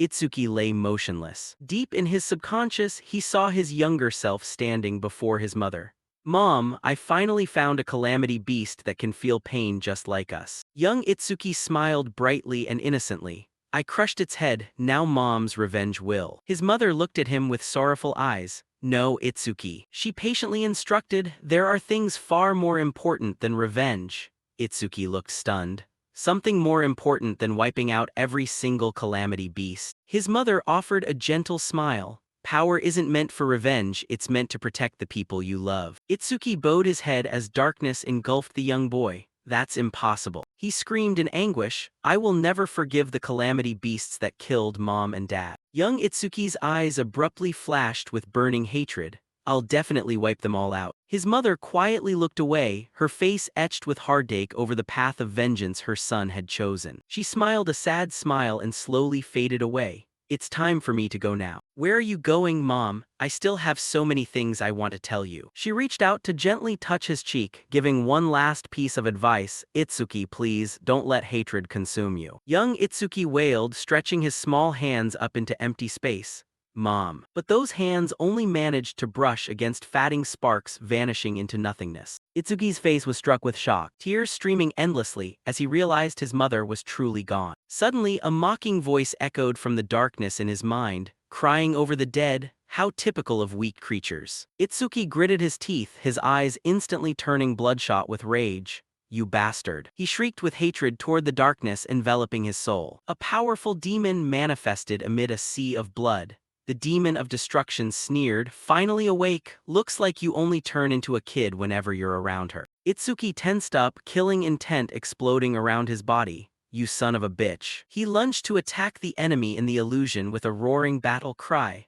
I'm going to kill you. The mysterious figure easily deflected it, whispering menacingly, calm down. I'll make you feel that again soon enough. He dealt a devastating blow straight to his mind, true despair. Itsuki screamed in absolute despair as he was knocked flying. Linga, I'm going to kill you no matter what it takes. Returning to reality, Itsuki bolted awake, completely drenched in sweat as if he had just been through a grueling battle. He glanced around to spot Iberia slumped over on the bed, thinking to himself that it must have been a dream. His eyes weren't even injured, but why did they hurt so much? Mentioning this, Itsuki seemed to realize something. Come to think of it, his wounds were healed, but he had been in critical condition. Was it Iberia who used Kodama bandages to cure him? To think he'd fall asleep in a place like this? Well, he did say he was going to rest for a bit. I should make sure Tsu doesn't bark so he can rest. Thinking this, Itsuki immediately turned to signal the wolf. But upon seeing his master wake up, Tsu let out a loud, joyous bark, which made Itsuki's expression darken completely. Damn it, he muttered under his breath. And sure enough, this woke Iberia up, who instinctively screamed out, a Shikigami, I have to protect Itsuki. Itsuki opened his eyes hazily, gazing at the weak gust of wind swirling around. A tiny breeze like this wouldn't even scare a calamity beast. Iberia cheered gleefully upon seeing him move. You're awake, Itsuki. He rushed over and wrapped Itsuki in a tight hug, making him awkwardly think to himself, thank goodness, looks like my healing magic actually worked, still hugging me whenever he gets excited as usual. How long have I been out? Iberia let go and replied, not long, probably about 3 hours.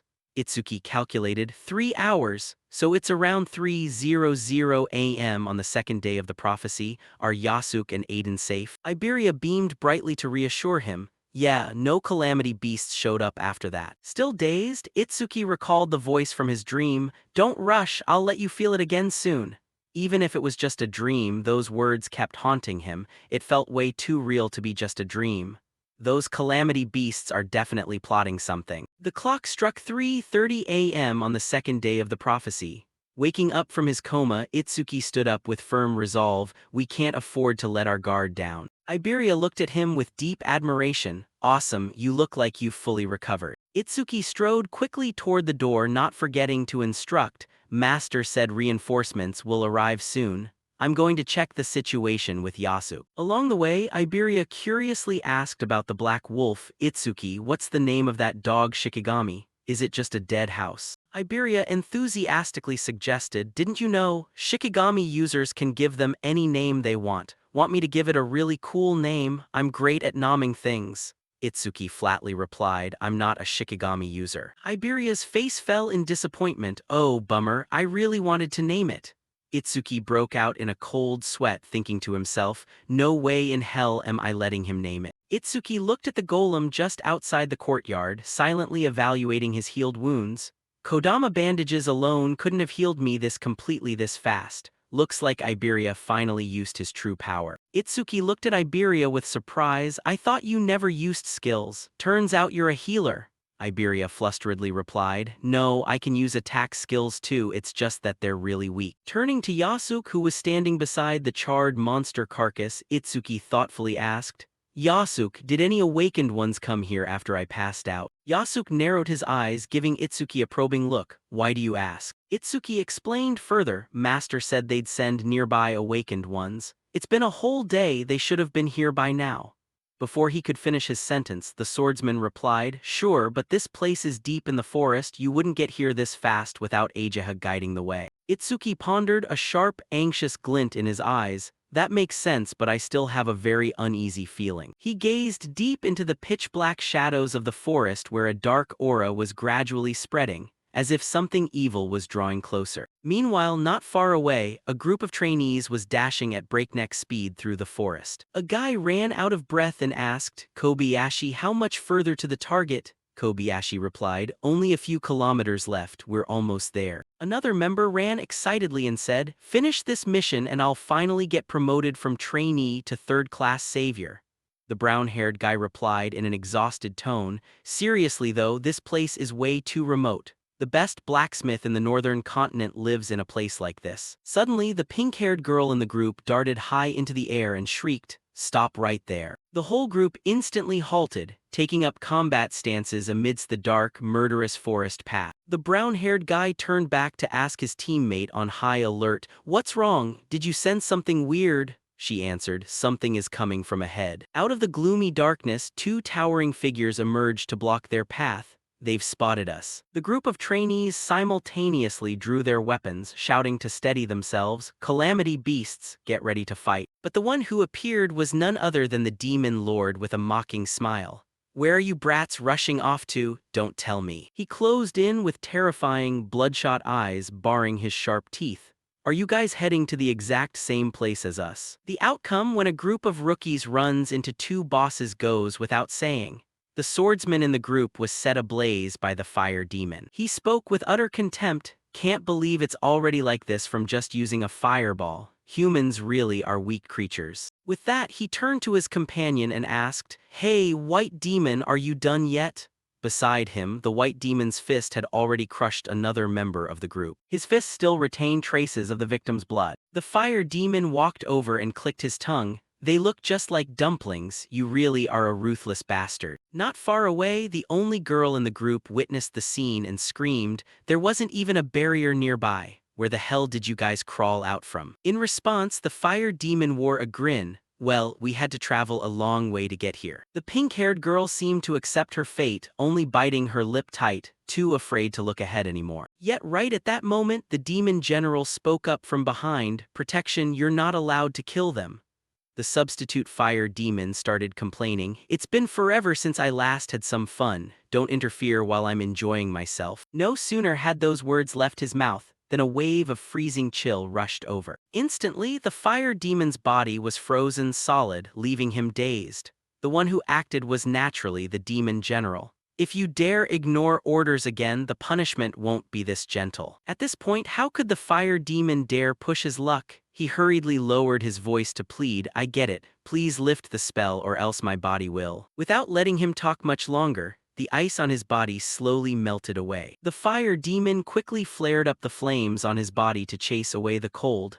Thought I was gonna freeze to death there, he muttered. Meanwhile, the pink-haired girl harbored a glimmer of hope, trying to ask herself, are they going to spare us? Over here, the fire demon crossed his arms and continued, we're just not allowed to kill the target and the owner of the demon eye, right? Does this woman have some kind of special power too? The demon general shook his head and replied, not really. I just wanted to test out the new ability Lord Ringa granted me. Hearing what they said, the pink-haired girl was startled, her face turning pale. But before she could react, a stream of black smoke suddenly shot out from the demon general's palm and directly penetrated her body, causing her to let out a shriek. However, just a few seconds later, her body grew strangely silent. Over here, the fire demon also walked over curiously to observe, asking, what's going on? Did she bite the dust after all? While the demon general explained, she's undergoing the demonization process. Sure enough, right after those words, the girl's eyes snapped open, and a powerful aura radiated from her body. The fire demon, seemingly not quite understanding what demonization meant, had the general explain right away. Humans who go through demonization become completely loyal to Lord Linga. In other words, this woman is now one of us. Up ahead, the demonization process seemed to have finished, and the pink-haired girl immediately dropped to her knees and pleaded, Lord Chinese letter, please give your orders. The demon general quickly gave her a few instructions. You will conceal your identity and operate secretly within human society until Lord Linga descends. After that, you will report that your team was attacked by spiritual beasts in the forest, and you were the only survivor thanks to the sacrifice of your comrades. If you understand, get on your way immediately. After about 2 seconds of silence, the pink-haired girl seemed to return to her senses, looking startled and panicked, before hurriedly scrambling away from the place. Watching her figure fade into the distance, the fire demon still didn't get it. Using them to do our bidding is fine, but what's the point of recruiting someone so weak? Hearing this, the demon general shared a part of the plan. She's not the only one. 10,000 people have already been demonized, including some awakeners. When Lord Linga merges this world, they will play a crucial role. Now stop talking nonsense and follow me, as this mission is far more important. With that, they quickly departed. Time passed until the second prophecy day at 3:05 a.m. The swordsman Yasuk was explaining the automaton before him. The stats of the iron puppet match an awakened warrior 30 times over, so this thing will make up for our lack of manpower. Iberia remarked with a click of his tongue, I don't think we'd need this if Itsuki and Yasuk were here. Yasuk seemed to remember something and prompted, speaking of which, where's Itsuki? Iberia smiled and said, he went to the forge. He said he wanted the old man to do something with the critical strike spirit stone. Cutting to inside the forge, old man Aiden also asked the protagonist, you say you landed a critical strike while fighting a spiritual beast. What was your critical rate at that moment? The protagonist replied, it was 3% at first, but after I beat that thing it went up to 4%. Iberia expressed awe at Itsuki's luck. You triggered a crit with just 3%, that's some serious luck. Itsuki also nodded in agreement. Yeah, sometimes I think so too. After that critical strike, my focus skyrocketed and I entered a strange state that made me feel like an omnipotent deity. Was that also an effect of the critical strike spirit stone? The old blacksmith suddenly jolted, turning around in a hurry to ask. A feeling sharp enough to perceive everything around you, yet you stayed calm enough not to flinch at all. The protagonist stroked his chin and nodded once more. Yeah, that's exactly the feeling. Aiden temporarily paused his smithing work, turned around and marveled, incredible. You entered the zone. The zone happens when you're completely absorbed in something, a state where your perception of time is warped while your focus and excitement reach their peak. Simply put, it means being in a state of hyperfocus. Much like an artist who forgets to eat because they're so lost in their work, or an athlete whose body moves instinctively as if it has a mind of its own during a match, or a student who loses track of time while solving a tough math problem, which are all signs of entering the zone. When an awakened enters the zone, not only does their focus peak, but their senses become exceptionally sharp, and their stats and skill effects surge to 120% of their base values. Hearing this, Itsuki couldn't hide his surprise. I've never heard teachers or other awakeners talk about this, and I've never met anyone who entered the zone. Aiden scolded him with a huff. What the hell do you think the zone is? Only a handful of people can pull it off. It takes the awakened's own skill, a clear head, and extreme luck. Missing even one of those elements makes entering the flow state impossible. Itsuki lowered his head slightly, not expecting the conditions to be so strict. Old man Aiden continued to school him on the matter. It's no exaggeration to say that entering the zone is the dividing line between a genius and an ordinary person. Among the awakeners across all 5 continents, including Wajin, not a single person can enter the zone at will. The first time I hit the zone was 2 years after becoming an awaken. 2 years is pretty early, but you managed it just 1 month after awakening. Right on that note, a sound suddenly rang out, cutting off their conversation. Wait, do you hear that? Aiden asked. While Itsuki's expression turned dark as he explained, 3 entities with terrifying magical energy are approaching. Old man Aiden guessed, they must be the awakeners sent by Nento Izumi to act as my guards. Contrary to his guess, Itsuki could already sense the anomaly in that energy. No, that rough, chaotic wave, it feels more like a spiritual beast than an awakened. Without a shred of hesitation, Itsuki immediately ordered, Aiden, get back to your room. As for himself, he ran out to investigate, thinking to himself on the way, I cleared out all the spiritual beasts inside the barrier, and there's no sign of a new star pillar dropping nearby. Let's just hope this is all in my head. Outside, Iberia happily called out when he saw him step out. Itsuki, you're finally out. What's wrong? You look really tense. Itsuki slowly recounted what he had discovered. I sensed a hostile wave of magical energy. It might be a spiritual beast. The other 2 seemed to disbelieve Itsuki's findings. No star pillars have appeared around here, so that can't be right. Even if a rogue spiritual beast reactivated the iron puppet, we can easily wipe out any normal spiritual beast. However, as if to refute his words, the body of the iron puppet suddenly came flying past Itsuki's side, propelled by something. A deep indentation appeared on its chest, instantly robbing the machine of its combat capability. Iberia screamed. The iron puppet was beaten before it could even react. Itsuki and Yasuke immediately shifted into combat mode. The newcomers turned out to be none other than the Demon General's party. Seeing that Itsuki's group only consisted of 3 people, the fire demon sneered arrogantly, only 3 people? This is gonna be a piece of cake. Shifting back to Itsuki's perspective, just by looking at the 3 monstrous entities before him, he made a preliminary assessment. They were in a completely different league from the ones inside the barrier. Especially their leader. He had never felt such an overwhelming wave of magical energy before. Unaware of his thoughts, the demon general ordered his 2 companions, I'll go kidnap the target, leave the rest to you 2. Make sure you don't damage the demon eye. The fire demon replied almost instantly, his tone confident as if this were the easiest thing in the world. Yeah, don't worry about it. Over here, the group grew even more panicked upon hearing the 3 monsters converse. The target is Aiden, the spiritual beasts are talking to each other. We won't let you pass, everyone yelled. Yet in the blink of an eye, the demon general's body zipped past all 3 of them before the group could even register it. Yasuke hurriedly turned his head, shouting in shock, since when? Itsuki was also startled by the general's speed. But there was no time to overthink it as the group rushed toward the general to block him. We'll stop you, no matter what, you won't get near Aiden. In response to their reaction, the demon general waved his hand, and a massive ice wall instantly rose up, dividing the 2 sides. The swordsman Yasuke looked somewhat surprised by this ability. He tried slashing his sword at the wall, only to find that the ice wall was super hardened. While he was caught off guard, the white demon swung its fist forward from behind and a warning voice rang out.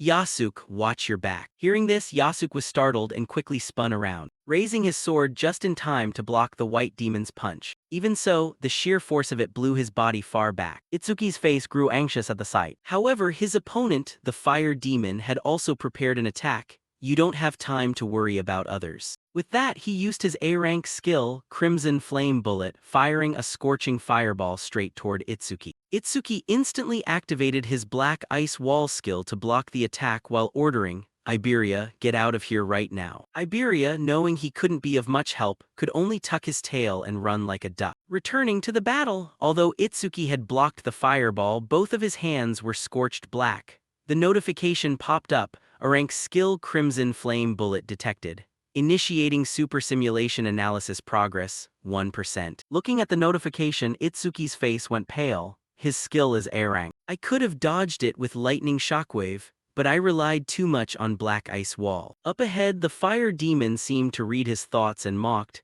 You actually thought that thin piece of ice could stop my fire? How stupid. Having said that, he felt a slight panic inside himself as well. Wait a minute. Did I go too overboard? What if this guy is the demon eye? But very quickly, he realized Itsuki's level was only 0. So a sly smile crept back onto his face.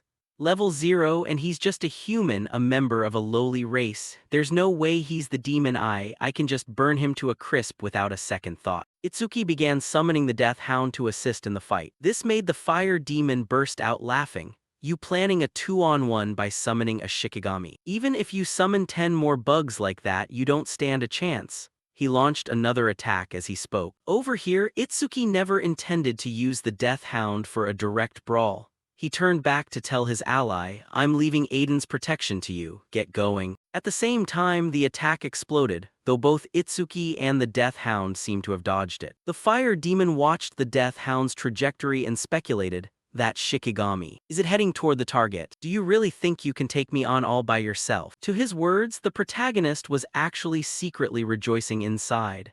This guy completely looks down on me. If I keep acting weak, he won't finish me off right away. This buys me time to analyze, but I don't think I can keep pretending to be a coward in front of a spiritual beast anymore. Thinking this, he also flashed a grin. That's right, got a problem with it? You look pretty pathetic yourself after all. Itsuki's expression was exceedingly arrogant as he said this. This drove the fire demon to near madness. You arrogant little human. I was planning to play with you a bit, but I changed my mind. I'll turn you into ashes right now. He let out a loud roar and launched an attack even more ferocious than before. However, Itsuki was still able to dodge using his own speed, analyzing. He's gotten bigger, but his speed hasn't increased. He's a ranged elementalist who relies entirely on skills. If I can close the distance, I've got this match in the bag. With that thought, Itsuki bolted forward at top speed. That speed gave the fire demon a jolt. What the hell, this speed? He closed the distance in the blink of an eye. However, not good enough. A sly smile spread across the demon's face. Sure enough, just as Itsuki closed in and threw a kick, it was intercepted by a red shield. In that instant, Itsuki's face froze. The shock on his face amused the fire demon. Did you really think I didn't know my own weaknesses? As soon as the words left his mouth, he unleashed a counterattack that sent the protagonist flying backward. After the collision, Itsuki hurriedly regained his footing, reminding himself inwardly, right, my opponent is an intelligent spiritual beast. How could I have been so careless? Up front, the fire demon didn't hold back his praise. With that speed, you're not level 0, are you? You totally tricked me. In his line of sight, Itsuki was struggling to pull himself back up. The monster sneered at the sight, still want to fight. Wouldn't it be easier if you just lay there and die? His words were met only with a cold remark from the boy. Since it's an A-rank skill, it sure takes a while to analyze. According to the system notification, the analysis progress is at 81%. Day 2 of the prophecy at 3:14 a.m. The demon general successfully infiltrated the house and was now interrogating Aiden. Aiden Hild, I heard you've crafted 3 unique artifacts, 16 epic artifacts, and countless rare ones. You're the most talented artisan among humans. Without letting him ramble on, Aiden abruptly cut him off, summarizing his own achievements. If you're summing up my achievements like that, are you planning to murder me? The demon general tried to reassure the old man in response. Calm down. As long as you're useful, I have no reason to deal with you. Over here, Aiden replied with a voice dripping with sarcasm. I see. Unfortunately, I'm not the type who likes to talk. As he spoke, he reached out to grab a dagger on the table, and immediately directed it straight at himself, as if wanting to finish himself off. But how could the demon general let him get his way so easily? Right before the blade touched Aiden's face, his entire body was frozen solid. This shattered Aiden's plan, his eyes bloodshot with rage. He encased his body in ice in the blink of an eye. This has got to be at least an A-rank skill. Across from him, the demon general seemed to see right through Aiden's thoughts, coldly warning him, give it up. Whether you live or die is up to me to decide. Elsewhere, the hidden Iberia was sweating bullets from anxiety. At this rate, Dad's gonna get kidnapped. What should I do? Should I ambush him? While the young man was pondering from outside, the death hound summoned by Itsuki lunged to attack the demon general. Closing in on the target, it leaped up and snapped its jaws wide open to strike, though regrettably, the demon general spotted it early. Within a single second, the death hound's body was frozen midair and crashed hard onto the ground. Having done that, the general even scolded his two outside cronies. What are those two idiots outside doing, letting a Shikigami slip through? Aiden felt a glimmer of hope at this. A Shikigami? Did reinforcements arrive? Contrary to his thoughts, Iberia's face had turned pitch black with stress, thinking to himself, even a Shikigami that strong couldn't get close to him, so there's no way I can beat him. I should go to Itsuki's location. If I do that, then surely. At that thought, Aiden's angry roar from some day in the past suddenly flashed in his mind. You're going to get Itsuki killed. This reminder seemed to snap him back to reality. That's right, before coming here, Itsuki was already severely injured. If he had any strength left, he would have come himself instead of sending a Shikigami. If I go to him now, I'll only put Itsuki in more danger. I can't let that happen. I have to save Dad myself. Then, as if recalling something, his eyes widened like a bull's. That's right, the dragon armor and that thing. I'll have a chance at winning. It should be under Dad's bed. Hang in there, Dad, I'm coming to save you. Shifting back to the demon general's perspective, his heightened senses naturally picked up on Iberia's presence, though he merely scoffed in contempt. Looks like someone was hiding, but he ran away instead of helping. What a coward. Over here, the old blacksmith heard this and felt somewhat relieved. Biria, good job, that's an opponent neither Itsuki nor Yasuke could beat. No matter what, don't come back. Brushing off the old man's thoughts, the demon general had achieved his goal and prepared to leave. Now I'll be taking you along. We'll leave the cleanup to those two. Returning to the battle between Itsuki and the fire demon, the latter used Crimson Flame Bullet once more. Meanwhile, Itsuki activated Black Ice Wall to block the attack. I'll use Black Ice Wall to encase my burned leg, that'll let me move a little. With that thought in mind, the moment the gigantic fireball rushed at him, he also activated Lightning Shockwave to smoothly dodge to the side. However, the fire demon said coldly, "You still dodged with a crippled body, what a stubborn bastard, but your speed has dropped significantly. Let's see how long you can keep dodging." Saying that, he unleashed a rapid-fire combo of Crimson Flame bullets, launching countless fireballs forward. The protagonist was slightly startled to see him use both hands for skills simultaneously. The fire demon kept firing skills like a machine gun without a single second of rest. A rain of skills made Itsuki's face turn pale. All the fireballs were aimed straight at him, making it extremely difficult for Itsuki to evade them. He thought to himself, there are too many projectiles to track. Normally I could dodge all of them, but in this condition. Right as he thought that, a fireball slammed squarely into Itsuki's chest, knocking him off balance. Seizing the opportunity, all the other fireballs closed in, riddling the protagonist's body until he looked like a torn sack of trash. In the end, his body was burned completely to charcoal. Amidst his hazy consciousness, Itsuki seemed to recall the image of his mother burning away just like that back then. Opposite him, the fire demon broke into a smile. He gathered another fireball with even greater destructive force and blasted it straight ahead. Die, penetrating Crimson Flame Bullet. He let out a loud laugh. However, as if Itsuki's time wasn't up yet, right at the most perilous moment, the analysis progress reached 100%. His body suddenly emitted a bright blue glow. Meanwhile, the Crimson Flame Bullet pierced right through this light stream and exploded harmlessly behind him. This unexpected turn of events caused the fire demon's expression to shift slightly. "What the hell is that?" he muttered. At the same time, after completing the analysis, Itsuki received several stat boosts. Analysis complete. Crimson Flame Bullet. Acquired Black Ice Wall Level 3. Black Ice Wall Level 3. Active effect when activated continuously generates ice on the body's surface by consuming mana. Capable of blocking fire attribute skills of A rank and below. Passive effect, defense increased by 15%. When blocking fire attribute skills of A rank and below, current bonus increased by 50%.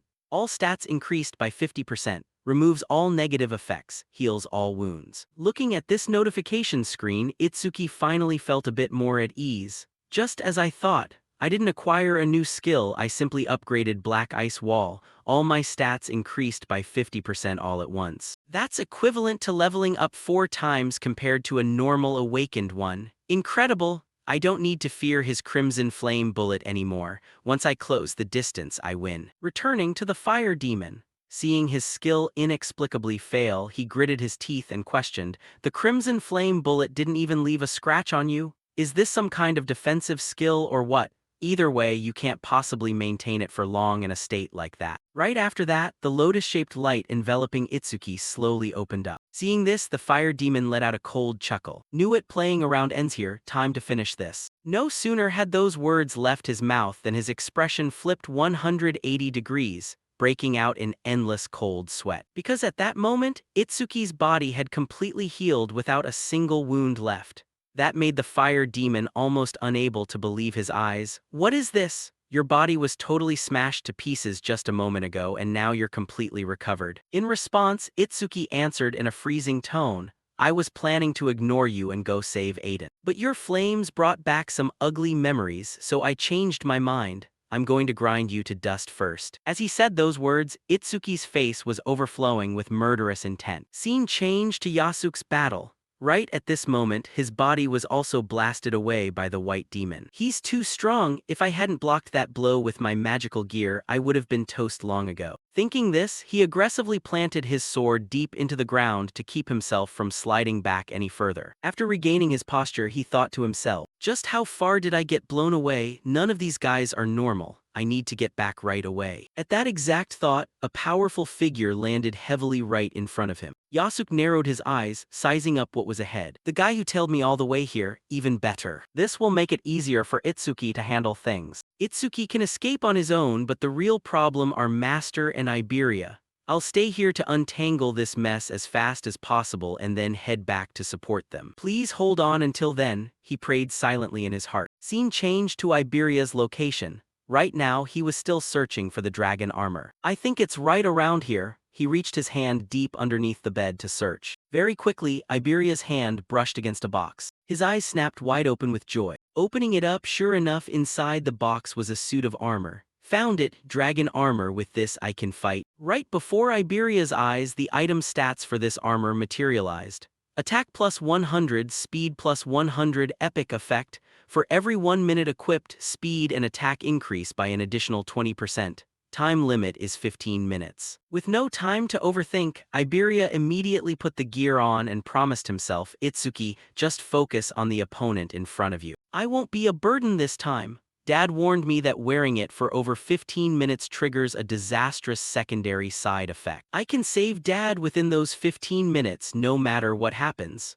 With that, he bolted out of the room like a race car. Back to the demon general. Right now, he was carrying Aiden away. During the trip, Aiden tried to talk to him to gather more intelligence. "Is taking it easy like this really wise? They'll catch up to you soon enough." In response, the demon general was utterly confident in his own strength. "Among humans, only one special grade savior poses a threat to me. But right now, he's busy dealing with the demon king." His words made the old man realize something. If even a demon king was dispatched, they must have another objective. Should I trick him into talking?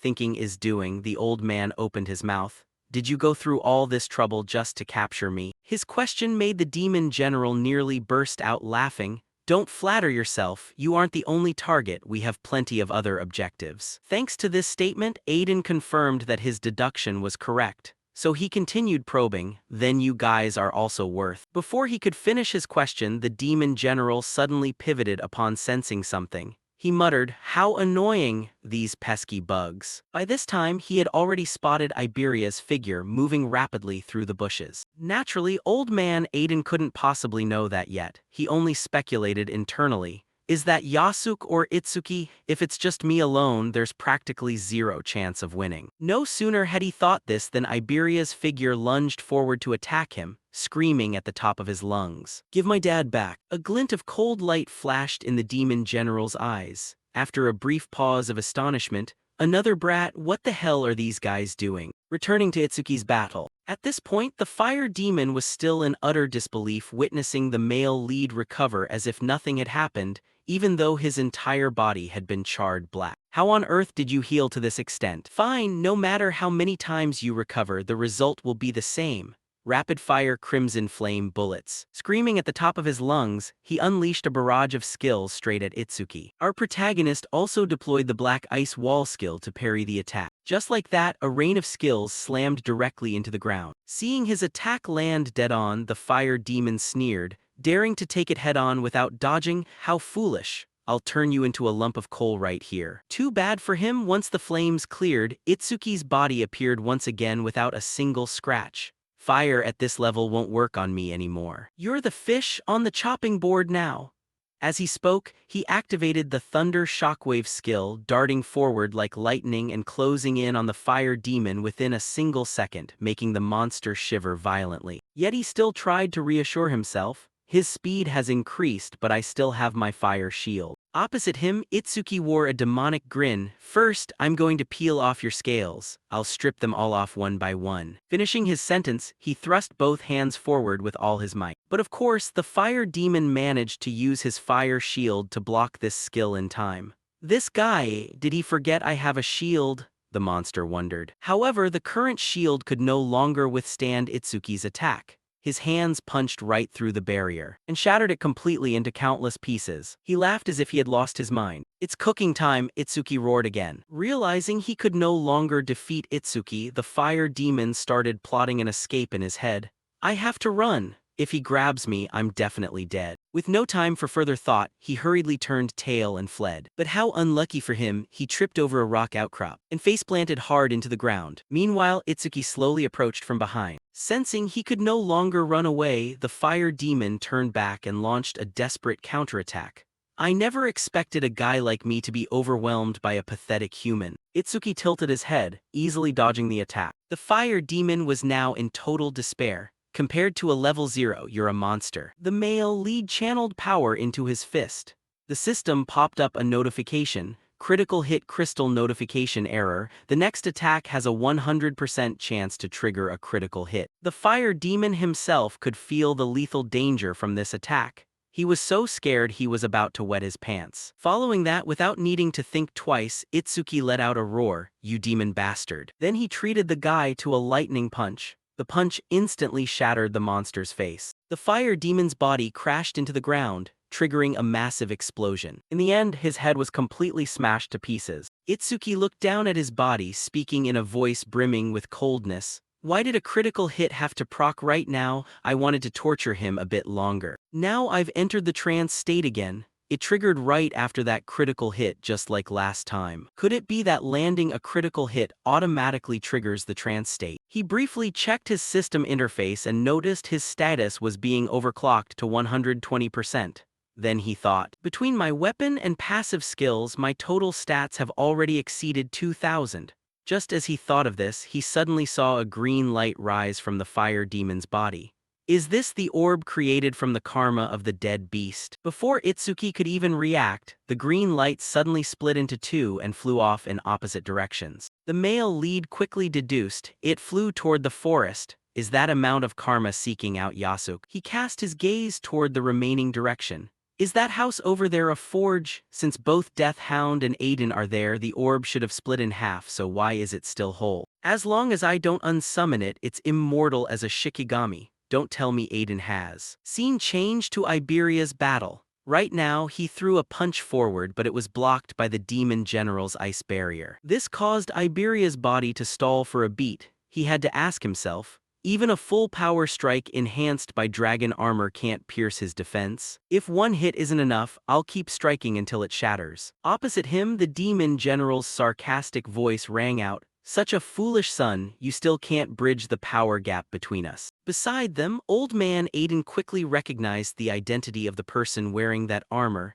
Iberia, you idiot, I don't need your help. Take off that dragon armor right now. I told you wearing that armor comes with a heavy price. If you don't take it off, I'll disown you. In response, Iberia charged in to attack once more and yelled, even if you disown me, I'll still save you. He muttered a reminder to himself. If Itsuki were here, he definitely would have done the same thing. The old blacksmith, who still wanted to lecture his son a bit more, had his mouth frozen shut by the demon general instantly. He spoke in a cold tone. Is this what you call affection? Mortals are both sappy and disgusting. I don't have time to play with you anymore. Just like that, he lazily raised a hand into the air. easily freezing Iberia mid-charge. Then he turned around and left, dropping a final warning, "Know your place, brat." Aiden glanced back, trying to catch a last look at his son with bloodshot eyes. By this time, the time limit for Iberia wearing the dragon armor had reached 3 minutes. Elsewhere, thanks to Itsuki wiping out that fire demon, Deathhound also caught a lucky break. It leveled up from level 19 to level 20 and instantly broke free from the ice trapping it. At the same time, Itsuki had just rushed over to the house. It leveled up again. Looks like Deathhound absorbed all of that karma. Thinking of this, he turned his head and asked, "What happened to Aiden and that beast?"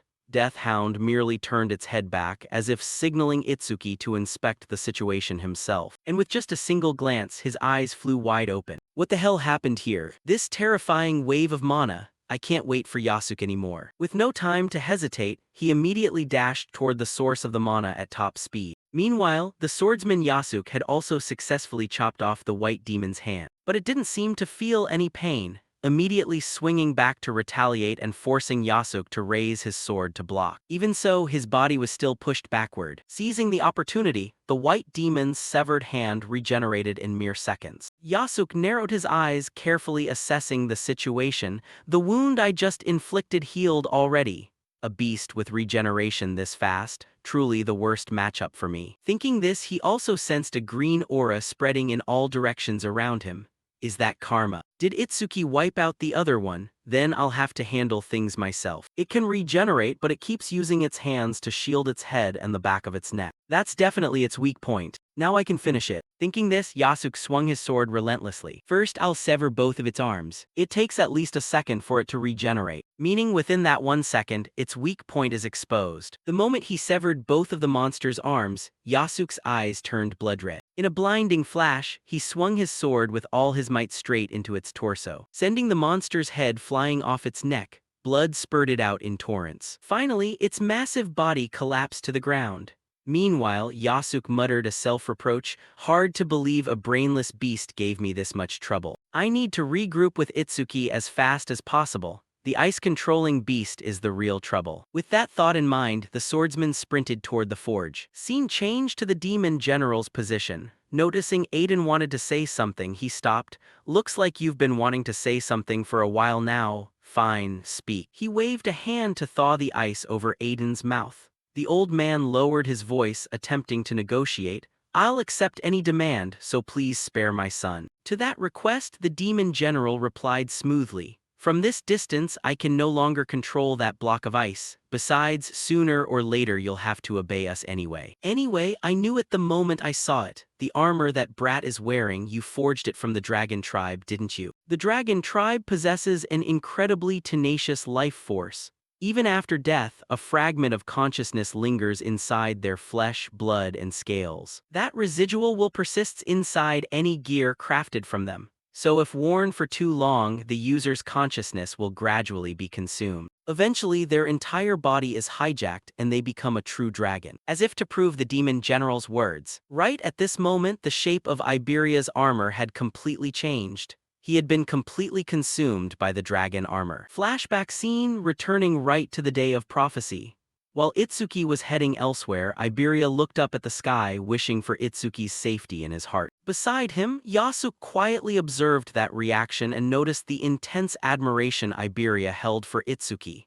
Iberia didn't deny it, admitting that he desperately wanted to become someone like Itsuki. Hearing that, Yasuke looked slightly surprised and immediately asked back. He pointed out that Iberia had met quite a few exceptional people. Aiden Taiwan Izumi Nento. Yasuke himself also possessed far superior fame and combat experience than Itsuki. So why was Iberia so dead set on becoming like Itsuki? Caught off guard by the question, Iberia was completely stunned and didn't know how to answer. Seeing his flustered expression, Yasuke placed a hand on Iberia's shoulder, smiling slightly and saying it was just a random question. No need to take it seriously. Afterward, Iberia fell silent, sinking back into deep thought. He suddenly realized he had never truly thought through why he admired Itsuki so much. The more he thought about it, the less clear his own motivation became. The scene rolled back further into the past by 10 years. At this time, Iberia was overjoyed with his newly received wooden sword. His mother walked up, smiling and asking if he liked his birthday present. Iberia nodded eagerly, his eyes shining bright. He admired the sword for a while, then solemnly gave it a majestic name, the Invincible Sword of Justice Hero. His mother paused slightly but still nodded and praised the cool name. Iberia was extremely hyped, raising the sword high and imagining himself as an awakened warrior preparing to confront calamity monsters. He cheered excitedly and ran outside, wanting to show off his sword to everyone. His mother reminded him to be careful before he vanished. Inside the house, Iberia's father appeared beside his mother, asking in a low voice, "Does he have friends?" Outside in the yard, a group of kids had surrounded Iberia, their eyes glued to the sword with envy and eagerness. A boy spoke in a jealous tone, asking to borrow the sword for a bit. Iberia immediately gripped the hilt tight. He felt anxious under the crowd's gaze, while the other kids reminded him that since his dad was a famous blacksmith who could make as many swords as he wanted, they were just borrowing it for a little while and would return it soon. Iberia wrestled with intense hesitation inside. He knew the sword belonged to him and desperately wanted to refuse, yet he lacked the courage to give a flat-out no. When one of them kept pressing, "What, you won't let us borrow it?" Iberia faltered for a moment before forcing a smile and nodding, handing the sword over to them despite feeling completely reluctant. The moment he grabbed the sword, one kid bolted away, pretending to be an awakened warrior while shouting imposingly as the rest cackled and chased after him.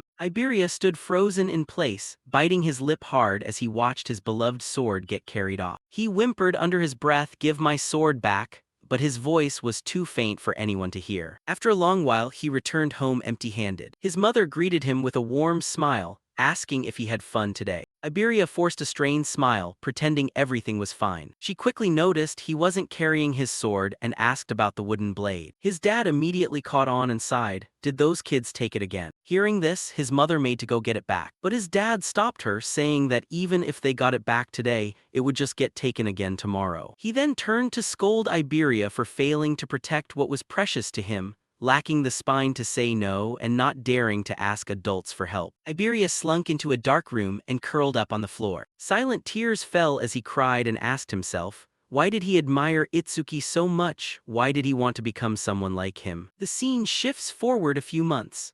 At the hospital, Iberia's father angrily grabbed a doctor by the collar upon hearing there were no treatment options left, while the doctor apologized, saying they had done everything they could, but Iberia's mother had always been frail from the start. His dad nearly went crazy, roaring that they were just supposed to sit around and wait for his wife to die, but the doctor advised him to spend her remaining time by her side. Inside the hospital room, Iberia's mother called out to her son. Iberia rushed over and grasped her hand tightly. Despite being in agony, she managed a gentle smile, telling him that even though his dad often called him a coward, she knew very well what a kind-hearted boy he was. However, she also reminded him, kindness without strength is nothing but a liability. It stops you from protecting the ones you love, and in the end, you'll be the one who suffers. She made him promise to grow strong and use that strength with courage, believing that one day, Iberia would become an awakened warrior who was kind, brave, and powerful all at once. Then she placed her hand on his head and instructed, "Take care of your father." Her hand slipped and fell away as her strength slowly faded to nothing. Iberia sobbed uncontrollably, swearing in his heart that he would become the strongest, bravest, and kindest awakened warrior. The memory faded away as Iberia snapped back to his previous train of thought, continuing to wonder why he wanted to be like Itsuki. He recalled their first meeting when he had only felt terror before Itsuki's overwhelming power and initially thought their alliance was just temporary, yet the longer he stayed by his side, the more he changed. Itsuki wasn't just strong, he possessed absolute courage, never hesitating once whether facing a horde of awakened warriors or dangerous calamity monsters, no matter how perilous. Beneath that stern exterior beat a heart that quietly cared for his comrades. Emerging from his train of thought, Iberia finally found his answer. He voiced aloud, Itsuki was the ultimate embodiment of the awakened warrior he had always dreamed of becoming since childhood, someone strong, brave, and kind. Hearing this, Yasuke nodded in understanding, gently noting that if Itsuki heard those words, he'd definitely be deeply moved, while Iberia gave a sad smile, admitting that he probably could never become someone like Itsuki because he still harbored too much fear and lacked talent. But just standing by his side and fighting alongside him was enough. Returning to the present in the forest, Iberia's body had completely morphed into a massive monster under the influence of the dragon gear, erasing his original appearance entirely and leaving behind only a terrifying monstrous aura. Itsuki appeared and shouted his name loudly. The monstrous Iberia slowly turned his head, glaring at Itsuki for a moment. Right after, it threw its head back and let out a horrific, bloodthirsty roar straight at Itsuki. The scene cuts to the second day of the prophecy, 3:31 a.m., where Iberia was still howling wildly in front of Itsuki as the signs of losing control grew increasingly severe. Itsuki called out to him with a skeptical tone, asking why he had put on the dragon gear again when its use had been forbidden. Looking closer, he began to notice unusual changes in Iberia's behavior and appearance. His reactions looked unnatural, and his physique was slightly different from last time. Under the influence of the dragon gear, Iberia kept emitting strange noises, trying to speak but failing to articulate clearly. Trying to figure out what he was trying to say, Itsuki asked about Aiden's whereabouts. Instead of answering, Iberia let out a heavy roar and blasted a shockwave straight at Itsuki. Following that, his body flashed and vanished. Iberia immediately lunged from behind, aiming for an unannounced ambush. At the very last split second, Itsuki blocked the strike and grabbed Iberia's arm tightly to stop him. He snapped angrily, demanding that Iberia regain control of himself right now. Iberia quickly wrenched free and landed a short distance away, continuing to howl incessantly with a warped, beast-like screech. Clenching his claws tightly, he prepared to launch his next strike. He activated his wind attribute ability and unleashed a sharp blade of wind toward Itsuki. Recognizing the danger, Itsuki instantly activated his appraisal ability to analyze the attack. Determining it was a wind element skill, he reacted in time, dodging behind nearby tree trunks at the final moment. The wind blade cleanly sheared through the row of trees ahead as Itsuki realized he couldn't hesitate any longer and began gathering spiritual energy around his body, pondering the cause of Iberia's condition, either a side effect of the dragon gear or external mind control. Deciding to act fast, he activated his lightning break ability and bolted straight toward Iberia with the intent to subdue him. Upon closing in, he grabbed Iberia firmly to halt his next attack. Iberia continued to growl angrily, struggling fiercely. While holding him down, Itsuki could sense that the magical energy radiating from Iberia belonged entirely to him, yet he still couldn't understand why Iberia was attacking him in this state. Frustration surged, and his anger began to flare up. Right at that moment, Iberia finally managed to squeeze out clear words, desperately begging Itsuki, "Just kill me." Hearing Iberia's voice clearly, Itsuki was momentarily stunned. Taking advantage of that opening, Iberia unleashed another shockwave, followed instantly by a ferocious, high-intensity claw strike without a shred of hesitation. Before the blow landed, Yasuke appeared between the two of them and intercepted the swipe with his sword. Itsuki warned Yasuke to be careful, but Yasuke immediately retaliated with a heavy punch to Iberia's chest. The sheer kinetic force sent Iberia blasting back into the air before crashing hard into the ground. Itsuki tried to explain Iberia's condition, but Yasuke already understood everything and realized the situation had reached its absolute worst. Unexpectedly, Iberia got back up and moved at extreme speed, circling the two of them continuously so fast that both Itsuki and Yasuke struggled to track his movements. Itsuki realized Iberia had completely slipped into a berserk state, while Yasuke confirmed that the dragon gear had consumed him. This was its horrifying side effect. Itsuki understood the only option was to strip off the dragon gear as quickly as possible. However, Yasuke coldly stated that removal was no longer feasible because the dragon gear had completely fused with Iberia's body. He recounted witnessing another awakened warrior get consumed the exact same way, noting that the dragon gear would never detach from its wearer unless they died. Those words left Itsuki dazed, but Yasuke resolutely insisted that killing Iberia might be the only choice left. Yasuke raised his sword, preparing to take the responsibility upon himself and advising Itsuki to leave if he couldn't stomach it. Instead of backing down, Itsuki stepped forward and declared he would handle it himself, leaving Yasuke surprised and initially refusing to let Itsuki shoulder the burden. Itsuki then reminded him that Aiden had been abducted by an ice-type calamity monster, and suggested using the wolf to track Aiden's location so Yasuke could go rescue him, causing Yasuke to hesitate before gradually understanding the reasoning. Itsuki stopped him from arguing further, saying he still had things to say to Iberia as he raised his hand to summon the wolf. After a brief moment of hesitation, Yasuke agreed and handed the situation over to Itsuki, warning him that if Iberia escaped, his strength and feral instincts would only grow worse, making it imperative to end it right here. Right on cue, Iberia leaped onto a tree branch and plunged down to attack from above.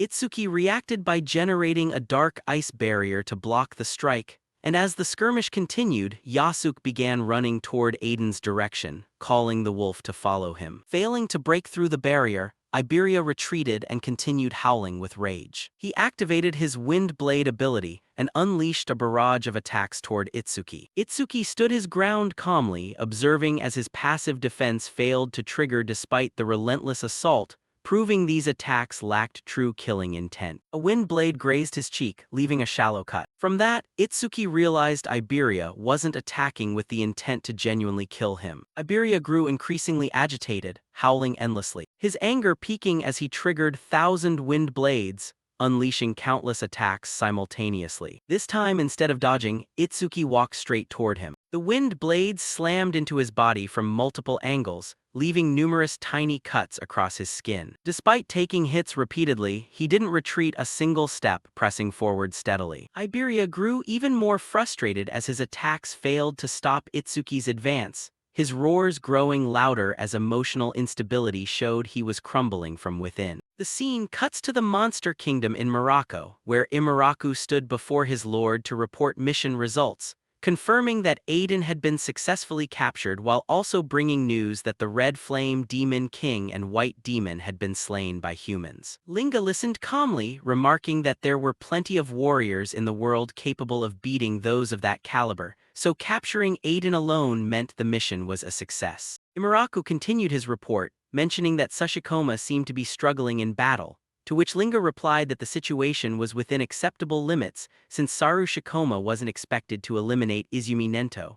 His mission was only to stall most of the special class saviors, though Imaraku added that Sashikoma was currently fighting just a single special class opponent. Hearing this, Linga showed intrigue, noting that apart from Wajin, there seemed to be another human capable of holding off Shikoma single-handedly, and asked for the warrior's identity. Imaraku reported that according to their informant, the warrior was renowned for possessing the strongest physical body among mankind, going by the name Heitan Akira. The scene shifts to the area near Izumi Nento's residence. Heitan was locked in a ferocious battle with the Yeti-type calamity monster, Sashikuma. Their attacks collided continuously, generating massive shockwaves that sent dust, dirt, and debris flying everywhere. The sheer intensity of the clash shocked nearby observers. Kirishima watched the ongoing battle with a look of astonishment, realizing the fight that had started yesterday afternoon still hadn't ended. Even though enough time had passed for his own injuries to heal almost completely,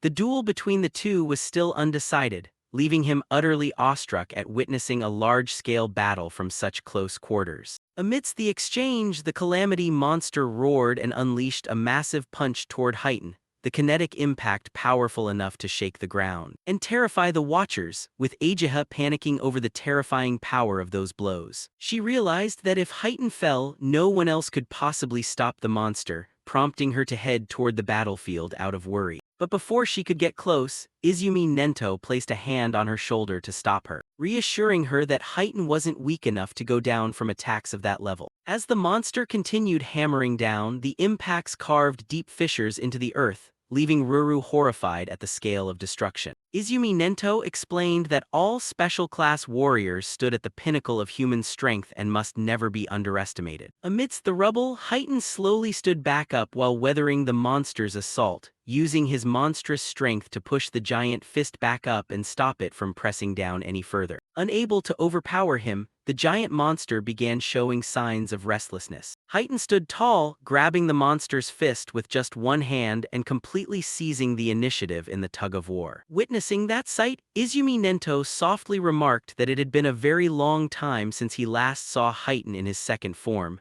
leaving Ajiha surprised upon hearing about a second form. While still holding the monster's fist with one hand, Heitan began radiating a crimson aura from his entire body, his eyes glowing the same red as his presence shifted drastically even from afar. Ajiha felt his presence change entirely, as if he had turned into a different person, while Izumi Nento explained that entering this state boosted all of Heighten's abilities by an astonishing margin, though his personality also became extremely savage and ruthless. As the energy continued to surge, Heighten let out a terrifying roar and forcefully batted away the monster's giant fist, asserting absolute dominance. Izumi Nento prepared to reveal the moniker attached to this transformation state. Filled with rage, Heighten vaulted into the air, his whole body blazing with immense energy. With blinding speed, he hurtled straight at the giant monster and directly pierced through its chest. The terrifying force created a massive hole as he blasted through the monster's body. After flying out the other side, he landed on the ground. The monster stood frozen for a moment before losing its balance and collapsing. Heighten slowly stood up and calmly walked off in another direction. From afar, Ageha watched him leave, looking confused as to where he was heading. Izumi Nento explained that he was likely walking toward the stone pillar maintaining the barrier. Ageha noticed his movements were still very controlled, thinking to herself that even in that state he kept his reason. Izumi Nento stated that if he lost control and attacked both allies and enemies alike, even a massive boost in power would only cause destruction, and fail to make him a true special-grade protector. Heighten finally reached the stone pillar and began punching it repeatedly. With relentless, powerful strikes, he smashed the pillar's structure to pieces. As the pillar collapsed, the red light in his eyes gradually faded, and his condition stabilized. The ferocious state vanished, and he regained his composure. Clenching his fist, he wondered to himself why he was there and whether the enemy had been dealt with. Realizing that presence surfaced again during the transformation, he sat down on the ground and muttered that it was a nuisance. Once the stone pillar was destroyed, the red barrier surrounding the area also began to dissolve. Ageha watched the barrier disappear, wondering if everything was finally over. Izumi Nento shifted the focus to her previous actions, pointing out that she had risked her life to heal Heighten despite knowing the fatal danger. He remarked that this behavior completely differed from her usual cautious nature. Normally, she would suggest retreating instead of gambling on a slim chance. He noted she was starting to resemble Itsuki in her decision-making. She quietly denied it, but her mind drifted toward Itsuki, worrying about his situation deep within the forest. Even with strong allies like Yasuke there, the outcome remained a question mark. The scene cut back to the forest. Iberia, still possessed by the dragon gear, continued attacking while crying inwardly. He couldn't understand why Itsuki wasn't dodging the incoming strikes. Itsuki kept walking straight ahead without making any effort to evade. He intentionally let the attacks hit him, understanding that physical pain could suppress hesitation and help him maintain focus. A barrage of wind blades continuously hammered his body, leaving gashes all over his flesh. Blood poured from his wounds, but he didn't slow down a bit despite taking hit after hit. He kept pushing forward until he drew close to Iberia. Once close enough, Itsuki grabbed Iberia tightly by the neck, halting his movements. Raising his hand, he prepared to unleash a penetrating energy sphere. Before firing, he declared that this blow would end everything. Iberia roared and unleashed one final shockwave. Though still hesitating inwardly, Itsuki released the sphere. The attack pierced straight through Iberia's chest. The impact sent Iberia's body collapsing. Itsuki immediately caught him before he hit the ground. As Iberia's consciousness began to fade, the dragon gear started melting away from his body. His appearance returned to normal, still cradled in Itsuki's arms. Iberia began to apologize, regretting that he had lost control, and fearing he had become a burden. Itsuki reassured him that he had never been a burden. Iberia asked doubtfully, to which Itsuki affirmed that everyone excelled in their own way. With fatting strength, Iberia gripped Itsuki's hand and recounted the vague info he overheard earlier. The calamity monster didn't want to kill his father but rather control him. He expressed his firm belief that Itsuki would save his father. Itsuki accepted the responsibility, declaring he would definitely defeat the monster that caused this tragedy. Iberia, enduring mounting pain, forced out a final smile. With a sense of relief, he thanked him for his final words and entrusted the future to Itsuki. The scene shifted to the second day of the prophecy, 3:33 a.m., the exact moment Iberia passed away. The perspective shifted to the demon realm. The demon god acknowledged the outcome, realizing things had progressed further than expected. However, he stated this was merely the beginning of a grander plan. With a twisted sense of satisfaction, he vowed to systematically destroy everything precious to Itsuki, promising to bring even more suffering in the future. The scene cut to a group of warriors stealthily making their way through the dark forest at night. One of them grumbled that after such a fierce battle, they still had to escort Izumi Nento across the mountain range. He explained that Heitan was so exhausted he could barely stand after the engagement. Right then, Ageha in the group suddenly sensed a powerful and strange emotion emanating from ahead. She pointed into the darkness, saying the source of this energy was right in front of them. The blue-haired warrior instantly drew his sword, shouting loudly to demand who was lurking in the dark. But Ageha recognized the silhouette sitting from behind and let out an astonished gasp. She asked, "Is that Tenma?" and saw the young man tightly hugging the corpse of his fallen friend. With a face full of bruises, Itsuki raised his head to greet the arriving mentors. Ageha went into shock upon seeing his injuries, hurriedly asking what happened here. At that moment, another man appeared alongside a giant wolf, stating he would explain the entire situation. The group looked surprised, wondering who else was in this dark forest. The newcomer introduced himself as first-class savior Bokudo Yasuk. Ageha immediately asked him about the mission to protect the kidnapped blacksmith. Images of the three main villains flashed by, the ones the heroes faced on that tragic night. Yasuk bowed his head, his heavy voice admitting that they had been completely overwhelmed by the enemy. He recounted that the battle ended in the worst possible way, resulting in heavy losses on their side. Yasuk began explaining, after Aiden was captured, he used the wolf to track the monster pack, but he and the wolf only found a few of their clones in the forest. The calamity monster is cunning. It deliberately left decoys to throw us off. Nento anxiously asked about Itsuki's current condition. She replied that they were only scratches and the bleeding had stopped, but he stubbornly refused treatment. Ageha worriedly stated that she could feel a blaze of fury burning more fiercely than ever inside Itsuki's heart. Fearing that if things continued this way, their friend's soul would be completely consumed by hatred. Alone in his room, Itsuki quietly stared at the family portrait of Iberia placed on the desk. In the photo, the blonde boy smiled happily beside his parents on a sunny day. Gazing at the picture, he recalled the first time he met Iberia,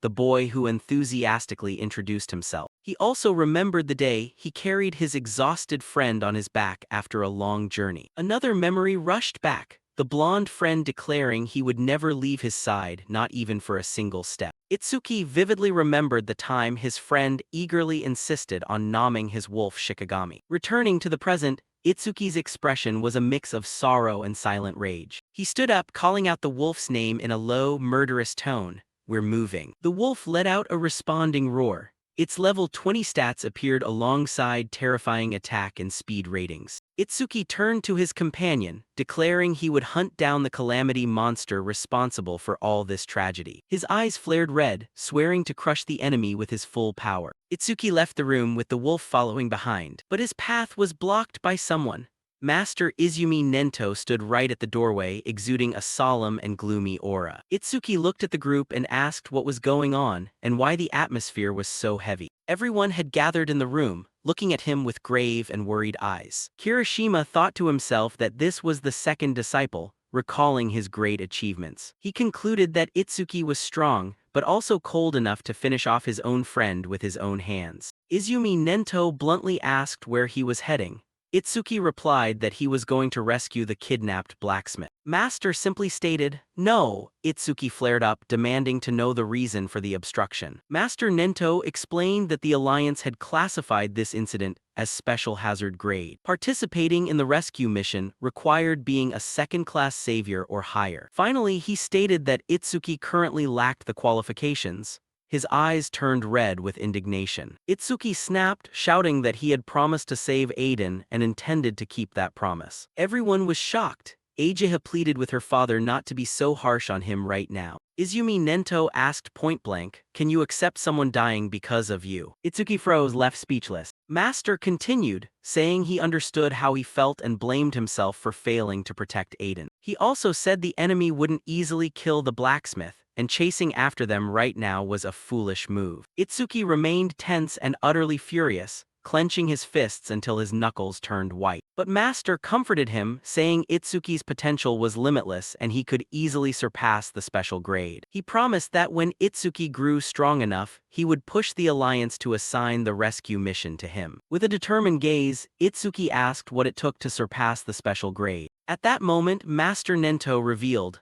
the best way was to participate in the Apex camp. Itsuki repeated the name in confusion, not understanding what it was. Master explained that the top 10 of the national tournament qualifiers would receive invitations. Those who survived the training camp would become humanity's core force, and the next Apex camp would begin in 3 days. Continuing the scene, Izumi Nento spoke in a steady voice. If you get through the trials there, you won't just rank high in the tournament, but you can become a special grade savior much faster. That is the shortcut. Hearing this, Itsuki immediately nodded, his voice filled with resolve. Fine, I'll join the Apex camp. Master Nento nodded, adding that they first needed to treat his body, currently covered in wounds. Ageha immediately used blue butterfly magic to heal all of Itsuki's wounds. While being healed, he asked if she knew anything about this training camp. Ageha confirmed she knew it well, and Itsuki mentioned that Master said it was the ultimate place to forge true strength. Ageha nodded, confirming that only the most exceptional geniuses had the chance to step foot there. But she continued in a grave tone, that's precisely why it's extremely dangerous. I've witnessed many people regarded as geniuses step in there with full confidence. Yet upon arrival, they realized they were just ordinary people, and then suffered complete mental breakdowns. She defined the Apex camp as the training ground of geniuses, but simultaneously the graveyard of geniuses. The training there was so brutal that unfortunate incidents happened to participants every single year. Itsuki smiled upon hearing this. A place like that is exactly what I need right now. Ageha suffered severe shock, freezing in place at an answer completely beyond her expectations. Now healed, Itsuki stood up and said he used to worry about not finding real opponents to fight. With a resolute gaze, he declared, I can only grow by facing truly powerful enemies. Ageha stood still, her face slightly flushed from being swept up by the strength and confidence radiating from Itsuki's words. Noticing her flushed face, Itsuki anxiously asked if she used too much energy healing him. Ageha hurriedly shook her head, stammering that her body just heated up a bit when using her ability for prolonged periods. Inside Ageha's chest, her heart was pounding frantically. It was the first time she heard her heartbeat so clearly. With a blushing face and a spinning head, she wondered what on earth she was thinking. After putting his clothes back on, Itsuki solemnly thanked her for the help. Ageha asked where he was heading next. With a sorrowful look, Itsuki replied that he needed to say goodbye to someone important. The scene cut to the forest. Itsuki and Yasuke stood before a grave. The gravestone was clearly engraved with the name Iberia, his sword placed beside it along with a few memorial flowers. Yasuke apologized for dragging him through this, but Itsuki shook his head, saying it was his own choice. Yasuke asked if he planned to leave right away. Itsuki nodded, confirming he would head to the training camp to forge his strength for revenge. Itsuki turned to ask Yasuke what he planned to do, and Yasuke shared his story. If he hadn't met his master, he might have been killed by monsters long ago and never become an awakened one. This armor, this sword, and even his very life had been bestowed upon him by his master. So no matter what happened, he would find his master, he said with a voice full of determination. Itsuki reached out to make a promise gesture to his master, his eyes burning with resolve. He took a step back, pointed at Yasuke, and warned,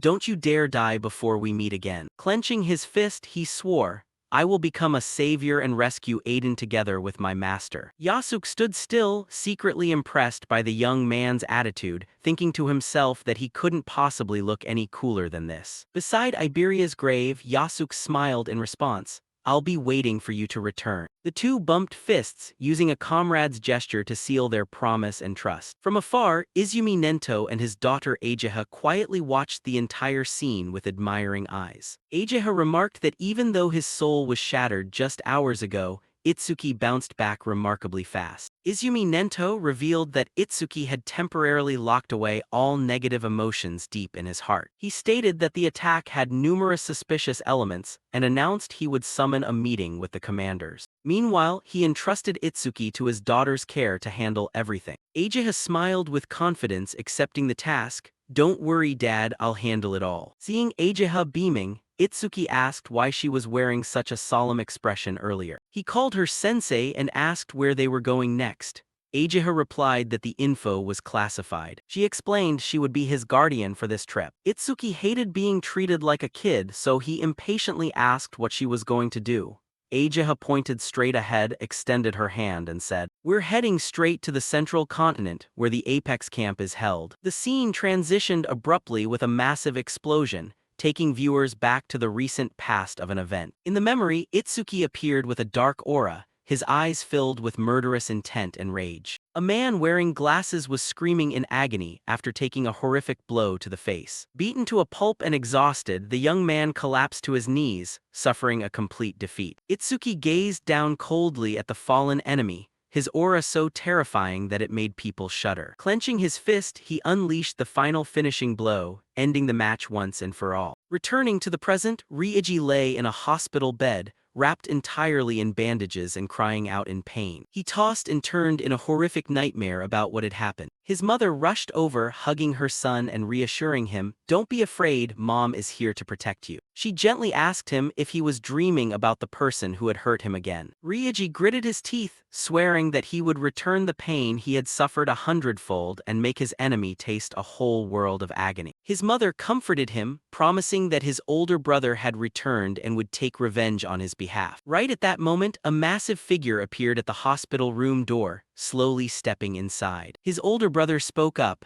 asking if it must hurt terribly. Ryuji begged his brother to take revenge for him and defeat the one who caused all of this. That figure asked back, "The name of the person who did this to you, is it Tenma Itsuki?" Ryuji nodded in confirmation, saying that the guy was just a parentless orphan, yet he had taken first place in the preliminary rounds. Hearing this, the older brother realized that if the guy took first place, he would definitely be at Apex camp. With a wicked smile on his lips, he swore, "When I find him, I'm going to crush Tenma Itsuki." Shifting to the protagonist's location, he and the guardian Ageha had arrived at the training camp, where Ageha looked up at the sky, let out a sigh of relief and announced, "We've arrived." Appearing before them was a massive glass dome structure that looked intensely sci-fi, leaving Itsuki gaping in awe as he muttered, "So impressive. This is completely different from what I imagined." The two of them merged into the crowd and strode toward the main entrance of the building, with Itsuki muttering in acknowledgement. And true to what Ageha had said, he was now surrounded entirely by giants wearing flashy gold armor and carrying huge shields, or players strolling around with skeletal monsters in tow,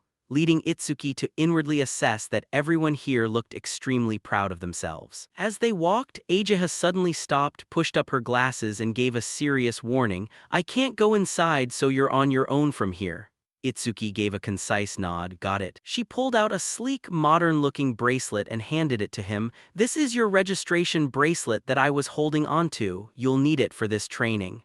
The young man reached out to take it, tossing out a bland expression of gratitude. "Thanks." Seeing the bracelet rest securely in Itsuki's palm, Ageha couldn't help offering one last heartfelt warning. "Listen, try not to do anything that draws too much attention. You don't want to get on anyone's radar." Brushing aside that anxious warning, the stubborn youth turned his back and walked straight into the portal of light, leaving behind a curt defense, "I know." Watching her unruly younger brother's retreating figure, cold sweat began to bead on Ageha's forehead as she sighed softly to herself, murmuring, "Knowing Itsuki's personality, I just can't help worrying." Stepping into the reception area, Itsuki approached the registration counter and spoke very politely, I'd like to register as a participant." Sitting behind the counter was a haggard, stubble-faced employee with a toothpick clenched in his teeth, looking as though he hadn't slept in days.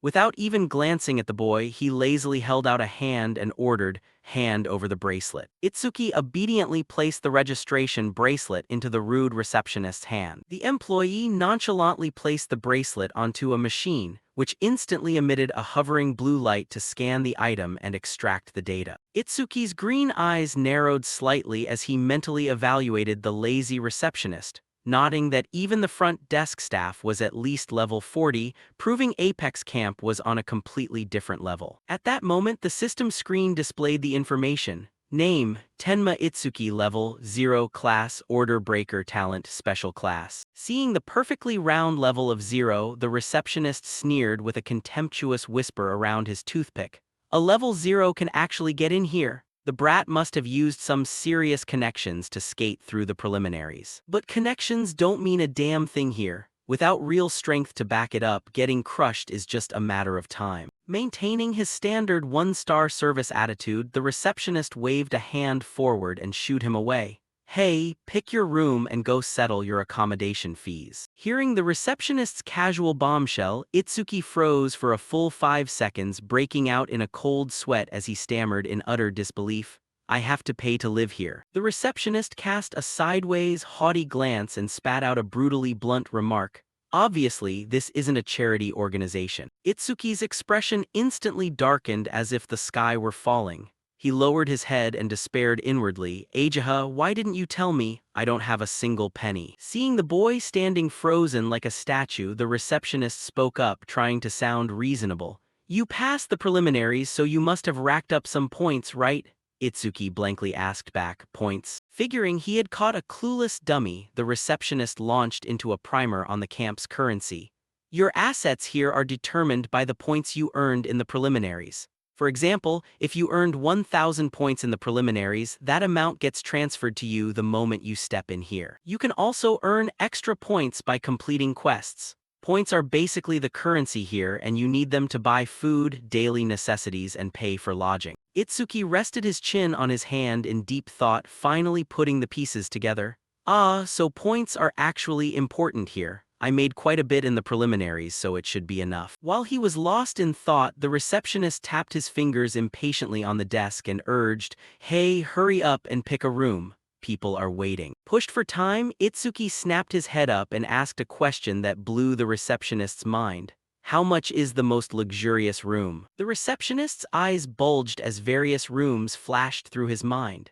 Standard room 35M2 for 100 points month, luxury room 75M2 for 500 points month, and a villa 200M2 for 2,000 points month. Meanwhile, Itsuki was weighing his options, thinking, a regular room is fine for me, but I've got with me too. We wouldn't fit in a cramped space. After weighing the pros and cons, the boy made a massively money-burning decision.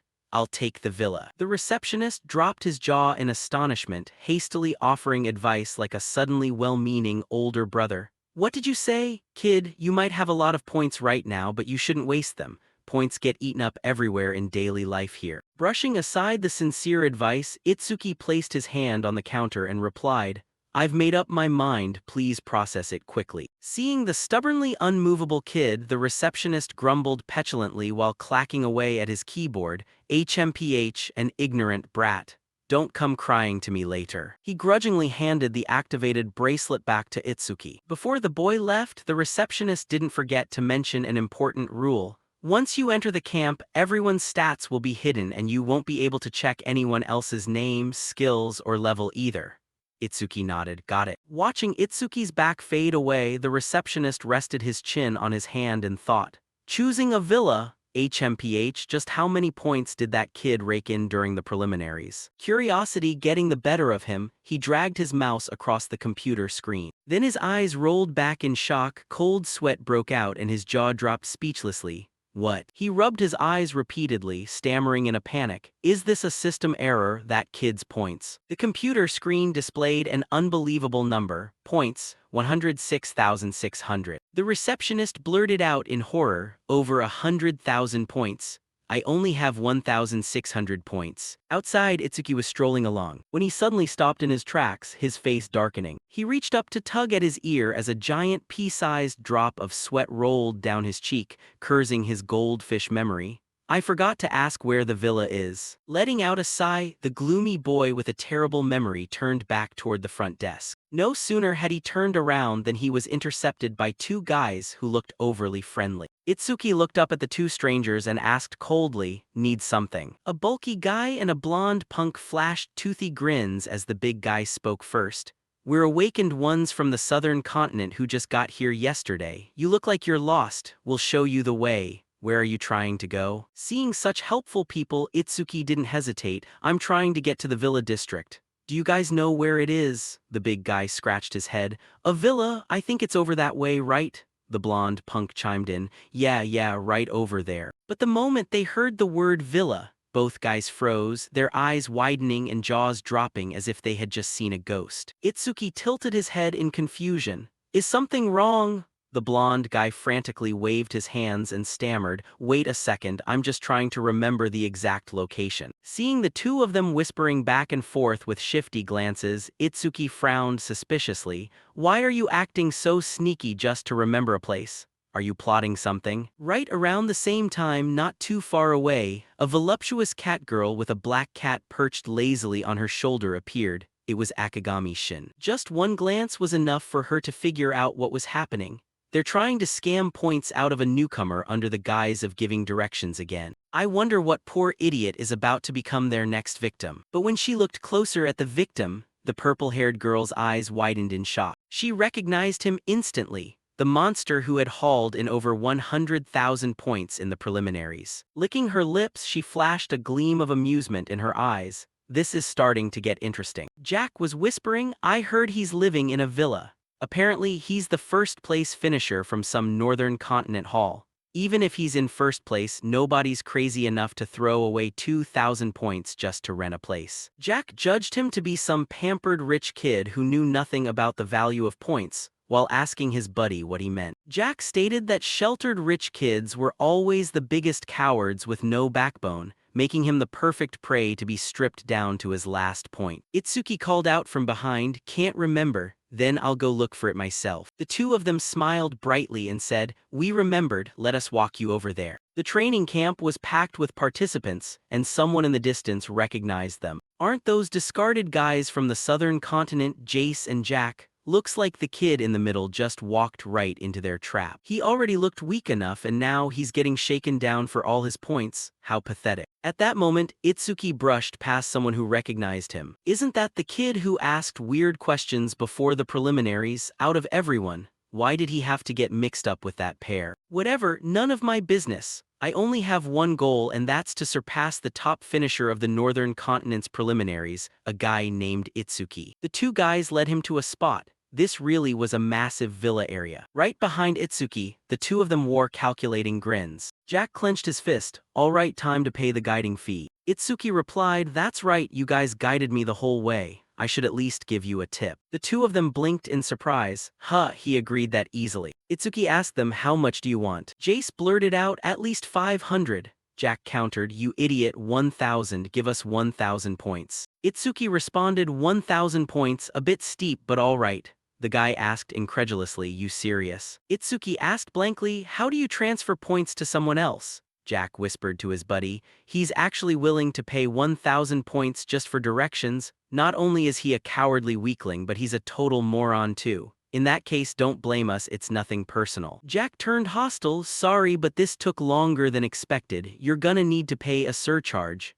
Jace hiked the price. "That's right, 5,000 points total." Jack demanded, "If you don't have enough, hand over everything you've got." Itsuki had figured out their scheme. The aura radiating from him terrified them. What the hell is up with this guy? It feels like his entire being just shifted. The two puffing up their chests argued, "So what if we did? If you wanna be mad, blame yourself for letting your guard down. Hand over the points right now or you're gonna get hurt." Itsuki warned them, "I'm pissed off now, so no matter what happens, don't go crying about it." Jack activated his power. "Let me spell it out for you. I ranked 6th in the Southern Continent preliminaries. There's no way I'm losing to trash like you." He threw a punch. "You fool, I'll turn you to ash with my Thunder Fist. B-rank skill Thunder Fist." When the fist hit Itsuki's chest, the notification appeared, "Absorbed B-rank lightning skill via Thunder Shock 3. Agility plus 10%.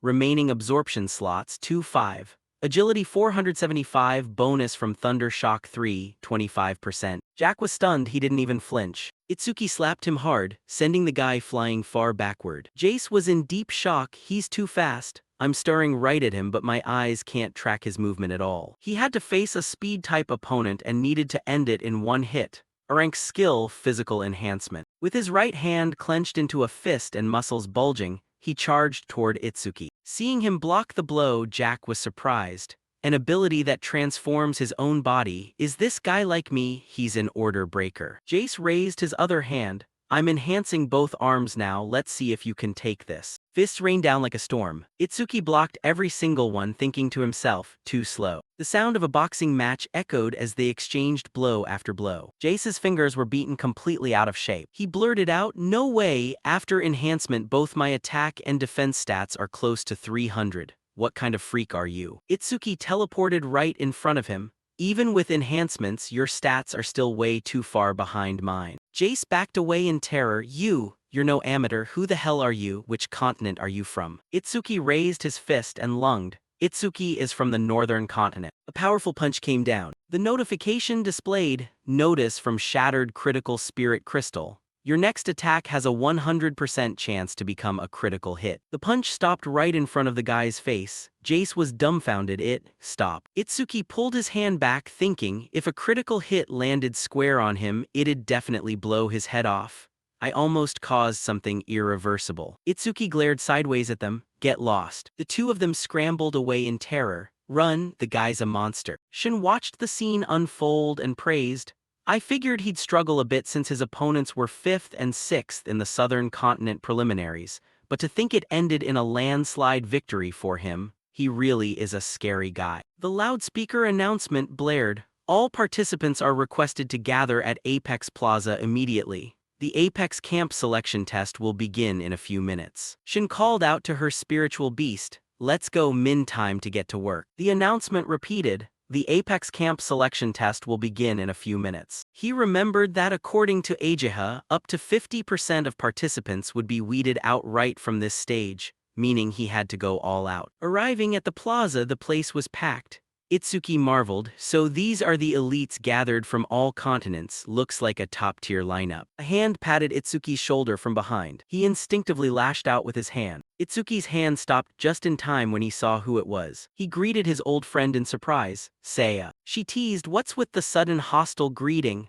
Horino chimed in, daring to punch Seiya, you've got some nerve. Itsuki awkwardly said, sorry, I thought you were an enemy. Seiya worriedly asked, geez, why are you so on edge? Horino asked curiously, where's Iberia? You two are always attached at the hip, right? Itsuki's gaze grew sorrowful at the thought of his old friend. Seiya hesitatingly asked if there was a chance he got hurt during that recent attack. He had tucked Iberia away safely at home. Horino threw an arm around Itsuki's shoulder. Don't look so gloomy, if he's hurt, a little rest will fix him right up.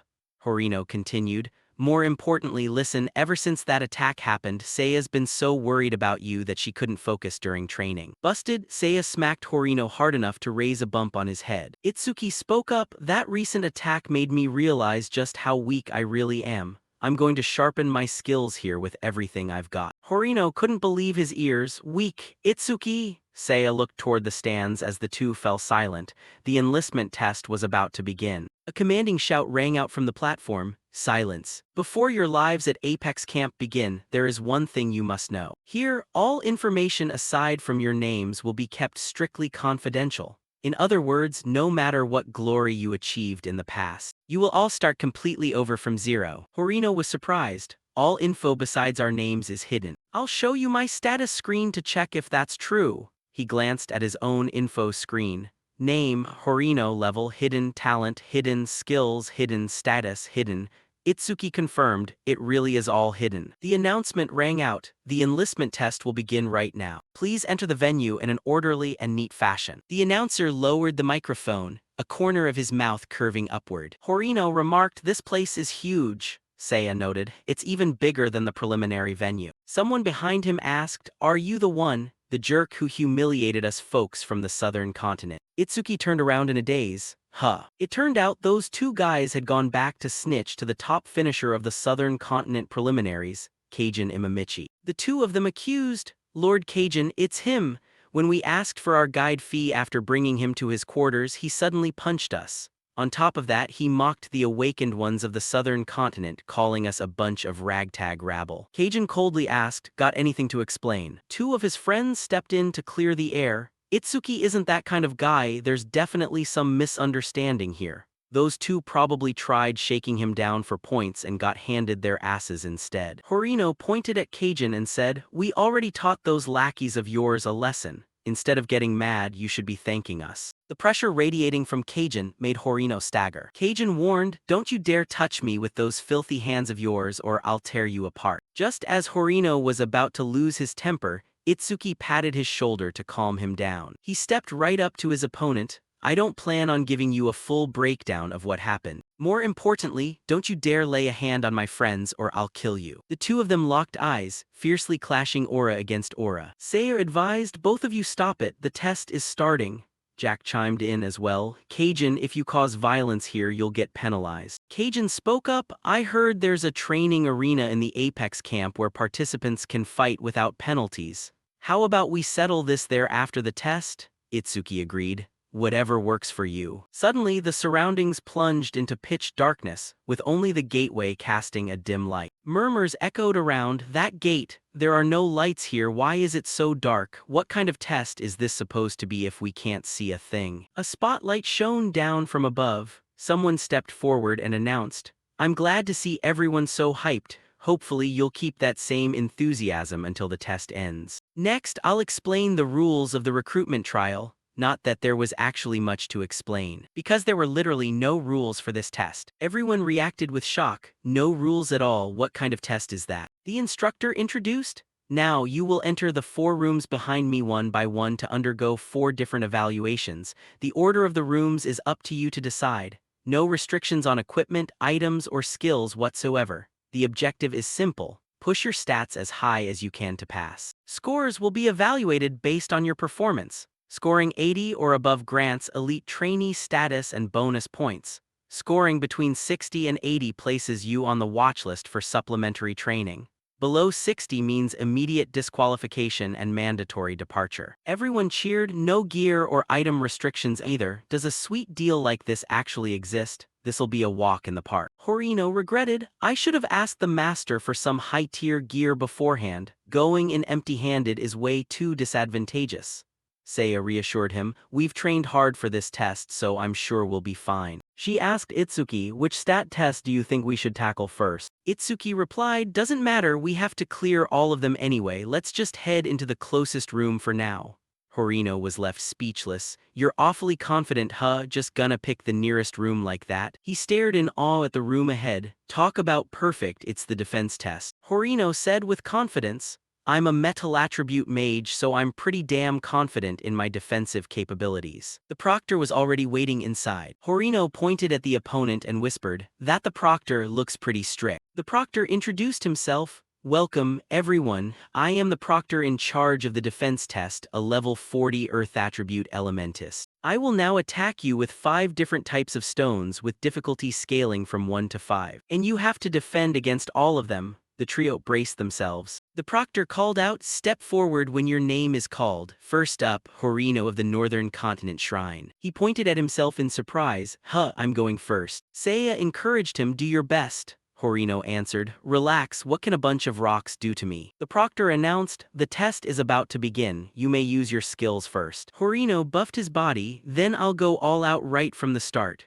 Ranksy skill, metallic defense plus 50%. He declared, "Bring it on." At this point, his defense reached 258. The proctor pulled out the first crystal stone, difficulty level 1. He hurled it straight at Horino. Crossing his arms, Horino blocked it. "Is that all? Didn't even tickle." The proctor chuckled, "Boring, let's skip straight to level 2. The proctor condensed a much larger sphere. It shot forward so fast it even startled Horino. He threw both arms up to intercept it. Horino managed to hold his defensive line. Seiya asked with concern, "Horino, you alright?" He flashed a thumbs up, "No problem at all." Itsuki silently activated mana detection.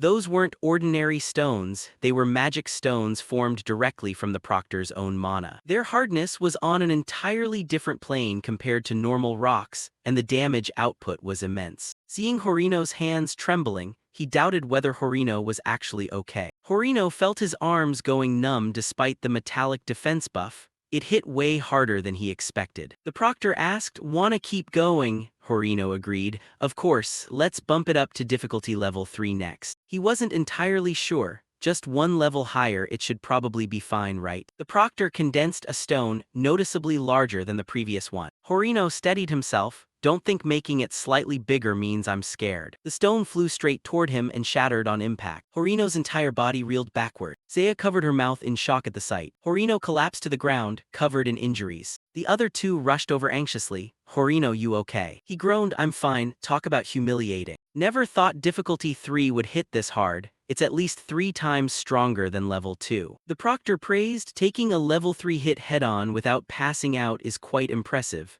You'll probably get a high score. He called out the next name. Next up, Itsuki of the Northern Continent Shrine. Itsuki first helped his friend up. Horino whispered a warning, listen, every time the difficulty goes up a level, the rocks get exponentially stronger, don't push yourself. Itsuki answered, got it. The proctor asked, so, what difficulty do you want to start with? Itsuki calculated mentally. Even with metallic defense, Horino's defense is likely under 300, but thanks to my black water wall, mine's already at 627. The proctor misunderstood, thinking to himself, scared after seeing what just happened, can't really blame him. He said leniently, if you can't decide, we'll start at level 1.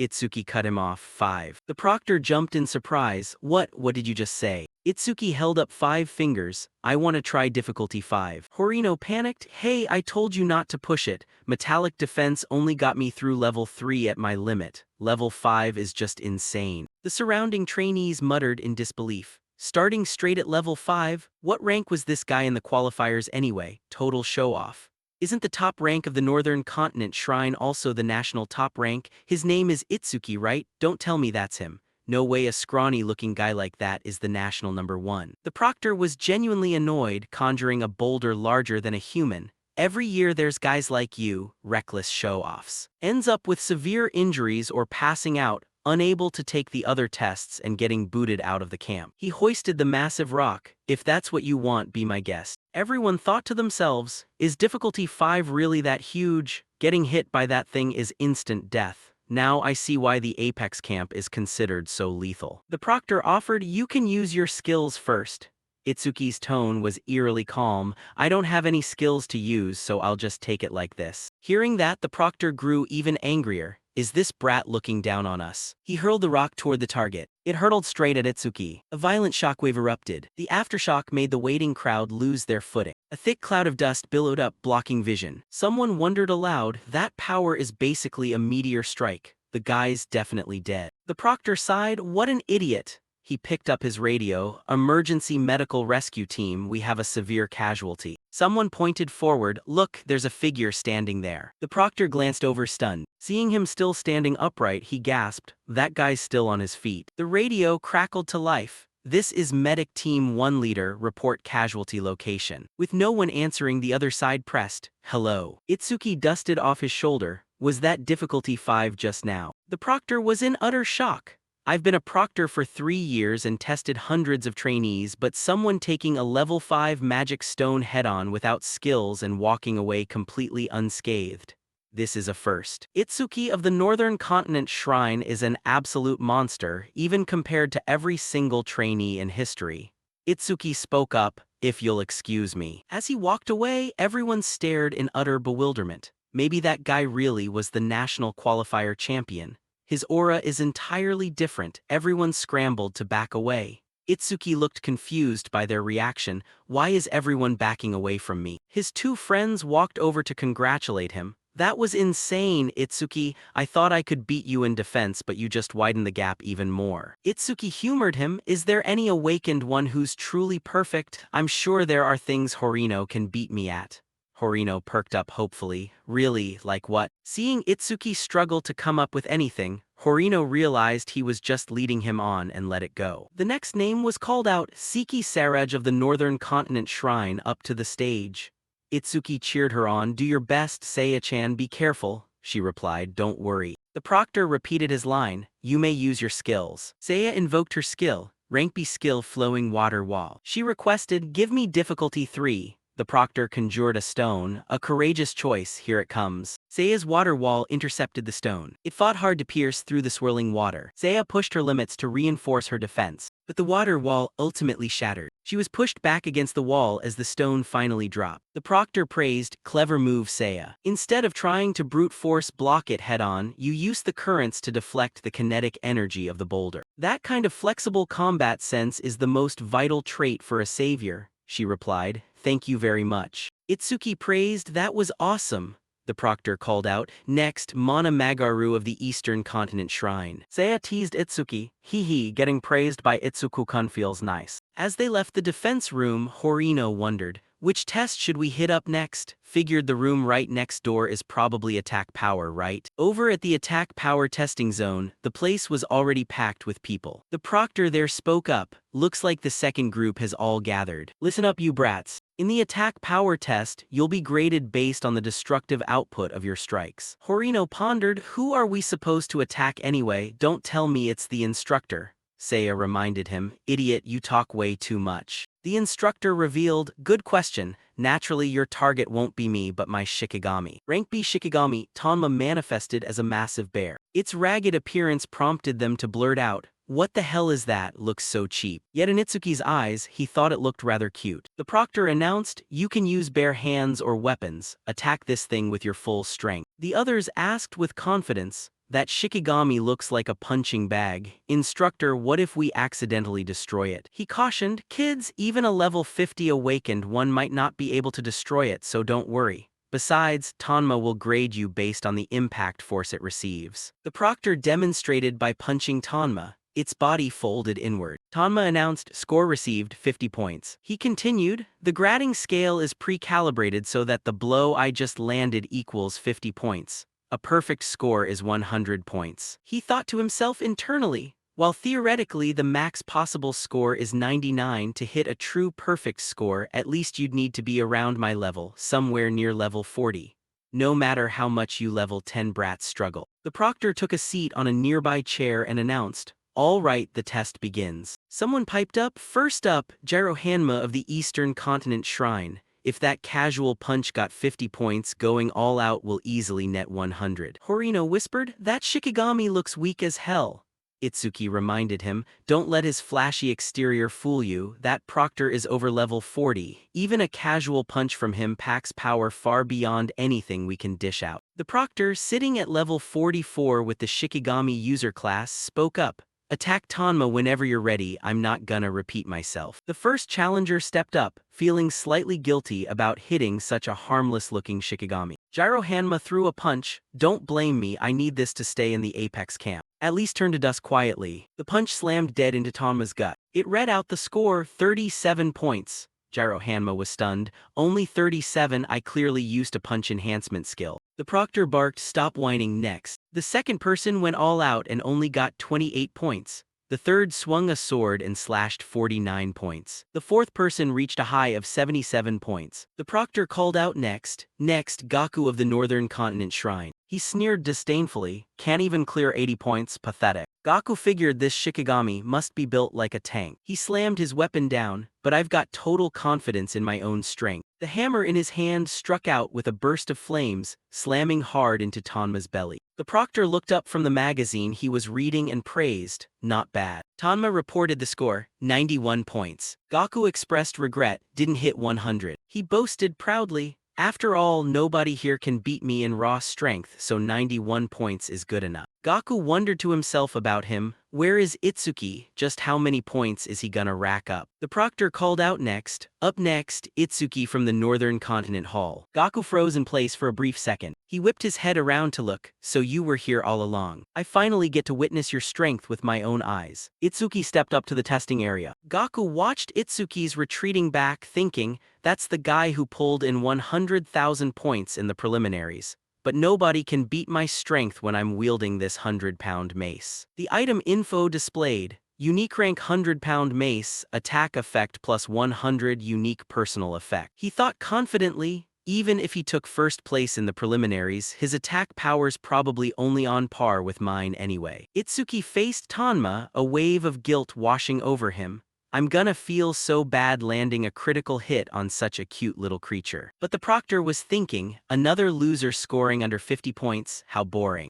Itsuki raised his fist. His eyes flashed and blood vessels surfaced across his face. He unleashed a colossal punch, swirling energy surging straight toward Tanma. Its head was blown completely off. The proctor was still engrossed in his magazine. That chick's got a nice body. A shockwave rippling from behind startled him. The proctor couldn't believe his eyes. What the hell? He tore Tanma apart with his bare hands. Is this guy seriously a trainee? Itsuki thought to himself, so that critical hit charge from earlier carried over after all. He looked surprised. You're still alive. Tanma's head wore a pitiful expression. Itsuki rubbed its head and asked, what's my score? It replied, 100 points. Everyone was shocked. A perfect score? Wasn't that Shikigami supposed to be indestructible even against a level 50? He scored 9 points higher than Gaku using a hammer, and he did it barehanded. Gaku turned pale with fear. No, it's not just a 9-point difference. He only got 100 because the scoring system physically couldn't go any higher. That casual punch completely eclipsed all my strength. What was that nonsense about not losing in strength? I was way too arrogant. The proctor walked over to inspect Tanma. I configured it so that only strength above level 50 could hit 100 points. He turned to look at the boy. Could this kid have? Itsuki panicked. Is the instructor mad that his Shikigami got wrecked? I better bail while I still can. He blurted out, my bad, and bolted away at full speed. The proctor announced, the test is temporarily suspended. Wait 10 minutes. Seiya came over to congratulate him. That was amazing. Not only your defense but your strength is insane. Itsuki hummed modestly. I just got lucky. I can't output power like that all the time. Horino patted his chest. Don't be so modest. What happened to that guy earlier saying Itsuki wouldn't even break 30 points? See that? He scored 100 points. Seiya chuckled. Why are you acting so proud? You're not the one who scored. Itsuki figured the test wouldn't resume for a while. Seiya suggested, Itsuki, why don't you go knock out another test first? We'll wait here. He instructed, let's meet up at the plaza once we're all done. Mana test next hub. Itsuki headed over to the Mana testing room. The female proctor inside was level 42 with the craftsperson class. She announced, Mana testing grounds, looks like everyone's gathered, so I'll explain the test rules. The other young guys blushed and stared at her adoringly. That proctor is drop-dead gorgeous. I want to take her out on a date. Maybe if I score high, she'll invite me to dinner. Shin looked disgusted at their display. Guys really are all the same. She frowned upon seeing Itsuki. He's here too. And he's staring right at the proctor. Men really are hopeless. She had misunderstood. Itsuki was looking at something else. So that thing covered under the red cloth was the testing device.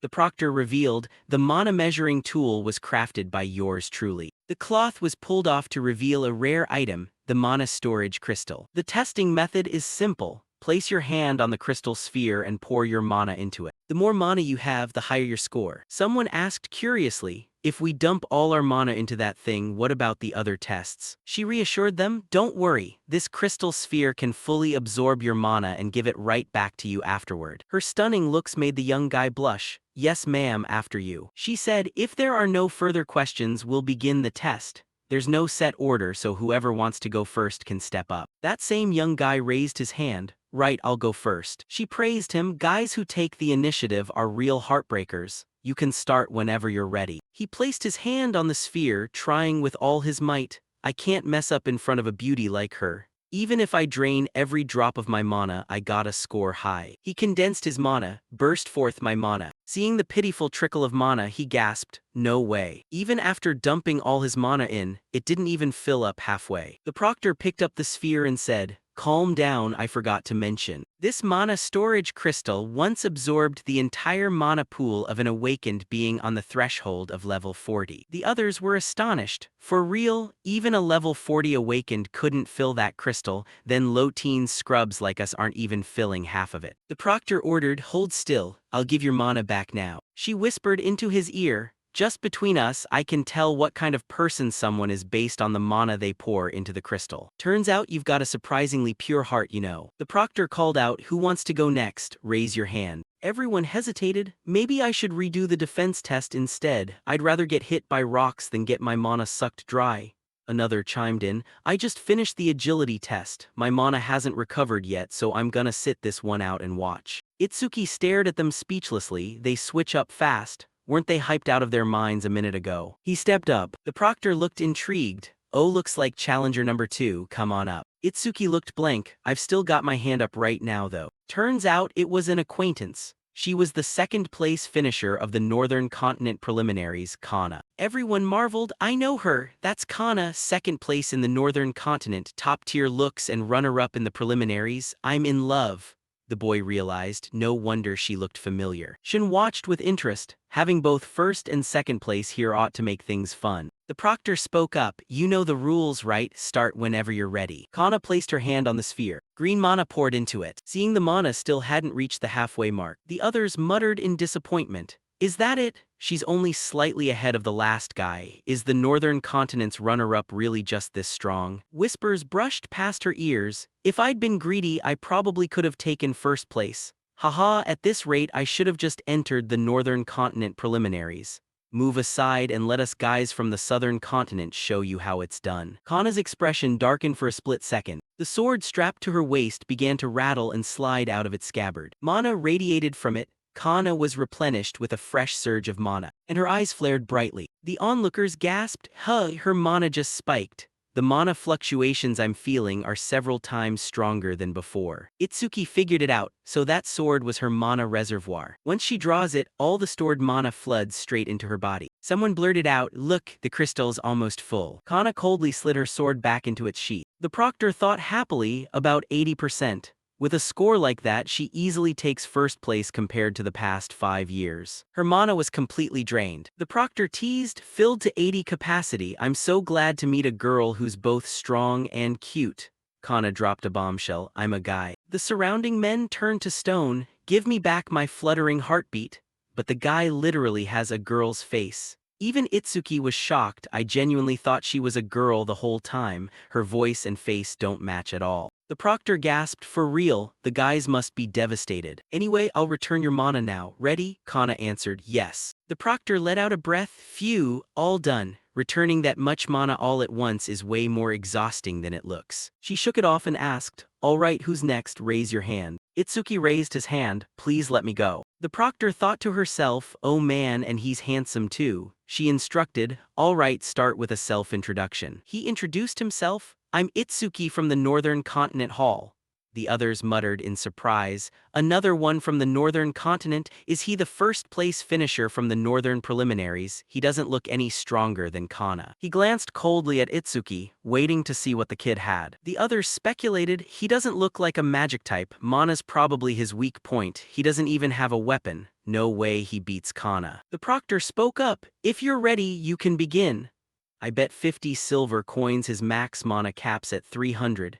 Itsuki thought to himself, my base mana is only 380 so I probably can't even fill half the crystal, but I've got the Mana Sense passive on my side. The notification displayed, Mana Sense level 1, continuously drains mana when active, detects mana flows within a 1200 m radius. For every enemy unit detected, personal mana recovers by 10%. He activated his mana. Every time he detected a mana user within 1,200 meters, his own mana increased by 10%. In other words, counting the instructor, every awakened person here was essentially his personal mana battery. As long as they stayed here, his mana would be infinite. A flood of notifications popped up, enemy unit detected, personal mana increased by 10%. Personal mana increased by 10%. Enemy unit detected, personal mana increased by 10%. Personal mana increased by 10%. They were dumbfounded. He's still pumping mana and he's doing it barehanded.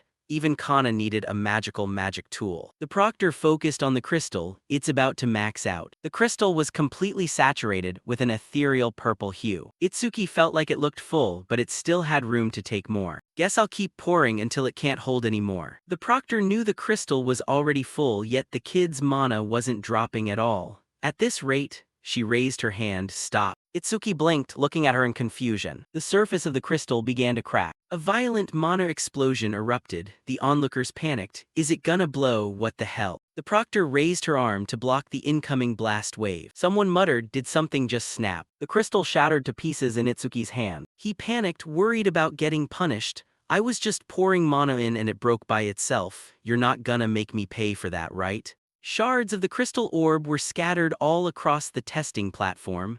The crowd stared in utter astonishment. Some wondered if the crystal orb had actually exploded because it couldn't handle the sheer magic power.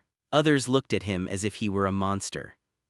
The red-haired instructor stood in silence, deep in thought. She wondered how many years it had been since something like this happened. Then she remembered the last person who had done the exact same thing. 10 years ago, there was another extraordinary individual.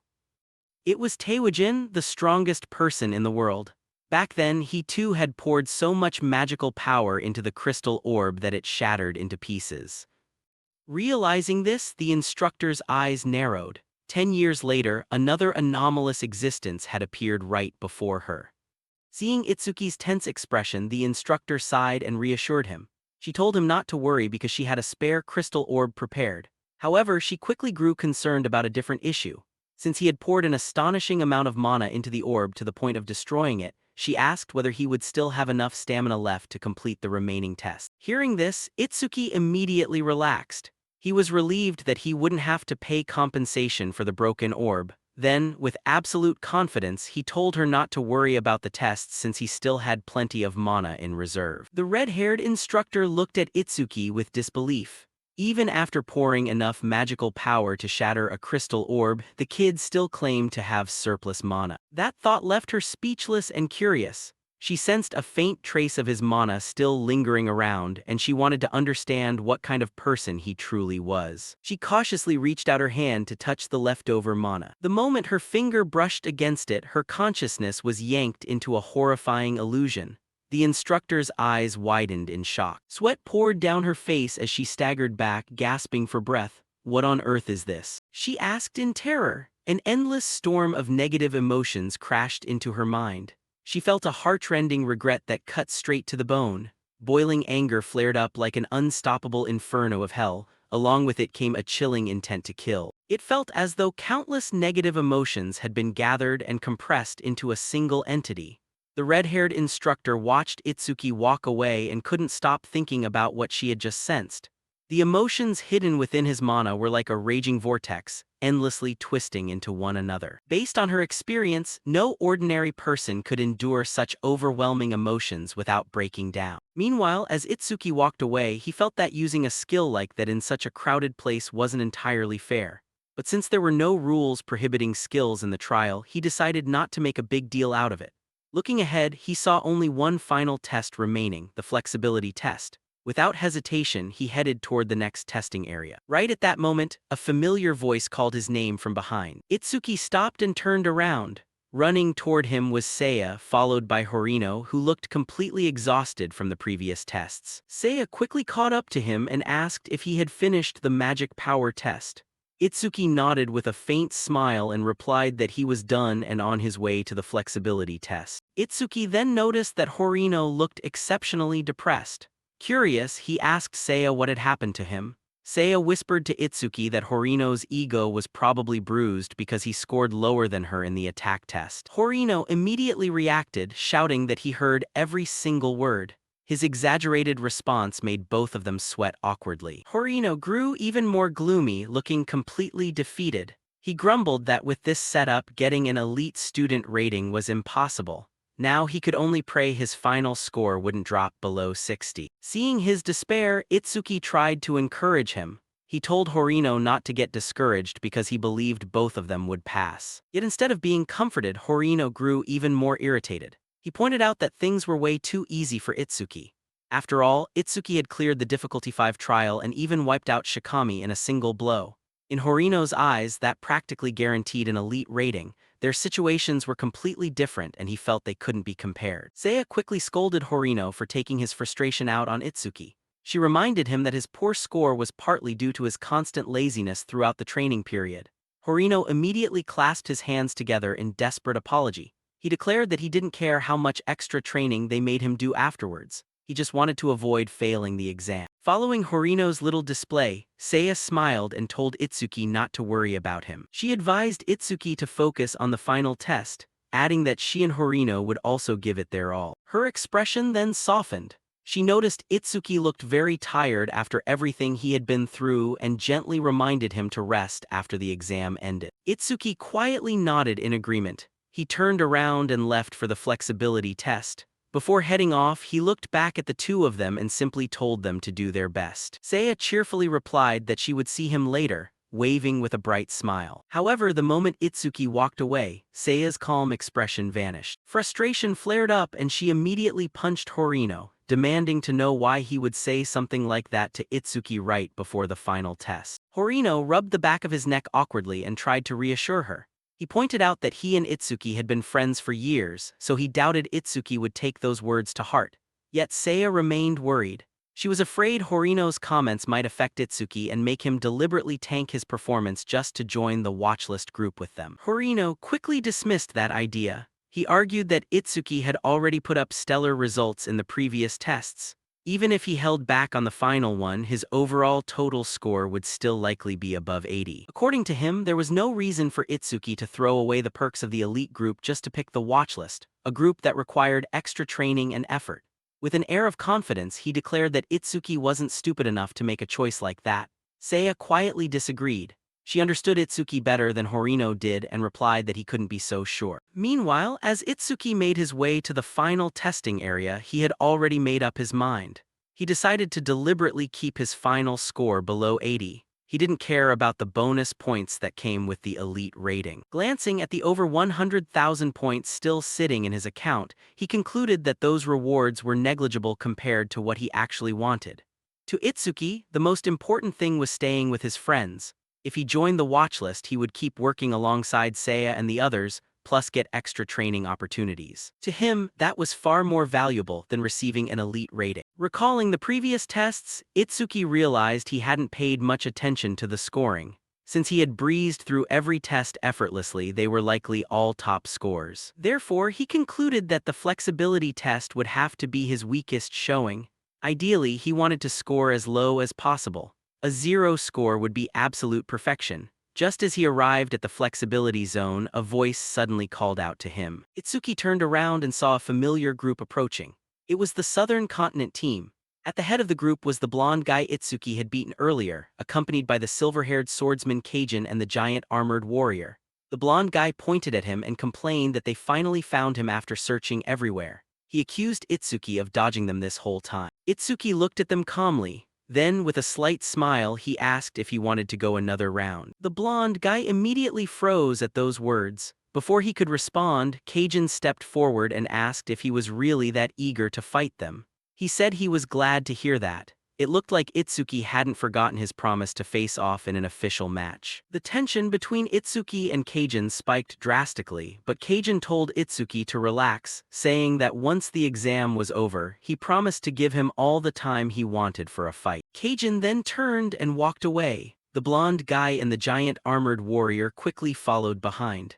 As they left, the blonde guy made a throat-slitting gesture toward Itsuki. Seeing that, Itsuki couldn't help feeling confused. He wondered if these guys got hit in the head during the exams. After all, they were the ones who challenged him first, yet now they were acting as if they were letting Itsuki off easy. Shaking his head, Itsuki decided not to waste any more thought on it. Right now, the only thing that mattered was the final test. He shifted his attention to the large arena set up for the flexibility test.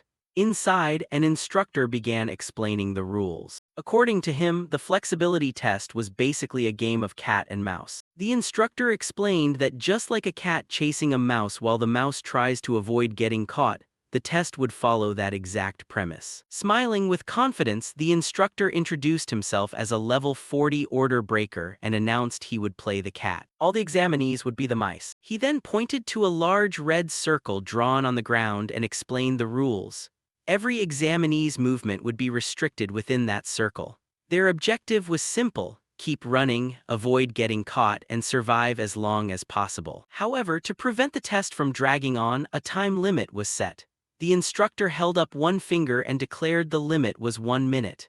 Any examinee who managed to avoid getting caught for a full minute would receive a perfect score. The announcement instantly sparked a buzz among the trainees. Some chuckled with confidence, finding the trial way too easy. They wondered if the instructor was underestimating them. To them, surviving for a minute sounded more like a reward than a test. Many became certain a perfect score was practically guaranteed. The instructor smiled at the crowd before announcing the name of the first examinee. The first mouse, he declared, would be Fumiya Futaki from the Southern Continent. Fumiya immediately stiffened when his name was called. But before he could react, Cajun placed a hand on his shoulder and told him not to disgrace their continent. Hearing those words, Fumia quickly regained his confidence. Turning back with a smile, he assured everyone there was nothing to worry about. He proudly declared that speed was his specialty, especially since he was a lightning attribute user. As Fumia stepped into the arena, the instructor casually added one more rule he had forgotten to mention. If he touched an examinee even once, that person would be disqualified immediately. After explaining the condition, he calmly asked Fumia if he was ready. Fumia answered full of confidence that he was ready. At the same time, purple lightning began crackling around his body as he activated his power. Smirking, he even warned the instructor to be careful not to get outmaneuvered by a mouse. The instructor just smiled in response. A strange aura swirled around him as he snapped his fingers and stared right at Fumia. He remarked that whether the cat got outmaneuvered or not depended entirely on the mouse. The moment the test started, the instructor vanished from his spot. Fumia was struck dumb with shock seeing that. A chilling draft ran down Fumia's spine. Before he could react, a dark shadow with glowing red eyes quietly materialized right behind him. The next second, a hand landed on his head. Fumia's body locked up. He slowly turned his head to see the instructor standing directly behind him. In a cold voice, the instructor remarked that a noisy mouse with slow reflexes like Fumia made for absolute prey. Fumia crashed hard onto the ground, his face pressed flat against the floor. His eyes trembled in shock, utterly unable to comprehend what had just happened. Standing right over him, the instructor offered a gentle smile and announced that it had taken all of 0.47 seconds. Hearing that, the surrounding candidates were completely stunned. Not a single one of them had managed to track the movement. They wondered how the instructor had appeared behind Fumia so fast and were horrified to realize he had been caught in under a second. A few admitted they hadn't seen a thing because the whole process had played out way too fast. Among the observers, only Itsuki and Cajun realized that instead of relying purely on natural speed, the instructor had very likely used some kind of skill. Even though they acknowledged his speed was overwhelming, they believed it wasn't to the point of being completely impossible to track or deal with. Meanwhile, the instructor turned his back on the defeated Fumia, casually announcing that it was time to pick the second mouse. He chose another candidate from the southern continent, Cajun Imamichi. As Cajun stepped forward, his armored teammate loudly cheered him on, telling him to give it his all.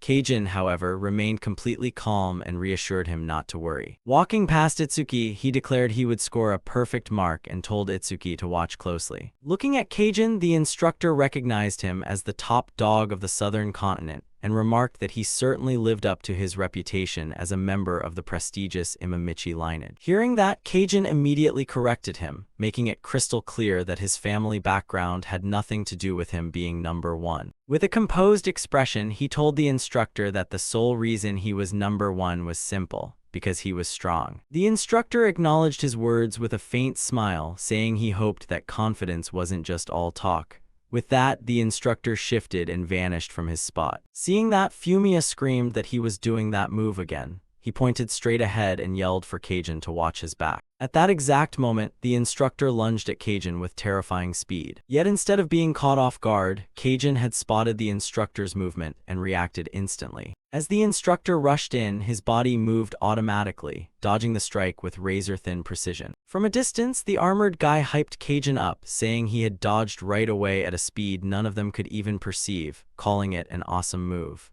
Fumia proudly chimed in that it was all thanks to his warning. Itsuki, however, disagreed, nodding that Cajun had reacted before any warning had even been given. That only made Itsuki more curious, as he realized Cajun didn't seem to be relying on his eyes at all.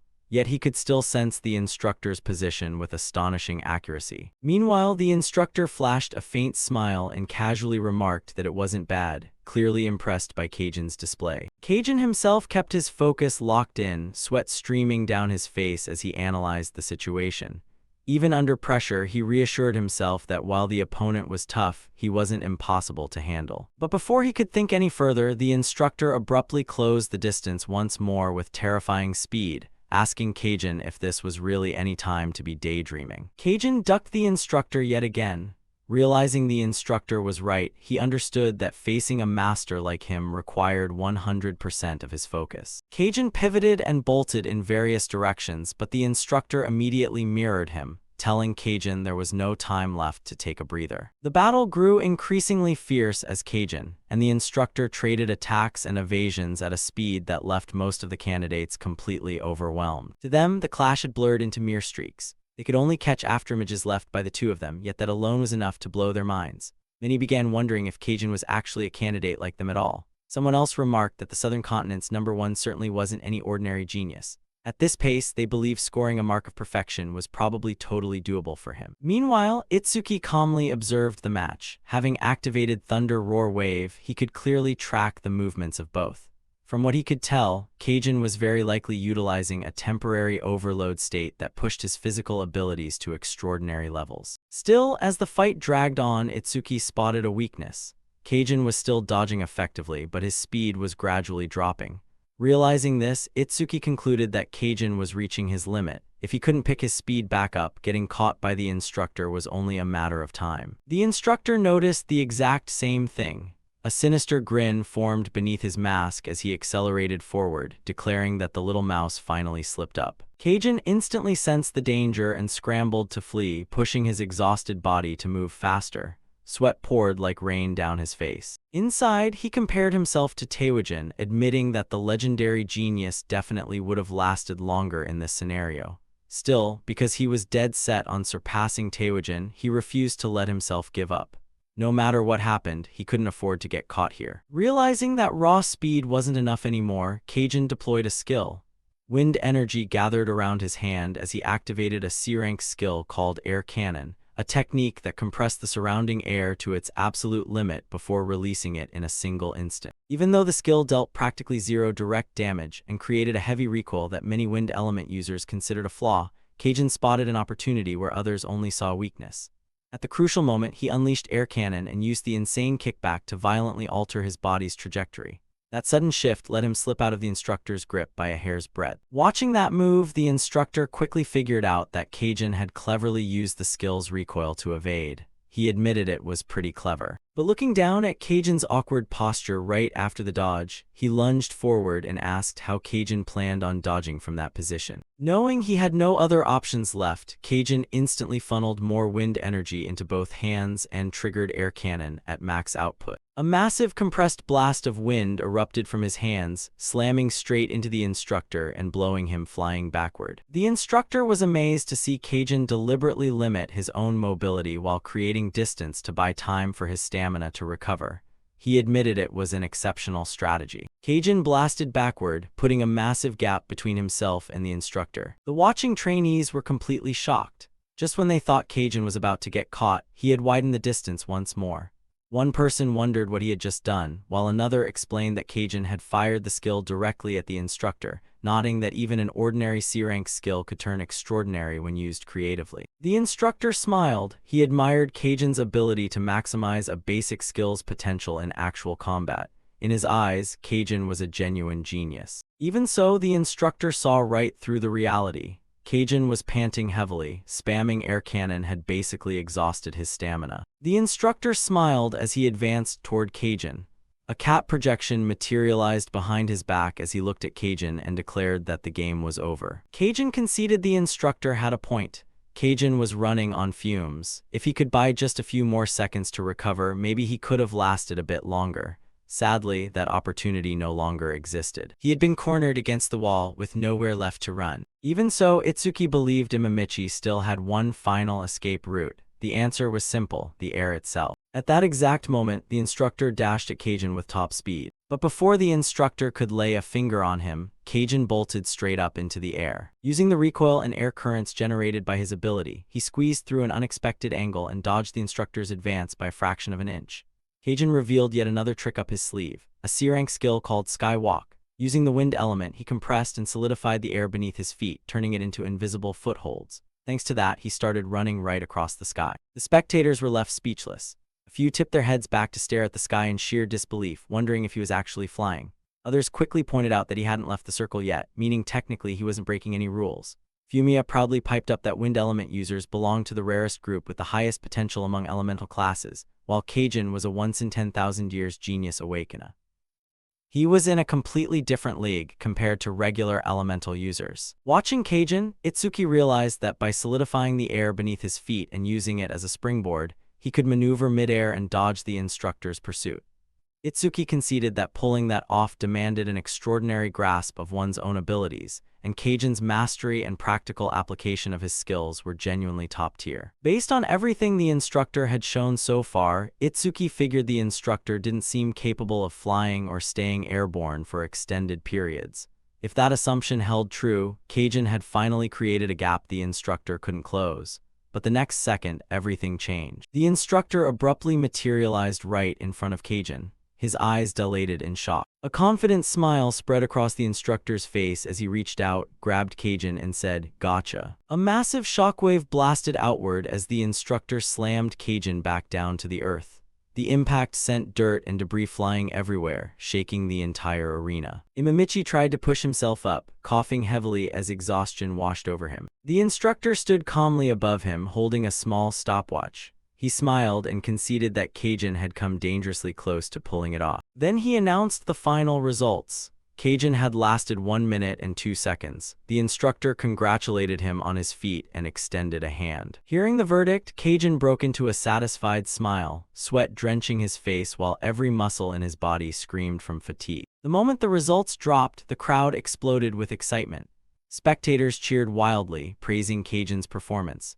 Many declared that the top-ranked preliminary candidate had proven his stellar reputation was well-deserved. Others admitted the chase had been so intense it felt like their hearts were about to burst from suspense. Among the audience, Itsuki watched quietly. He acknowledged Kajin's exceptional talent. Kajin had cleverly managed his stamina throughout the test and showcased an uncanny knack for wringing every ounce of potential out of every skill he owned. Seeing that kind of mastery made Itsuki genuinely look forward to facing him in a real match down the road. Meanwhile, Kajin's teammates celebrated enthusiastically. The armored brute proudly declared Kajin to be the pride of the southern continent. The instructor then stepped closer to Kajin and offered his hand. Kajin, still wheezing from exhaustion, accepted the gesture and slowly hauled himself up. Smiling warmly, the instructor said that over the past 9 years he had met countless candidates. Yet among all of them, Kajin stood out as one of the most brilliant talents he had ever laid eyes on. He added that if Kajin kept progressing at this pace, becoming a special savior capable of shouldering humanity's future wasn't just some pipe dream. He encouraged him to keep up the good work. Kajin respectfully thanked him for the praise. Even though he was wiped out, he felt honored by the instructor's words.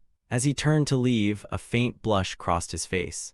Once Kajin's test wrapped up, the instructor announced the next candidate would be Ikatora Sano from the southern continent. That was the giant armored guy from Kajin's squad. Pumped up by Kajin's performance, Sano confidently claimed he had figured out most of the instructor's movement patterns. He believed watching Kajin had handed everyone the cheat code to lasting longer against the instructor. Hearing that, Kajin simply wished him luck. Then Kajin walked over to Itsuki. Locking eyes with him, Kajin stated he'd decide whether Itsuki was worth his time after watching his performance in the upcoming test. He warned Itsuki not to waste his time, but Itsuki coolly replied that Kajin might end up disappointed. Before Kajin could fully process the retort, the next candidate's result was announced. Ikatora Sano's survival time was barely over 5 seconds. Sano lay stiff as a board in pure shock. He couldn't wrap his head around what had just happened. He had predicted the instructor would attack from behind based on the patterns he'd observed. Instead, the instructor had told him a cat never hunts following just a single pattern. Standing nearby, Itsuki eyed Kajin with a subtle smirk and remarked that Kajin's performance hadn't exactly been a great example to follow after all. Kajin instantly stiffened with embarrassment and irritation. Sano looked completely defeated. With a pained expression, he apologized to Kajin, saying he'd dragged his name through the dirt. Kajin immediately slapped him lightly on the head and told him the one being disgraced wasn't him, it was the entire southern continent. The instructor then announced that following the southern continent, it was time for the northern continent's representative to step up for testing. He recalled that only a single candidate from the northern continent had registered at this location. He called Itsuki forward. When Itsuki's name was called, the crowd instantly buzzed with energy. Several candidates whispered among themselves, recognizing him as the northern continent's #1 genius and the top-ranked candidate nationwide. Having witnessed Kajin's showing, they felt lucky to also watch the nation's premier genius in action. But as Itsuki walked toward the testing zone, many turned doubtful. A few admitted they couldn't sense the overwhelming aura Kajin had given off. Itsuki took in the commentary without reacting. Initially, he'd planned to stand completely still, get caught right away, and deliberately tank his score with a 0. However, after watching Cajun's test, his mindset had shifted. That performance had piqued his curiosity and made him actually want to test the waters for real. Elsewhere, Sano told Cajun to move, nodding they still had the magic power strength test ahead. Fumiya whined that if he hadn't wasted so much time during the attack power test, they would have finished everything by now. He wondered who on earth was strong enough to have shattered the Shikigami in the previous test. Fed up with the complaining, Cajun told them to shut their traps and watch Itsuki's test. Cajun tracked Itsuki with sharp eyes. He wanted to witness firsthand just how capable the nation's top genius really was. Meanwhile, as Itsuki stepped inside the red circle, the instructor recognized him as the one who had shattered the record previously set by the legend Itsuki Tenma. He said he'd been looking forward to meeting him for a long time. Itsuki stretched out, deciding to aim for surviving 5 seconds against the instructor. With that in mind, he told the instructor that he might end up disappointing everyone's expectations. The instructor smiled, saying there was no need to be that humble. With that, he lunged forward with astonishing speed. His silhouette blurred into a streak as he charged straight at Itsuki. But Itsuki sidestepped and evaded. Seeing that, the instructor conceded Itsuki was fast, exactly as expected of a national #1 candidate. Itsuki then pivoted and sprinted in the opposite direction at full throttle. The instructor moved with terrifying speed as well, chasing Itsuki down while confidently asking where he thought he was running off to. Meanwhile, Itsuki stayed calm. In his head, he counted down the seconds. 2 seconds had elapsed. Itsuki zigzagged across the floor, yet the instructor tracked his movements without breaking a sweat. Watching the match, the audience realized Itsuki's speed wasn't a bit weaker than Cajun's. Still, many of them felt confused. Instead of making space, Itsuki kept backing toward the boundary line. To them, it looked like he was cutting off his own escape routes. A few viewers figured Itsuki was panicking and just running on pure instinct. Even Cajun jumped to the same conclusion. He'd initially believed Itsuki might turn out to be a formidable rival, but now felt Itsuki was simply digging his own grave. Losing interest, Cajun prepared to walk away. Spotting that, Sano asked if he wasn't going to watch anymore. Cajun replied that the outcome was already crystal clear. In his view, Itsuki had been cornered in under 3 seconds, sealing his fate. Continuing to watch was a total waste of time. As the chase dragged on, the instructor grew increasingly baffled. He carefully observed Itsuki and realized the kid wasn't using any skills, wasn't speeding up, and wasn't trying to obstruct him. On top of that, Itsuki had chosen what looked like the worst possible path. The instructor couldn't wrap his head around what was going through his mind. At that exact second, Itsuki abruptly switched feet and halted with flawless control right near the boundary line. A system prompt flashed before his eyes. Thunder Roar Wave activated. Agility increased by 100%. The moment the skill triggered, electricity crackled across Itsuki's body, spiking his speed dramatically. Seeing that, the instructor smirked. He figured Itsuki had finally decided to use a skill, but in his mind, it was way too late. Confident victory was within his grasp, he reached out to grab him. Yet the next moment completely blew his mind. Shrouded in lightning, Itsuki suddenly zipped right past him at unbelievable speed. The instructor's hand grabbed nothing but thin air. His eyes widened in absolute disbelief after watching Itsuki pull off the dodge. The instructor froze solid. A bead of sweat trickled down his face as he replayed what had just happened in his head.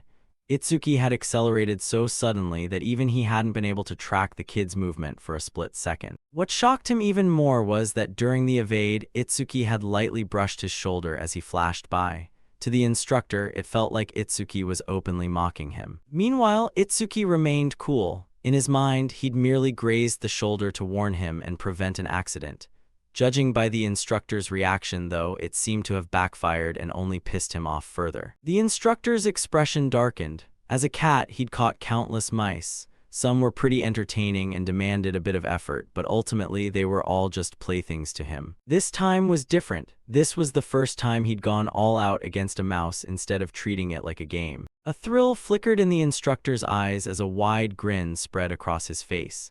Staring right at Itsuki, he said that for a mere mouse, Itsuki sure had a lot of nerve mocking him. The the instructor's killing intent exploded outward, and he lunged at Itsuki with lightning speed. His aura surged across the arena like a raging storm as he swore to make Itsuki regret provoking him. Moving at terrifying speeds, he charged straight at Itsuki, stating he'd end it before the visual nerve signals could even reach Itsuki's brain. Just as his hand was about to connect, Itsuki spun around to face him, counting in his head that 4 seconds had passed. The instructor's eyes dilated in shock. He could hardly believe Itsuki had actually caught his movement. A split second later, a horrific impact shook the arena, sending energy and debris flying everywhere, leaving every single onlooker speechless. The audience stared at the battlefield in confusion. Some asked what had just gone down, while others wondered if Kajin had pulled off another successful dodge. Kajin, however, calmly shook his head and declared the match was over. As the dust cleared, Itsuki was pinned to the ground while the instructor stood over him with a hand pressed firmly against Itsuki's chest. But the instructor felt something was off. If Itsuki had genuinely reacted to his movements in time, why hadn't he dodged the strike? At that moment, Itsuki looked completely calm despite being pinned.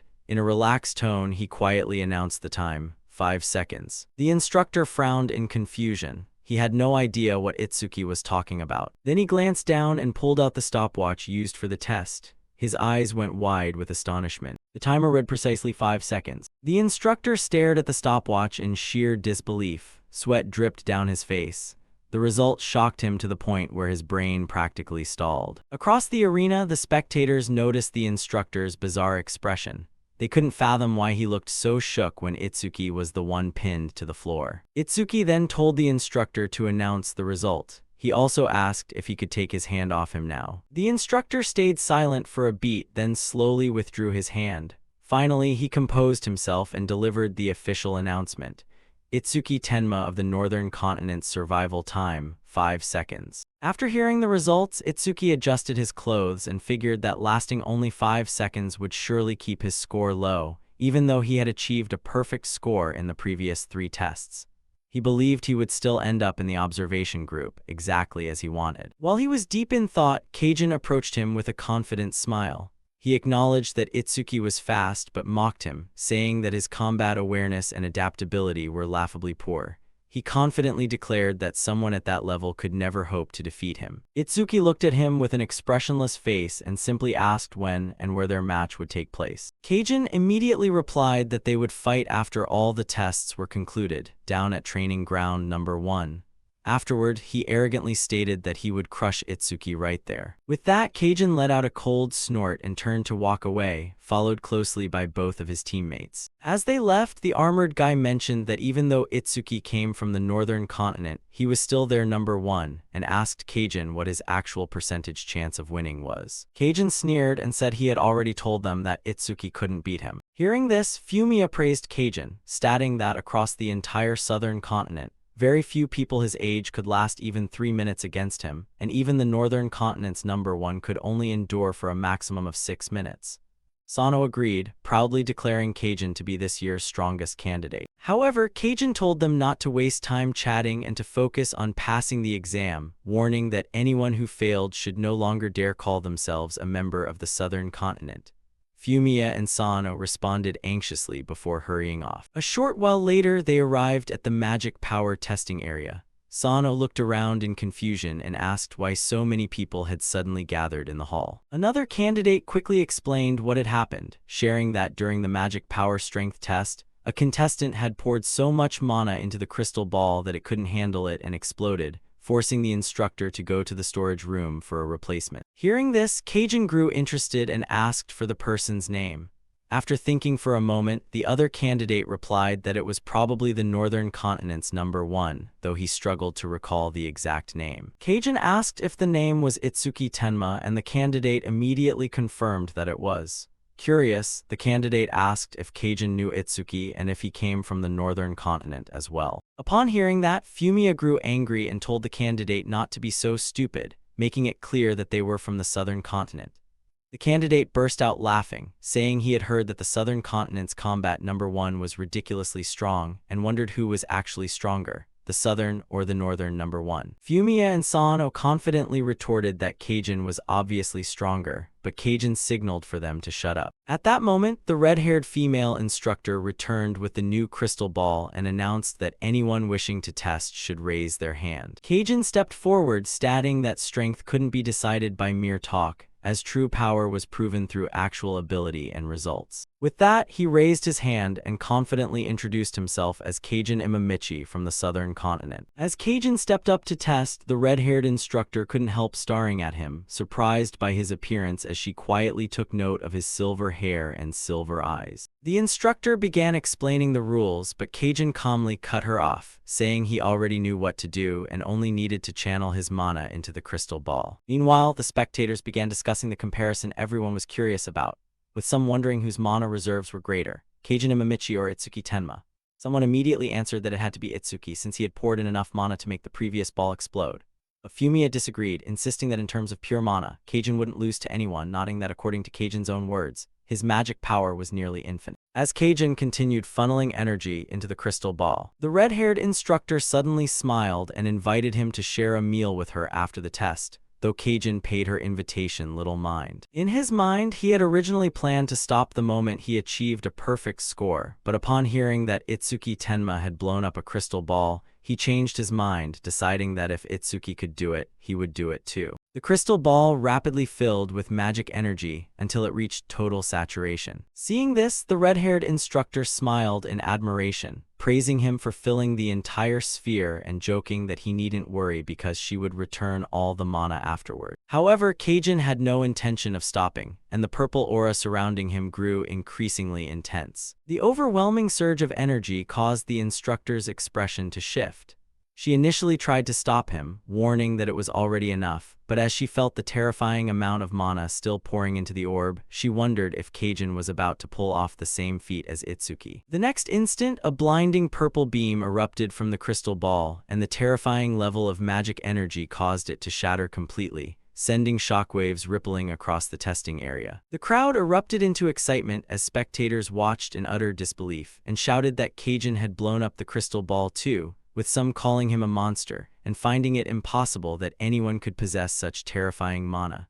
Fumiya proudly declared he had known all along that Keijin could pull it off. After blowing up the crystal ball, Keijin calmly told the instructor there was no need to return the mana since he still had plenty to spare, leaving her to stare at the destroyed orb with a mix of disbelief and regret. Sano found it hard to believe that Keijin had destroyed a sphere capable of absorbing the mana of a level 40 awakened being, considering such an achievement astonishing, while Fumiya immediately proclaimed that first place in this test belonged to Keijin. Yet Keijin cared nothing for rankings, viewing the top spot in such a low-level test as meaningless when there was only one thing currently capturing his interest. Meanwhile, Horino was astonished to see that Itsuki had only lasted 5 seconds in the agility test. Itsuki explained that the instructor's movement speed was absurdly fast, adding that speed wasn't his forte to begin with, but Seiya refused to believe him and fixed him with a skeptical look.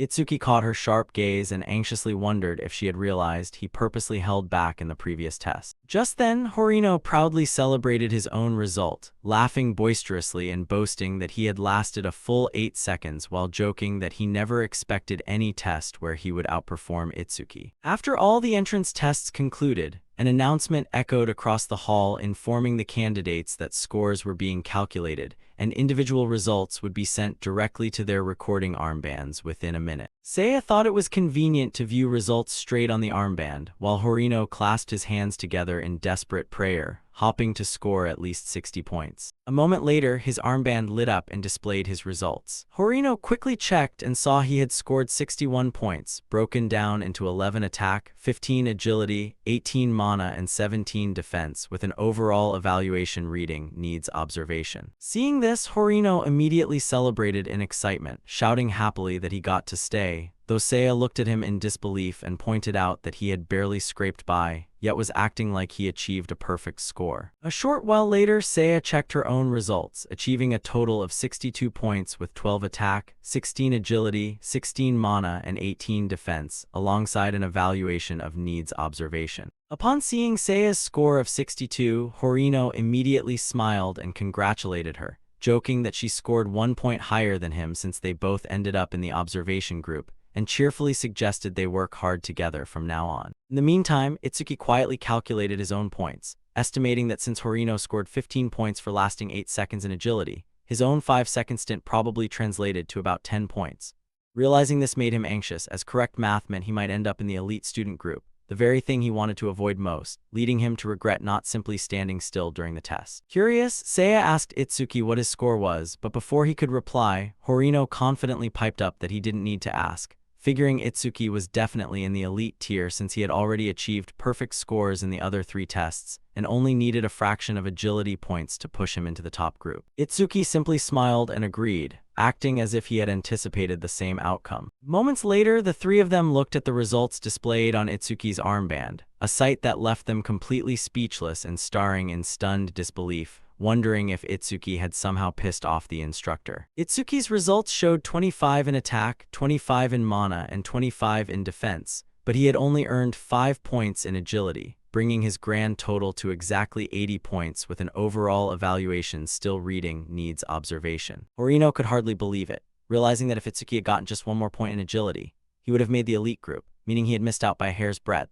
After learning Itsuki was in the observation group too, Horino tried to comfort him by saying that missing the elite group was a pity, but no reason to be too sad since the 3 of them could keep training together as before.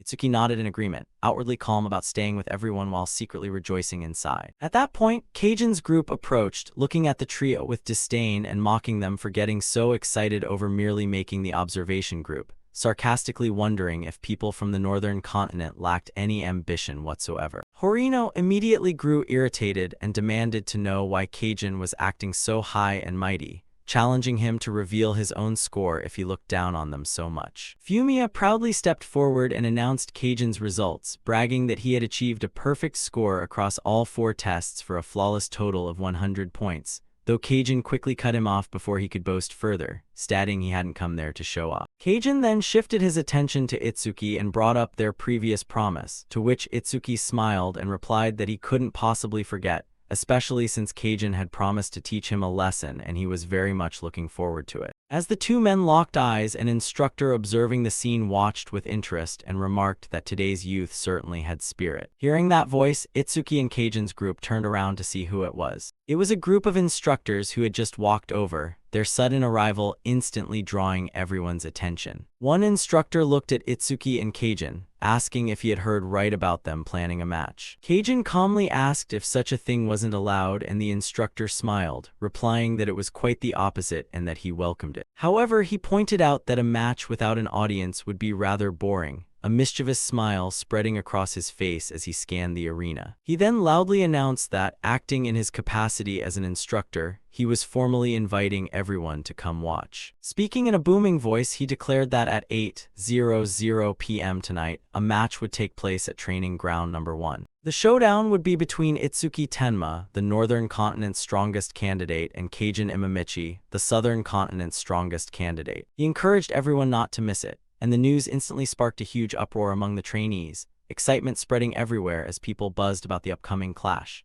Many found it hard to believe that right after the entrance exams concluded, they would witness a duel between the 2 top contenders from both continents, with some eagerly debating who would win and others even starting to place bets. Everyone looked forward to seeing which of these 2 geniuses would stand at the peak, Kajin on one side, Itsuki on the other, in a true battle between the strongest. Seeing all this, Kajin told Itsuki that he hadn't intended to turn their fight into such a massive event, telling him to blame the overly nosy instructor for making it public if he wanted to blame someone. Itsuki smiled with confidence and admitted that he was genuinely looking forward to the match. Seeing that both sides agreed, the instructor cheerfully concluded the conversation by announcing that everyone would get their fill of action tonight and telling the trainees to disperse. As the students began to leave, the instructor held Itsuki back and asked if he had a moment to talk, to which Itsuki agreed. Sano invited Kajin to get food together, but Kajin refused, telling them to go ahead because he wanted to rest for a bit.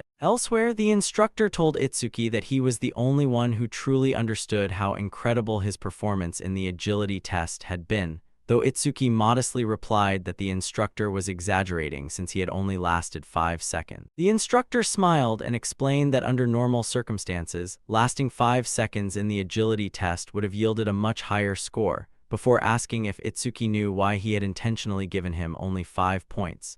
Itsuki answered that he didn't know, but was completely satisfied with the score he received. Hearing that, the instructor turned and said that even without knowing the exact reason, he had realized Itsuki was hiding his true strength, which was why he deliberately lowered his score as a way of helping him out. Upon hearing this, Itsuki asked why the instructor had made such a big fuss about the match with Kajin and shoved him into the spotlight if he already knew he was concealing his abilities, prompting the instructor to smile and admit it was just a small punishment for the careless attitude Itsuki displayed during the test. He warned Itsuki that if he really wanted to hide his strength, he should be more careful and avoid fighting at full capacity. Itsuki smiled confidently at that and asked if the instructor genuinely believed Kajin had the capability to force him to fight seriously, to which the instructor merely shrugged and replied that no one could know for sure, though he warned Itsuki not to underestimate Kajin and reminded him that Kajin possessed a special rank talent. Having nothing more to say, the instructor ended the conversation, telling Itsuki they had shared enough secrets for one day and advising him to head back and rest before wishing him luck as they parted ways. As Itsuki walked away, he pondered what the instructor had said, realizing that Kajin also possessed a special rank talent just like his own Nirvana talent,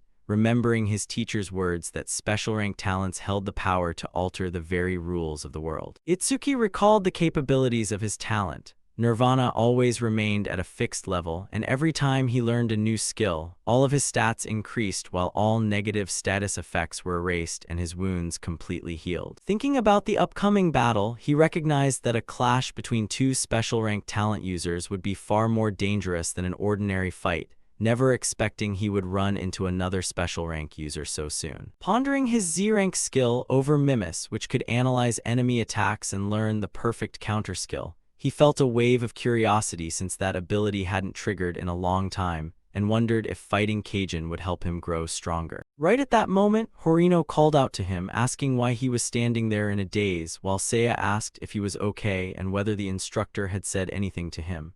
Itsuki smiled and replied that it was nothing serious, just some advice about the match, adding that the long day had left him tired. Itsuki suggested the group rest at his place, prompting Horino to immediately ask if he had managed to secure a high-end room with a living room large enough for all 3 of them. With a faint smile, Itsuki answered that his room wasn't quite that small, leaving Horino staring at him in complete, disbelieving shock at what he had just heard. When the 3 of them arrived at Itsuki's villa, Horino stood frozen in disbelief, staring at the luxurious building before him and shouting in astonishment as he asked if Itsuki had really rented an entire villa. The moment they stepped inside, Horino grew even more excited, running around the villa and marveling at everything he saw, praising the plush sofa, high-end carpets, spotless walls, and crystal-clear windows as he exclaimed in admiration that the place was unimaginably vast and luxurious. Seiya looked around the expansive villa and remarked that it was much bigger than she had imagined, and Itsuki smiled, telling them that the villa would serve as their group's base from now on and inviting them to hang out whenever they wanted. Once they settled down, the conversation shifted back to the upcoming match, with Horino asking if he was really going to fight Kajin,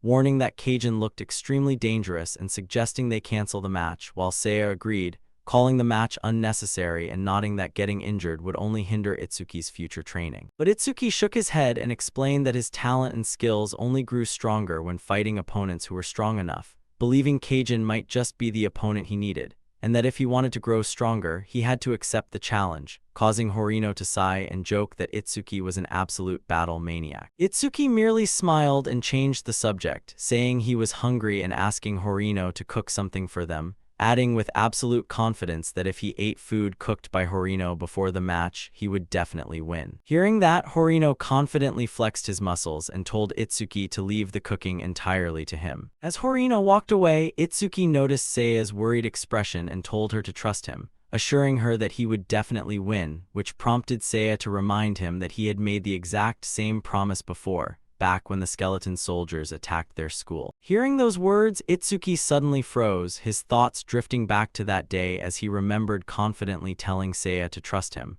and recalling that even though he defeated the skeleton soldiers, Seiya had vanished afterward. With tears in her eyes, Seiya told Itsuki that he had broken his promise. She reminded him that he could have easily dodged the skeleton soldiers' attack, but instead chose to use his own body to block it. Itsuki tried to explain that he did it because of his skill, but she cut him off before he could reveal anything, reminding him that Order Breaker forbade him from telling others what his skill did, and that even she wasn't allowed to know the details. Itsuki could only stay silent, knowing she was right, though Seiya noted that after Itsuki was injured, he summoned a giant blue lotus, healed his wounds, and defeated the skeleton soldiers. She believed he took the hit because he was certain he could heal himself. Even so, she angrily told him that there were still safer ways to win, saying she was furious because he deliberately put himself in danger, causing Itsuki to apologize and tell her not to be mad anymore, to which she replied that when a girl is truly angry, she doesn't just say she's angry. She called him an idiot for not understanding girls, and Itsuki innocently asked if that meant she wasn't mad. Seiya scolded him again, saying he had always tried way too hard ever since they were kids, reminding him that he wasn't alone because she and Horino were by his side. She told him he needed to value his own life more. Right at that moment, Horino brought out the food, smiling and joking that it looked like Seiya was lecturing Itsuki again, which Seiya quickly denied, saying she wasn't giving a lecture. After calming everyone down, Horino placed the food on the table and invited everyone to eat, saying there was plenty for everyone and reminding them that nobody could fight well on an empty stomach. That evening at 7:55 p.m., everyone gathered at Apex Camp, training ground number 1, to watch the long-awaited match. The excited trainees began placing bets using their points, with some confidently wagering 10 points on Itsuki Tenma,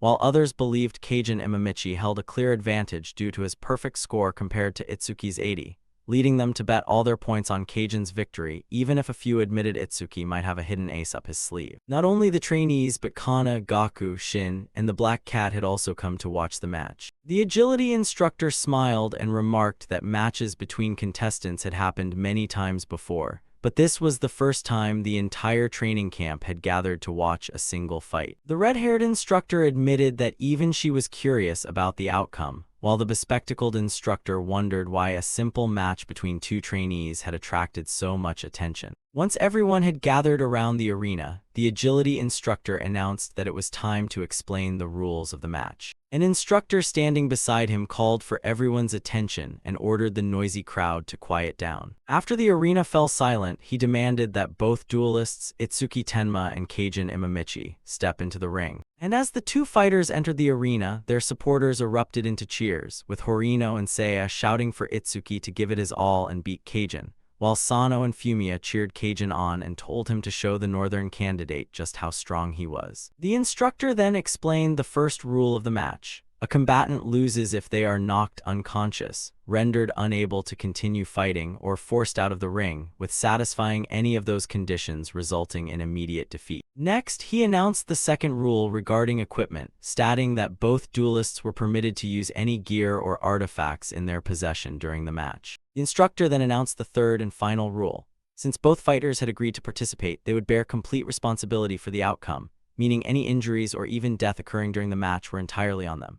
The entire crowd fell silent after hearing this rule, with many trainees finding it hard to believe a simple match could lead to death and wondering who would agree to such dangerous conditions. The instructor, who had previously glared at Itsuki with murderous intent at the training camp gates, then declared that if both contestants confirmed they had no objections, the match would start immediately. Keijin sneered and asked if death scared Itsuki, telling him not to talk so much before mocking him by asking if everyone from the northern continent was as chatty as him. Without a shred of fear, Itsuki confidently declared he had no objections, and the instructor promptly announced the start of the match. The moment the match began, Keijin decided to end the fight as quickly as possible. He activated a C-rank skill called Vacuum and rushed toward Itsuki at high speed, preparing to overwhelm him from the very first attack. Keijin's skill sucked away all the air in a given area, generating a powerful air current that dragged everything nearby toward him, though Itsuki remained completely calm despite being pulled forward by the strong gravitational force. His expression didn't change in the slightest as he watched Keijin ready his next move. Unwilling to waste any time, Keijin gathered all the compressed air into both hands and unleashed an air cannon at maximum output. He fired a massive stream of compressed air straight at Itsuki, the powerful attack exploding upon impact and shaking the entire arena. A massive cloud of dust and debris engulfed the battlefield, making it impossible for anyone to see what had happened to Itsuki. Confident that his opening strike had succeeded, Kajin looked toward the smoke and declared that if Itsuki couldn't even withstand a greeting-level blow, he should surrender right now before losing his life. However, as the dust slowly cleared, Itsuki stood completely unharmed, smiling calmly as he warned Kajin not to get too confident just because his surprise sneak attack had worked. Seeing Itsuki standing there without a single scratch, Kajin's confident expression instantly vanished as he realized the battle between the two strongest candidates was only just beginning.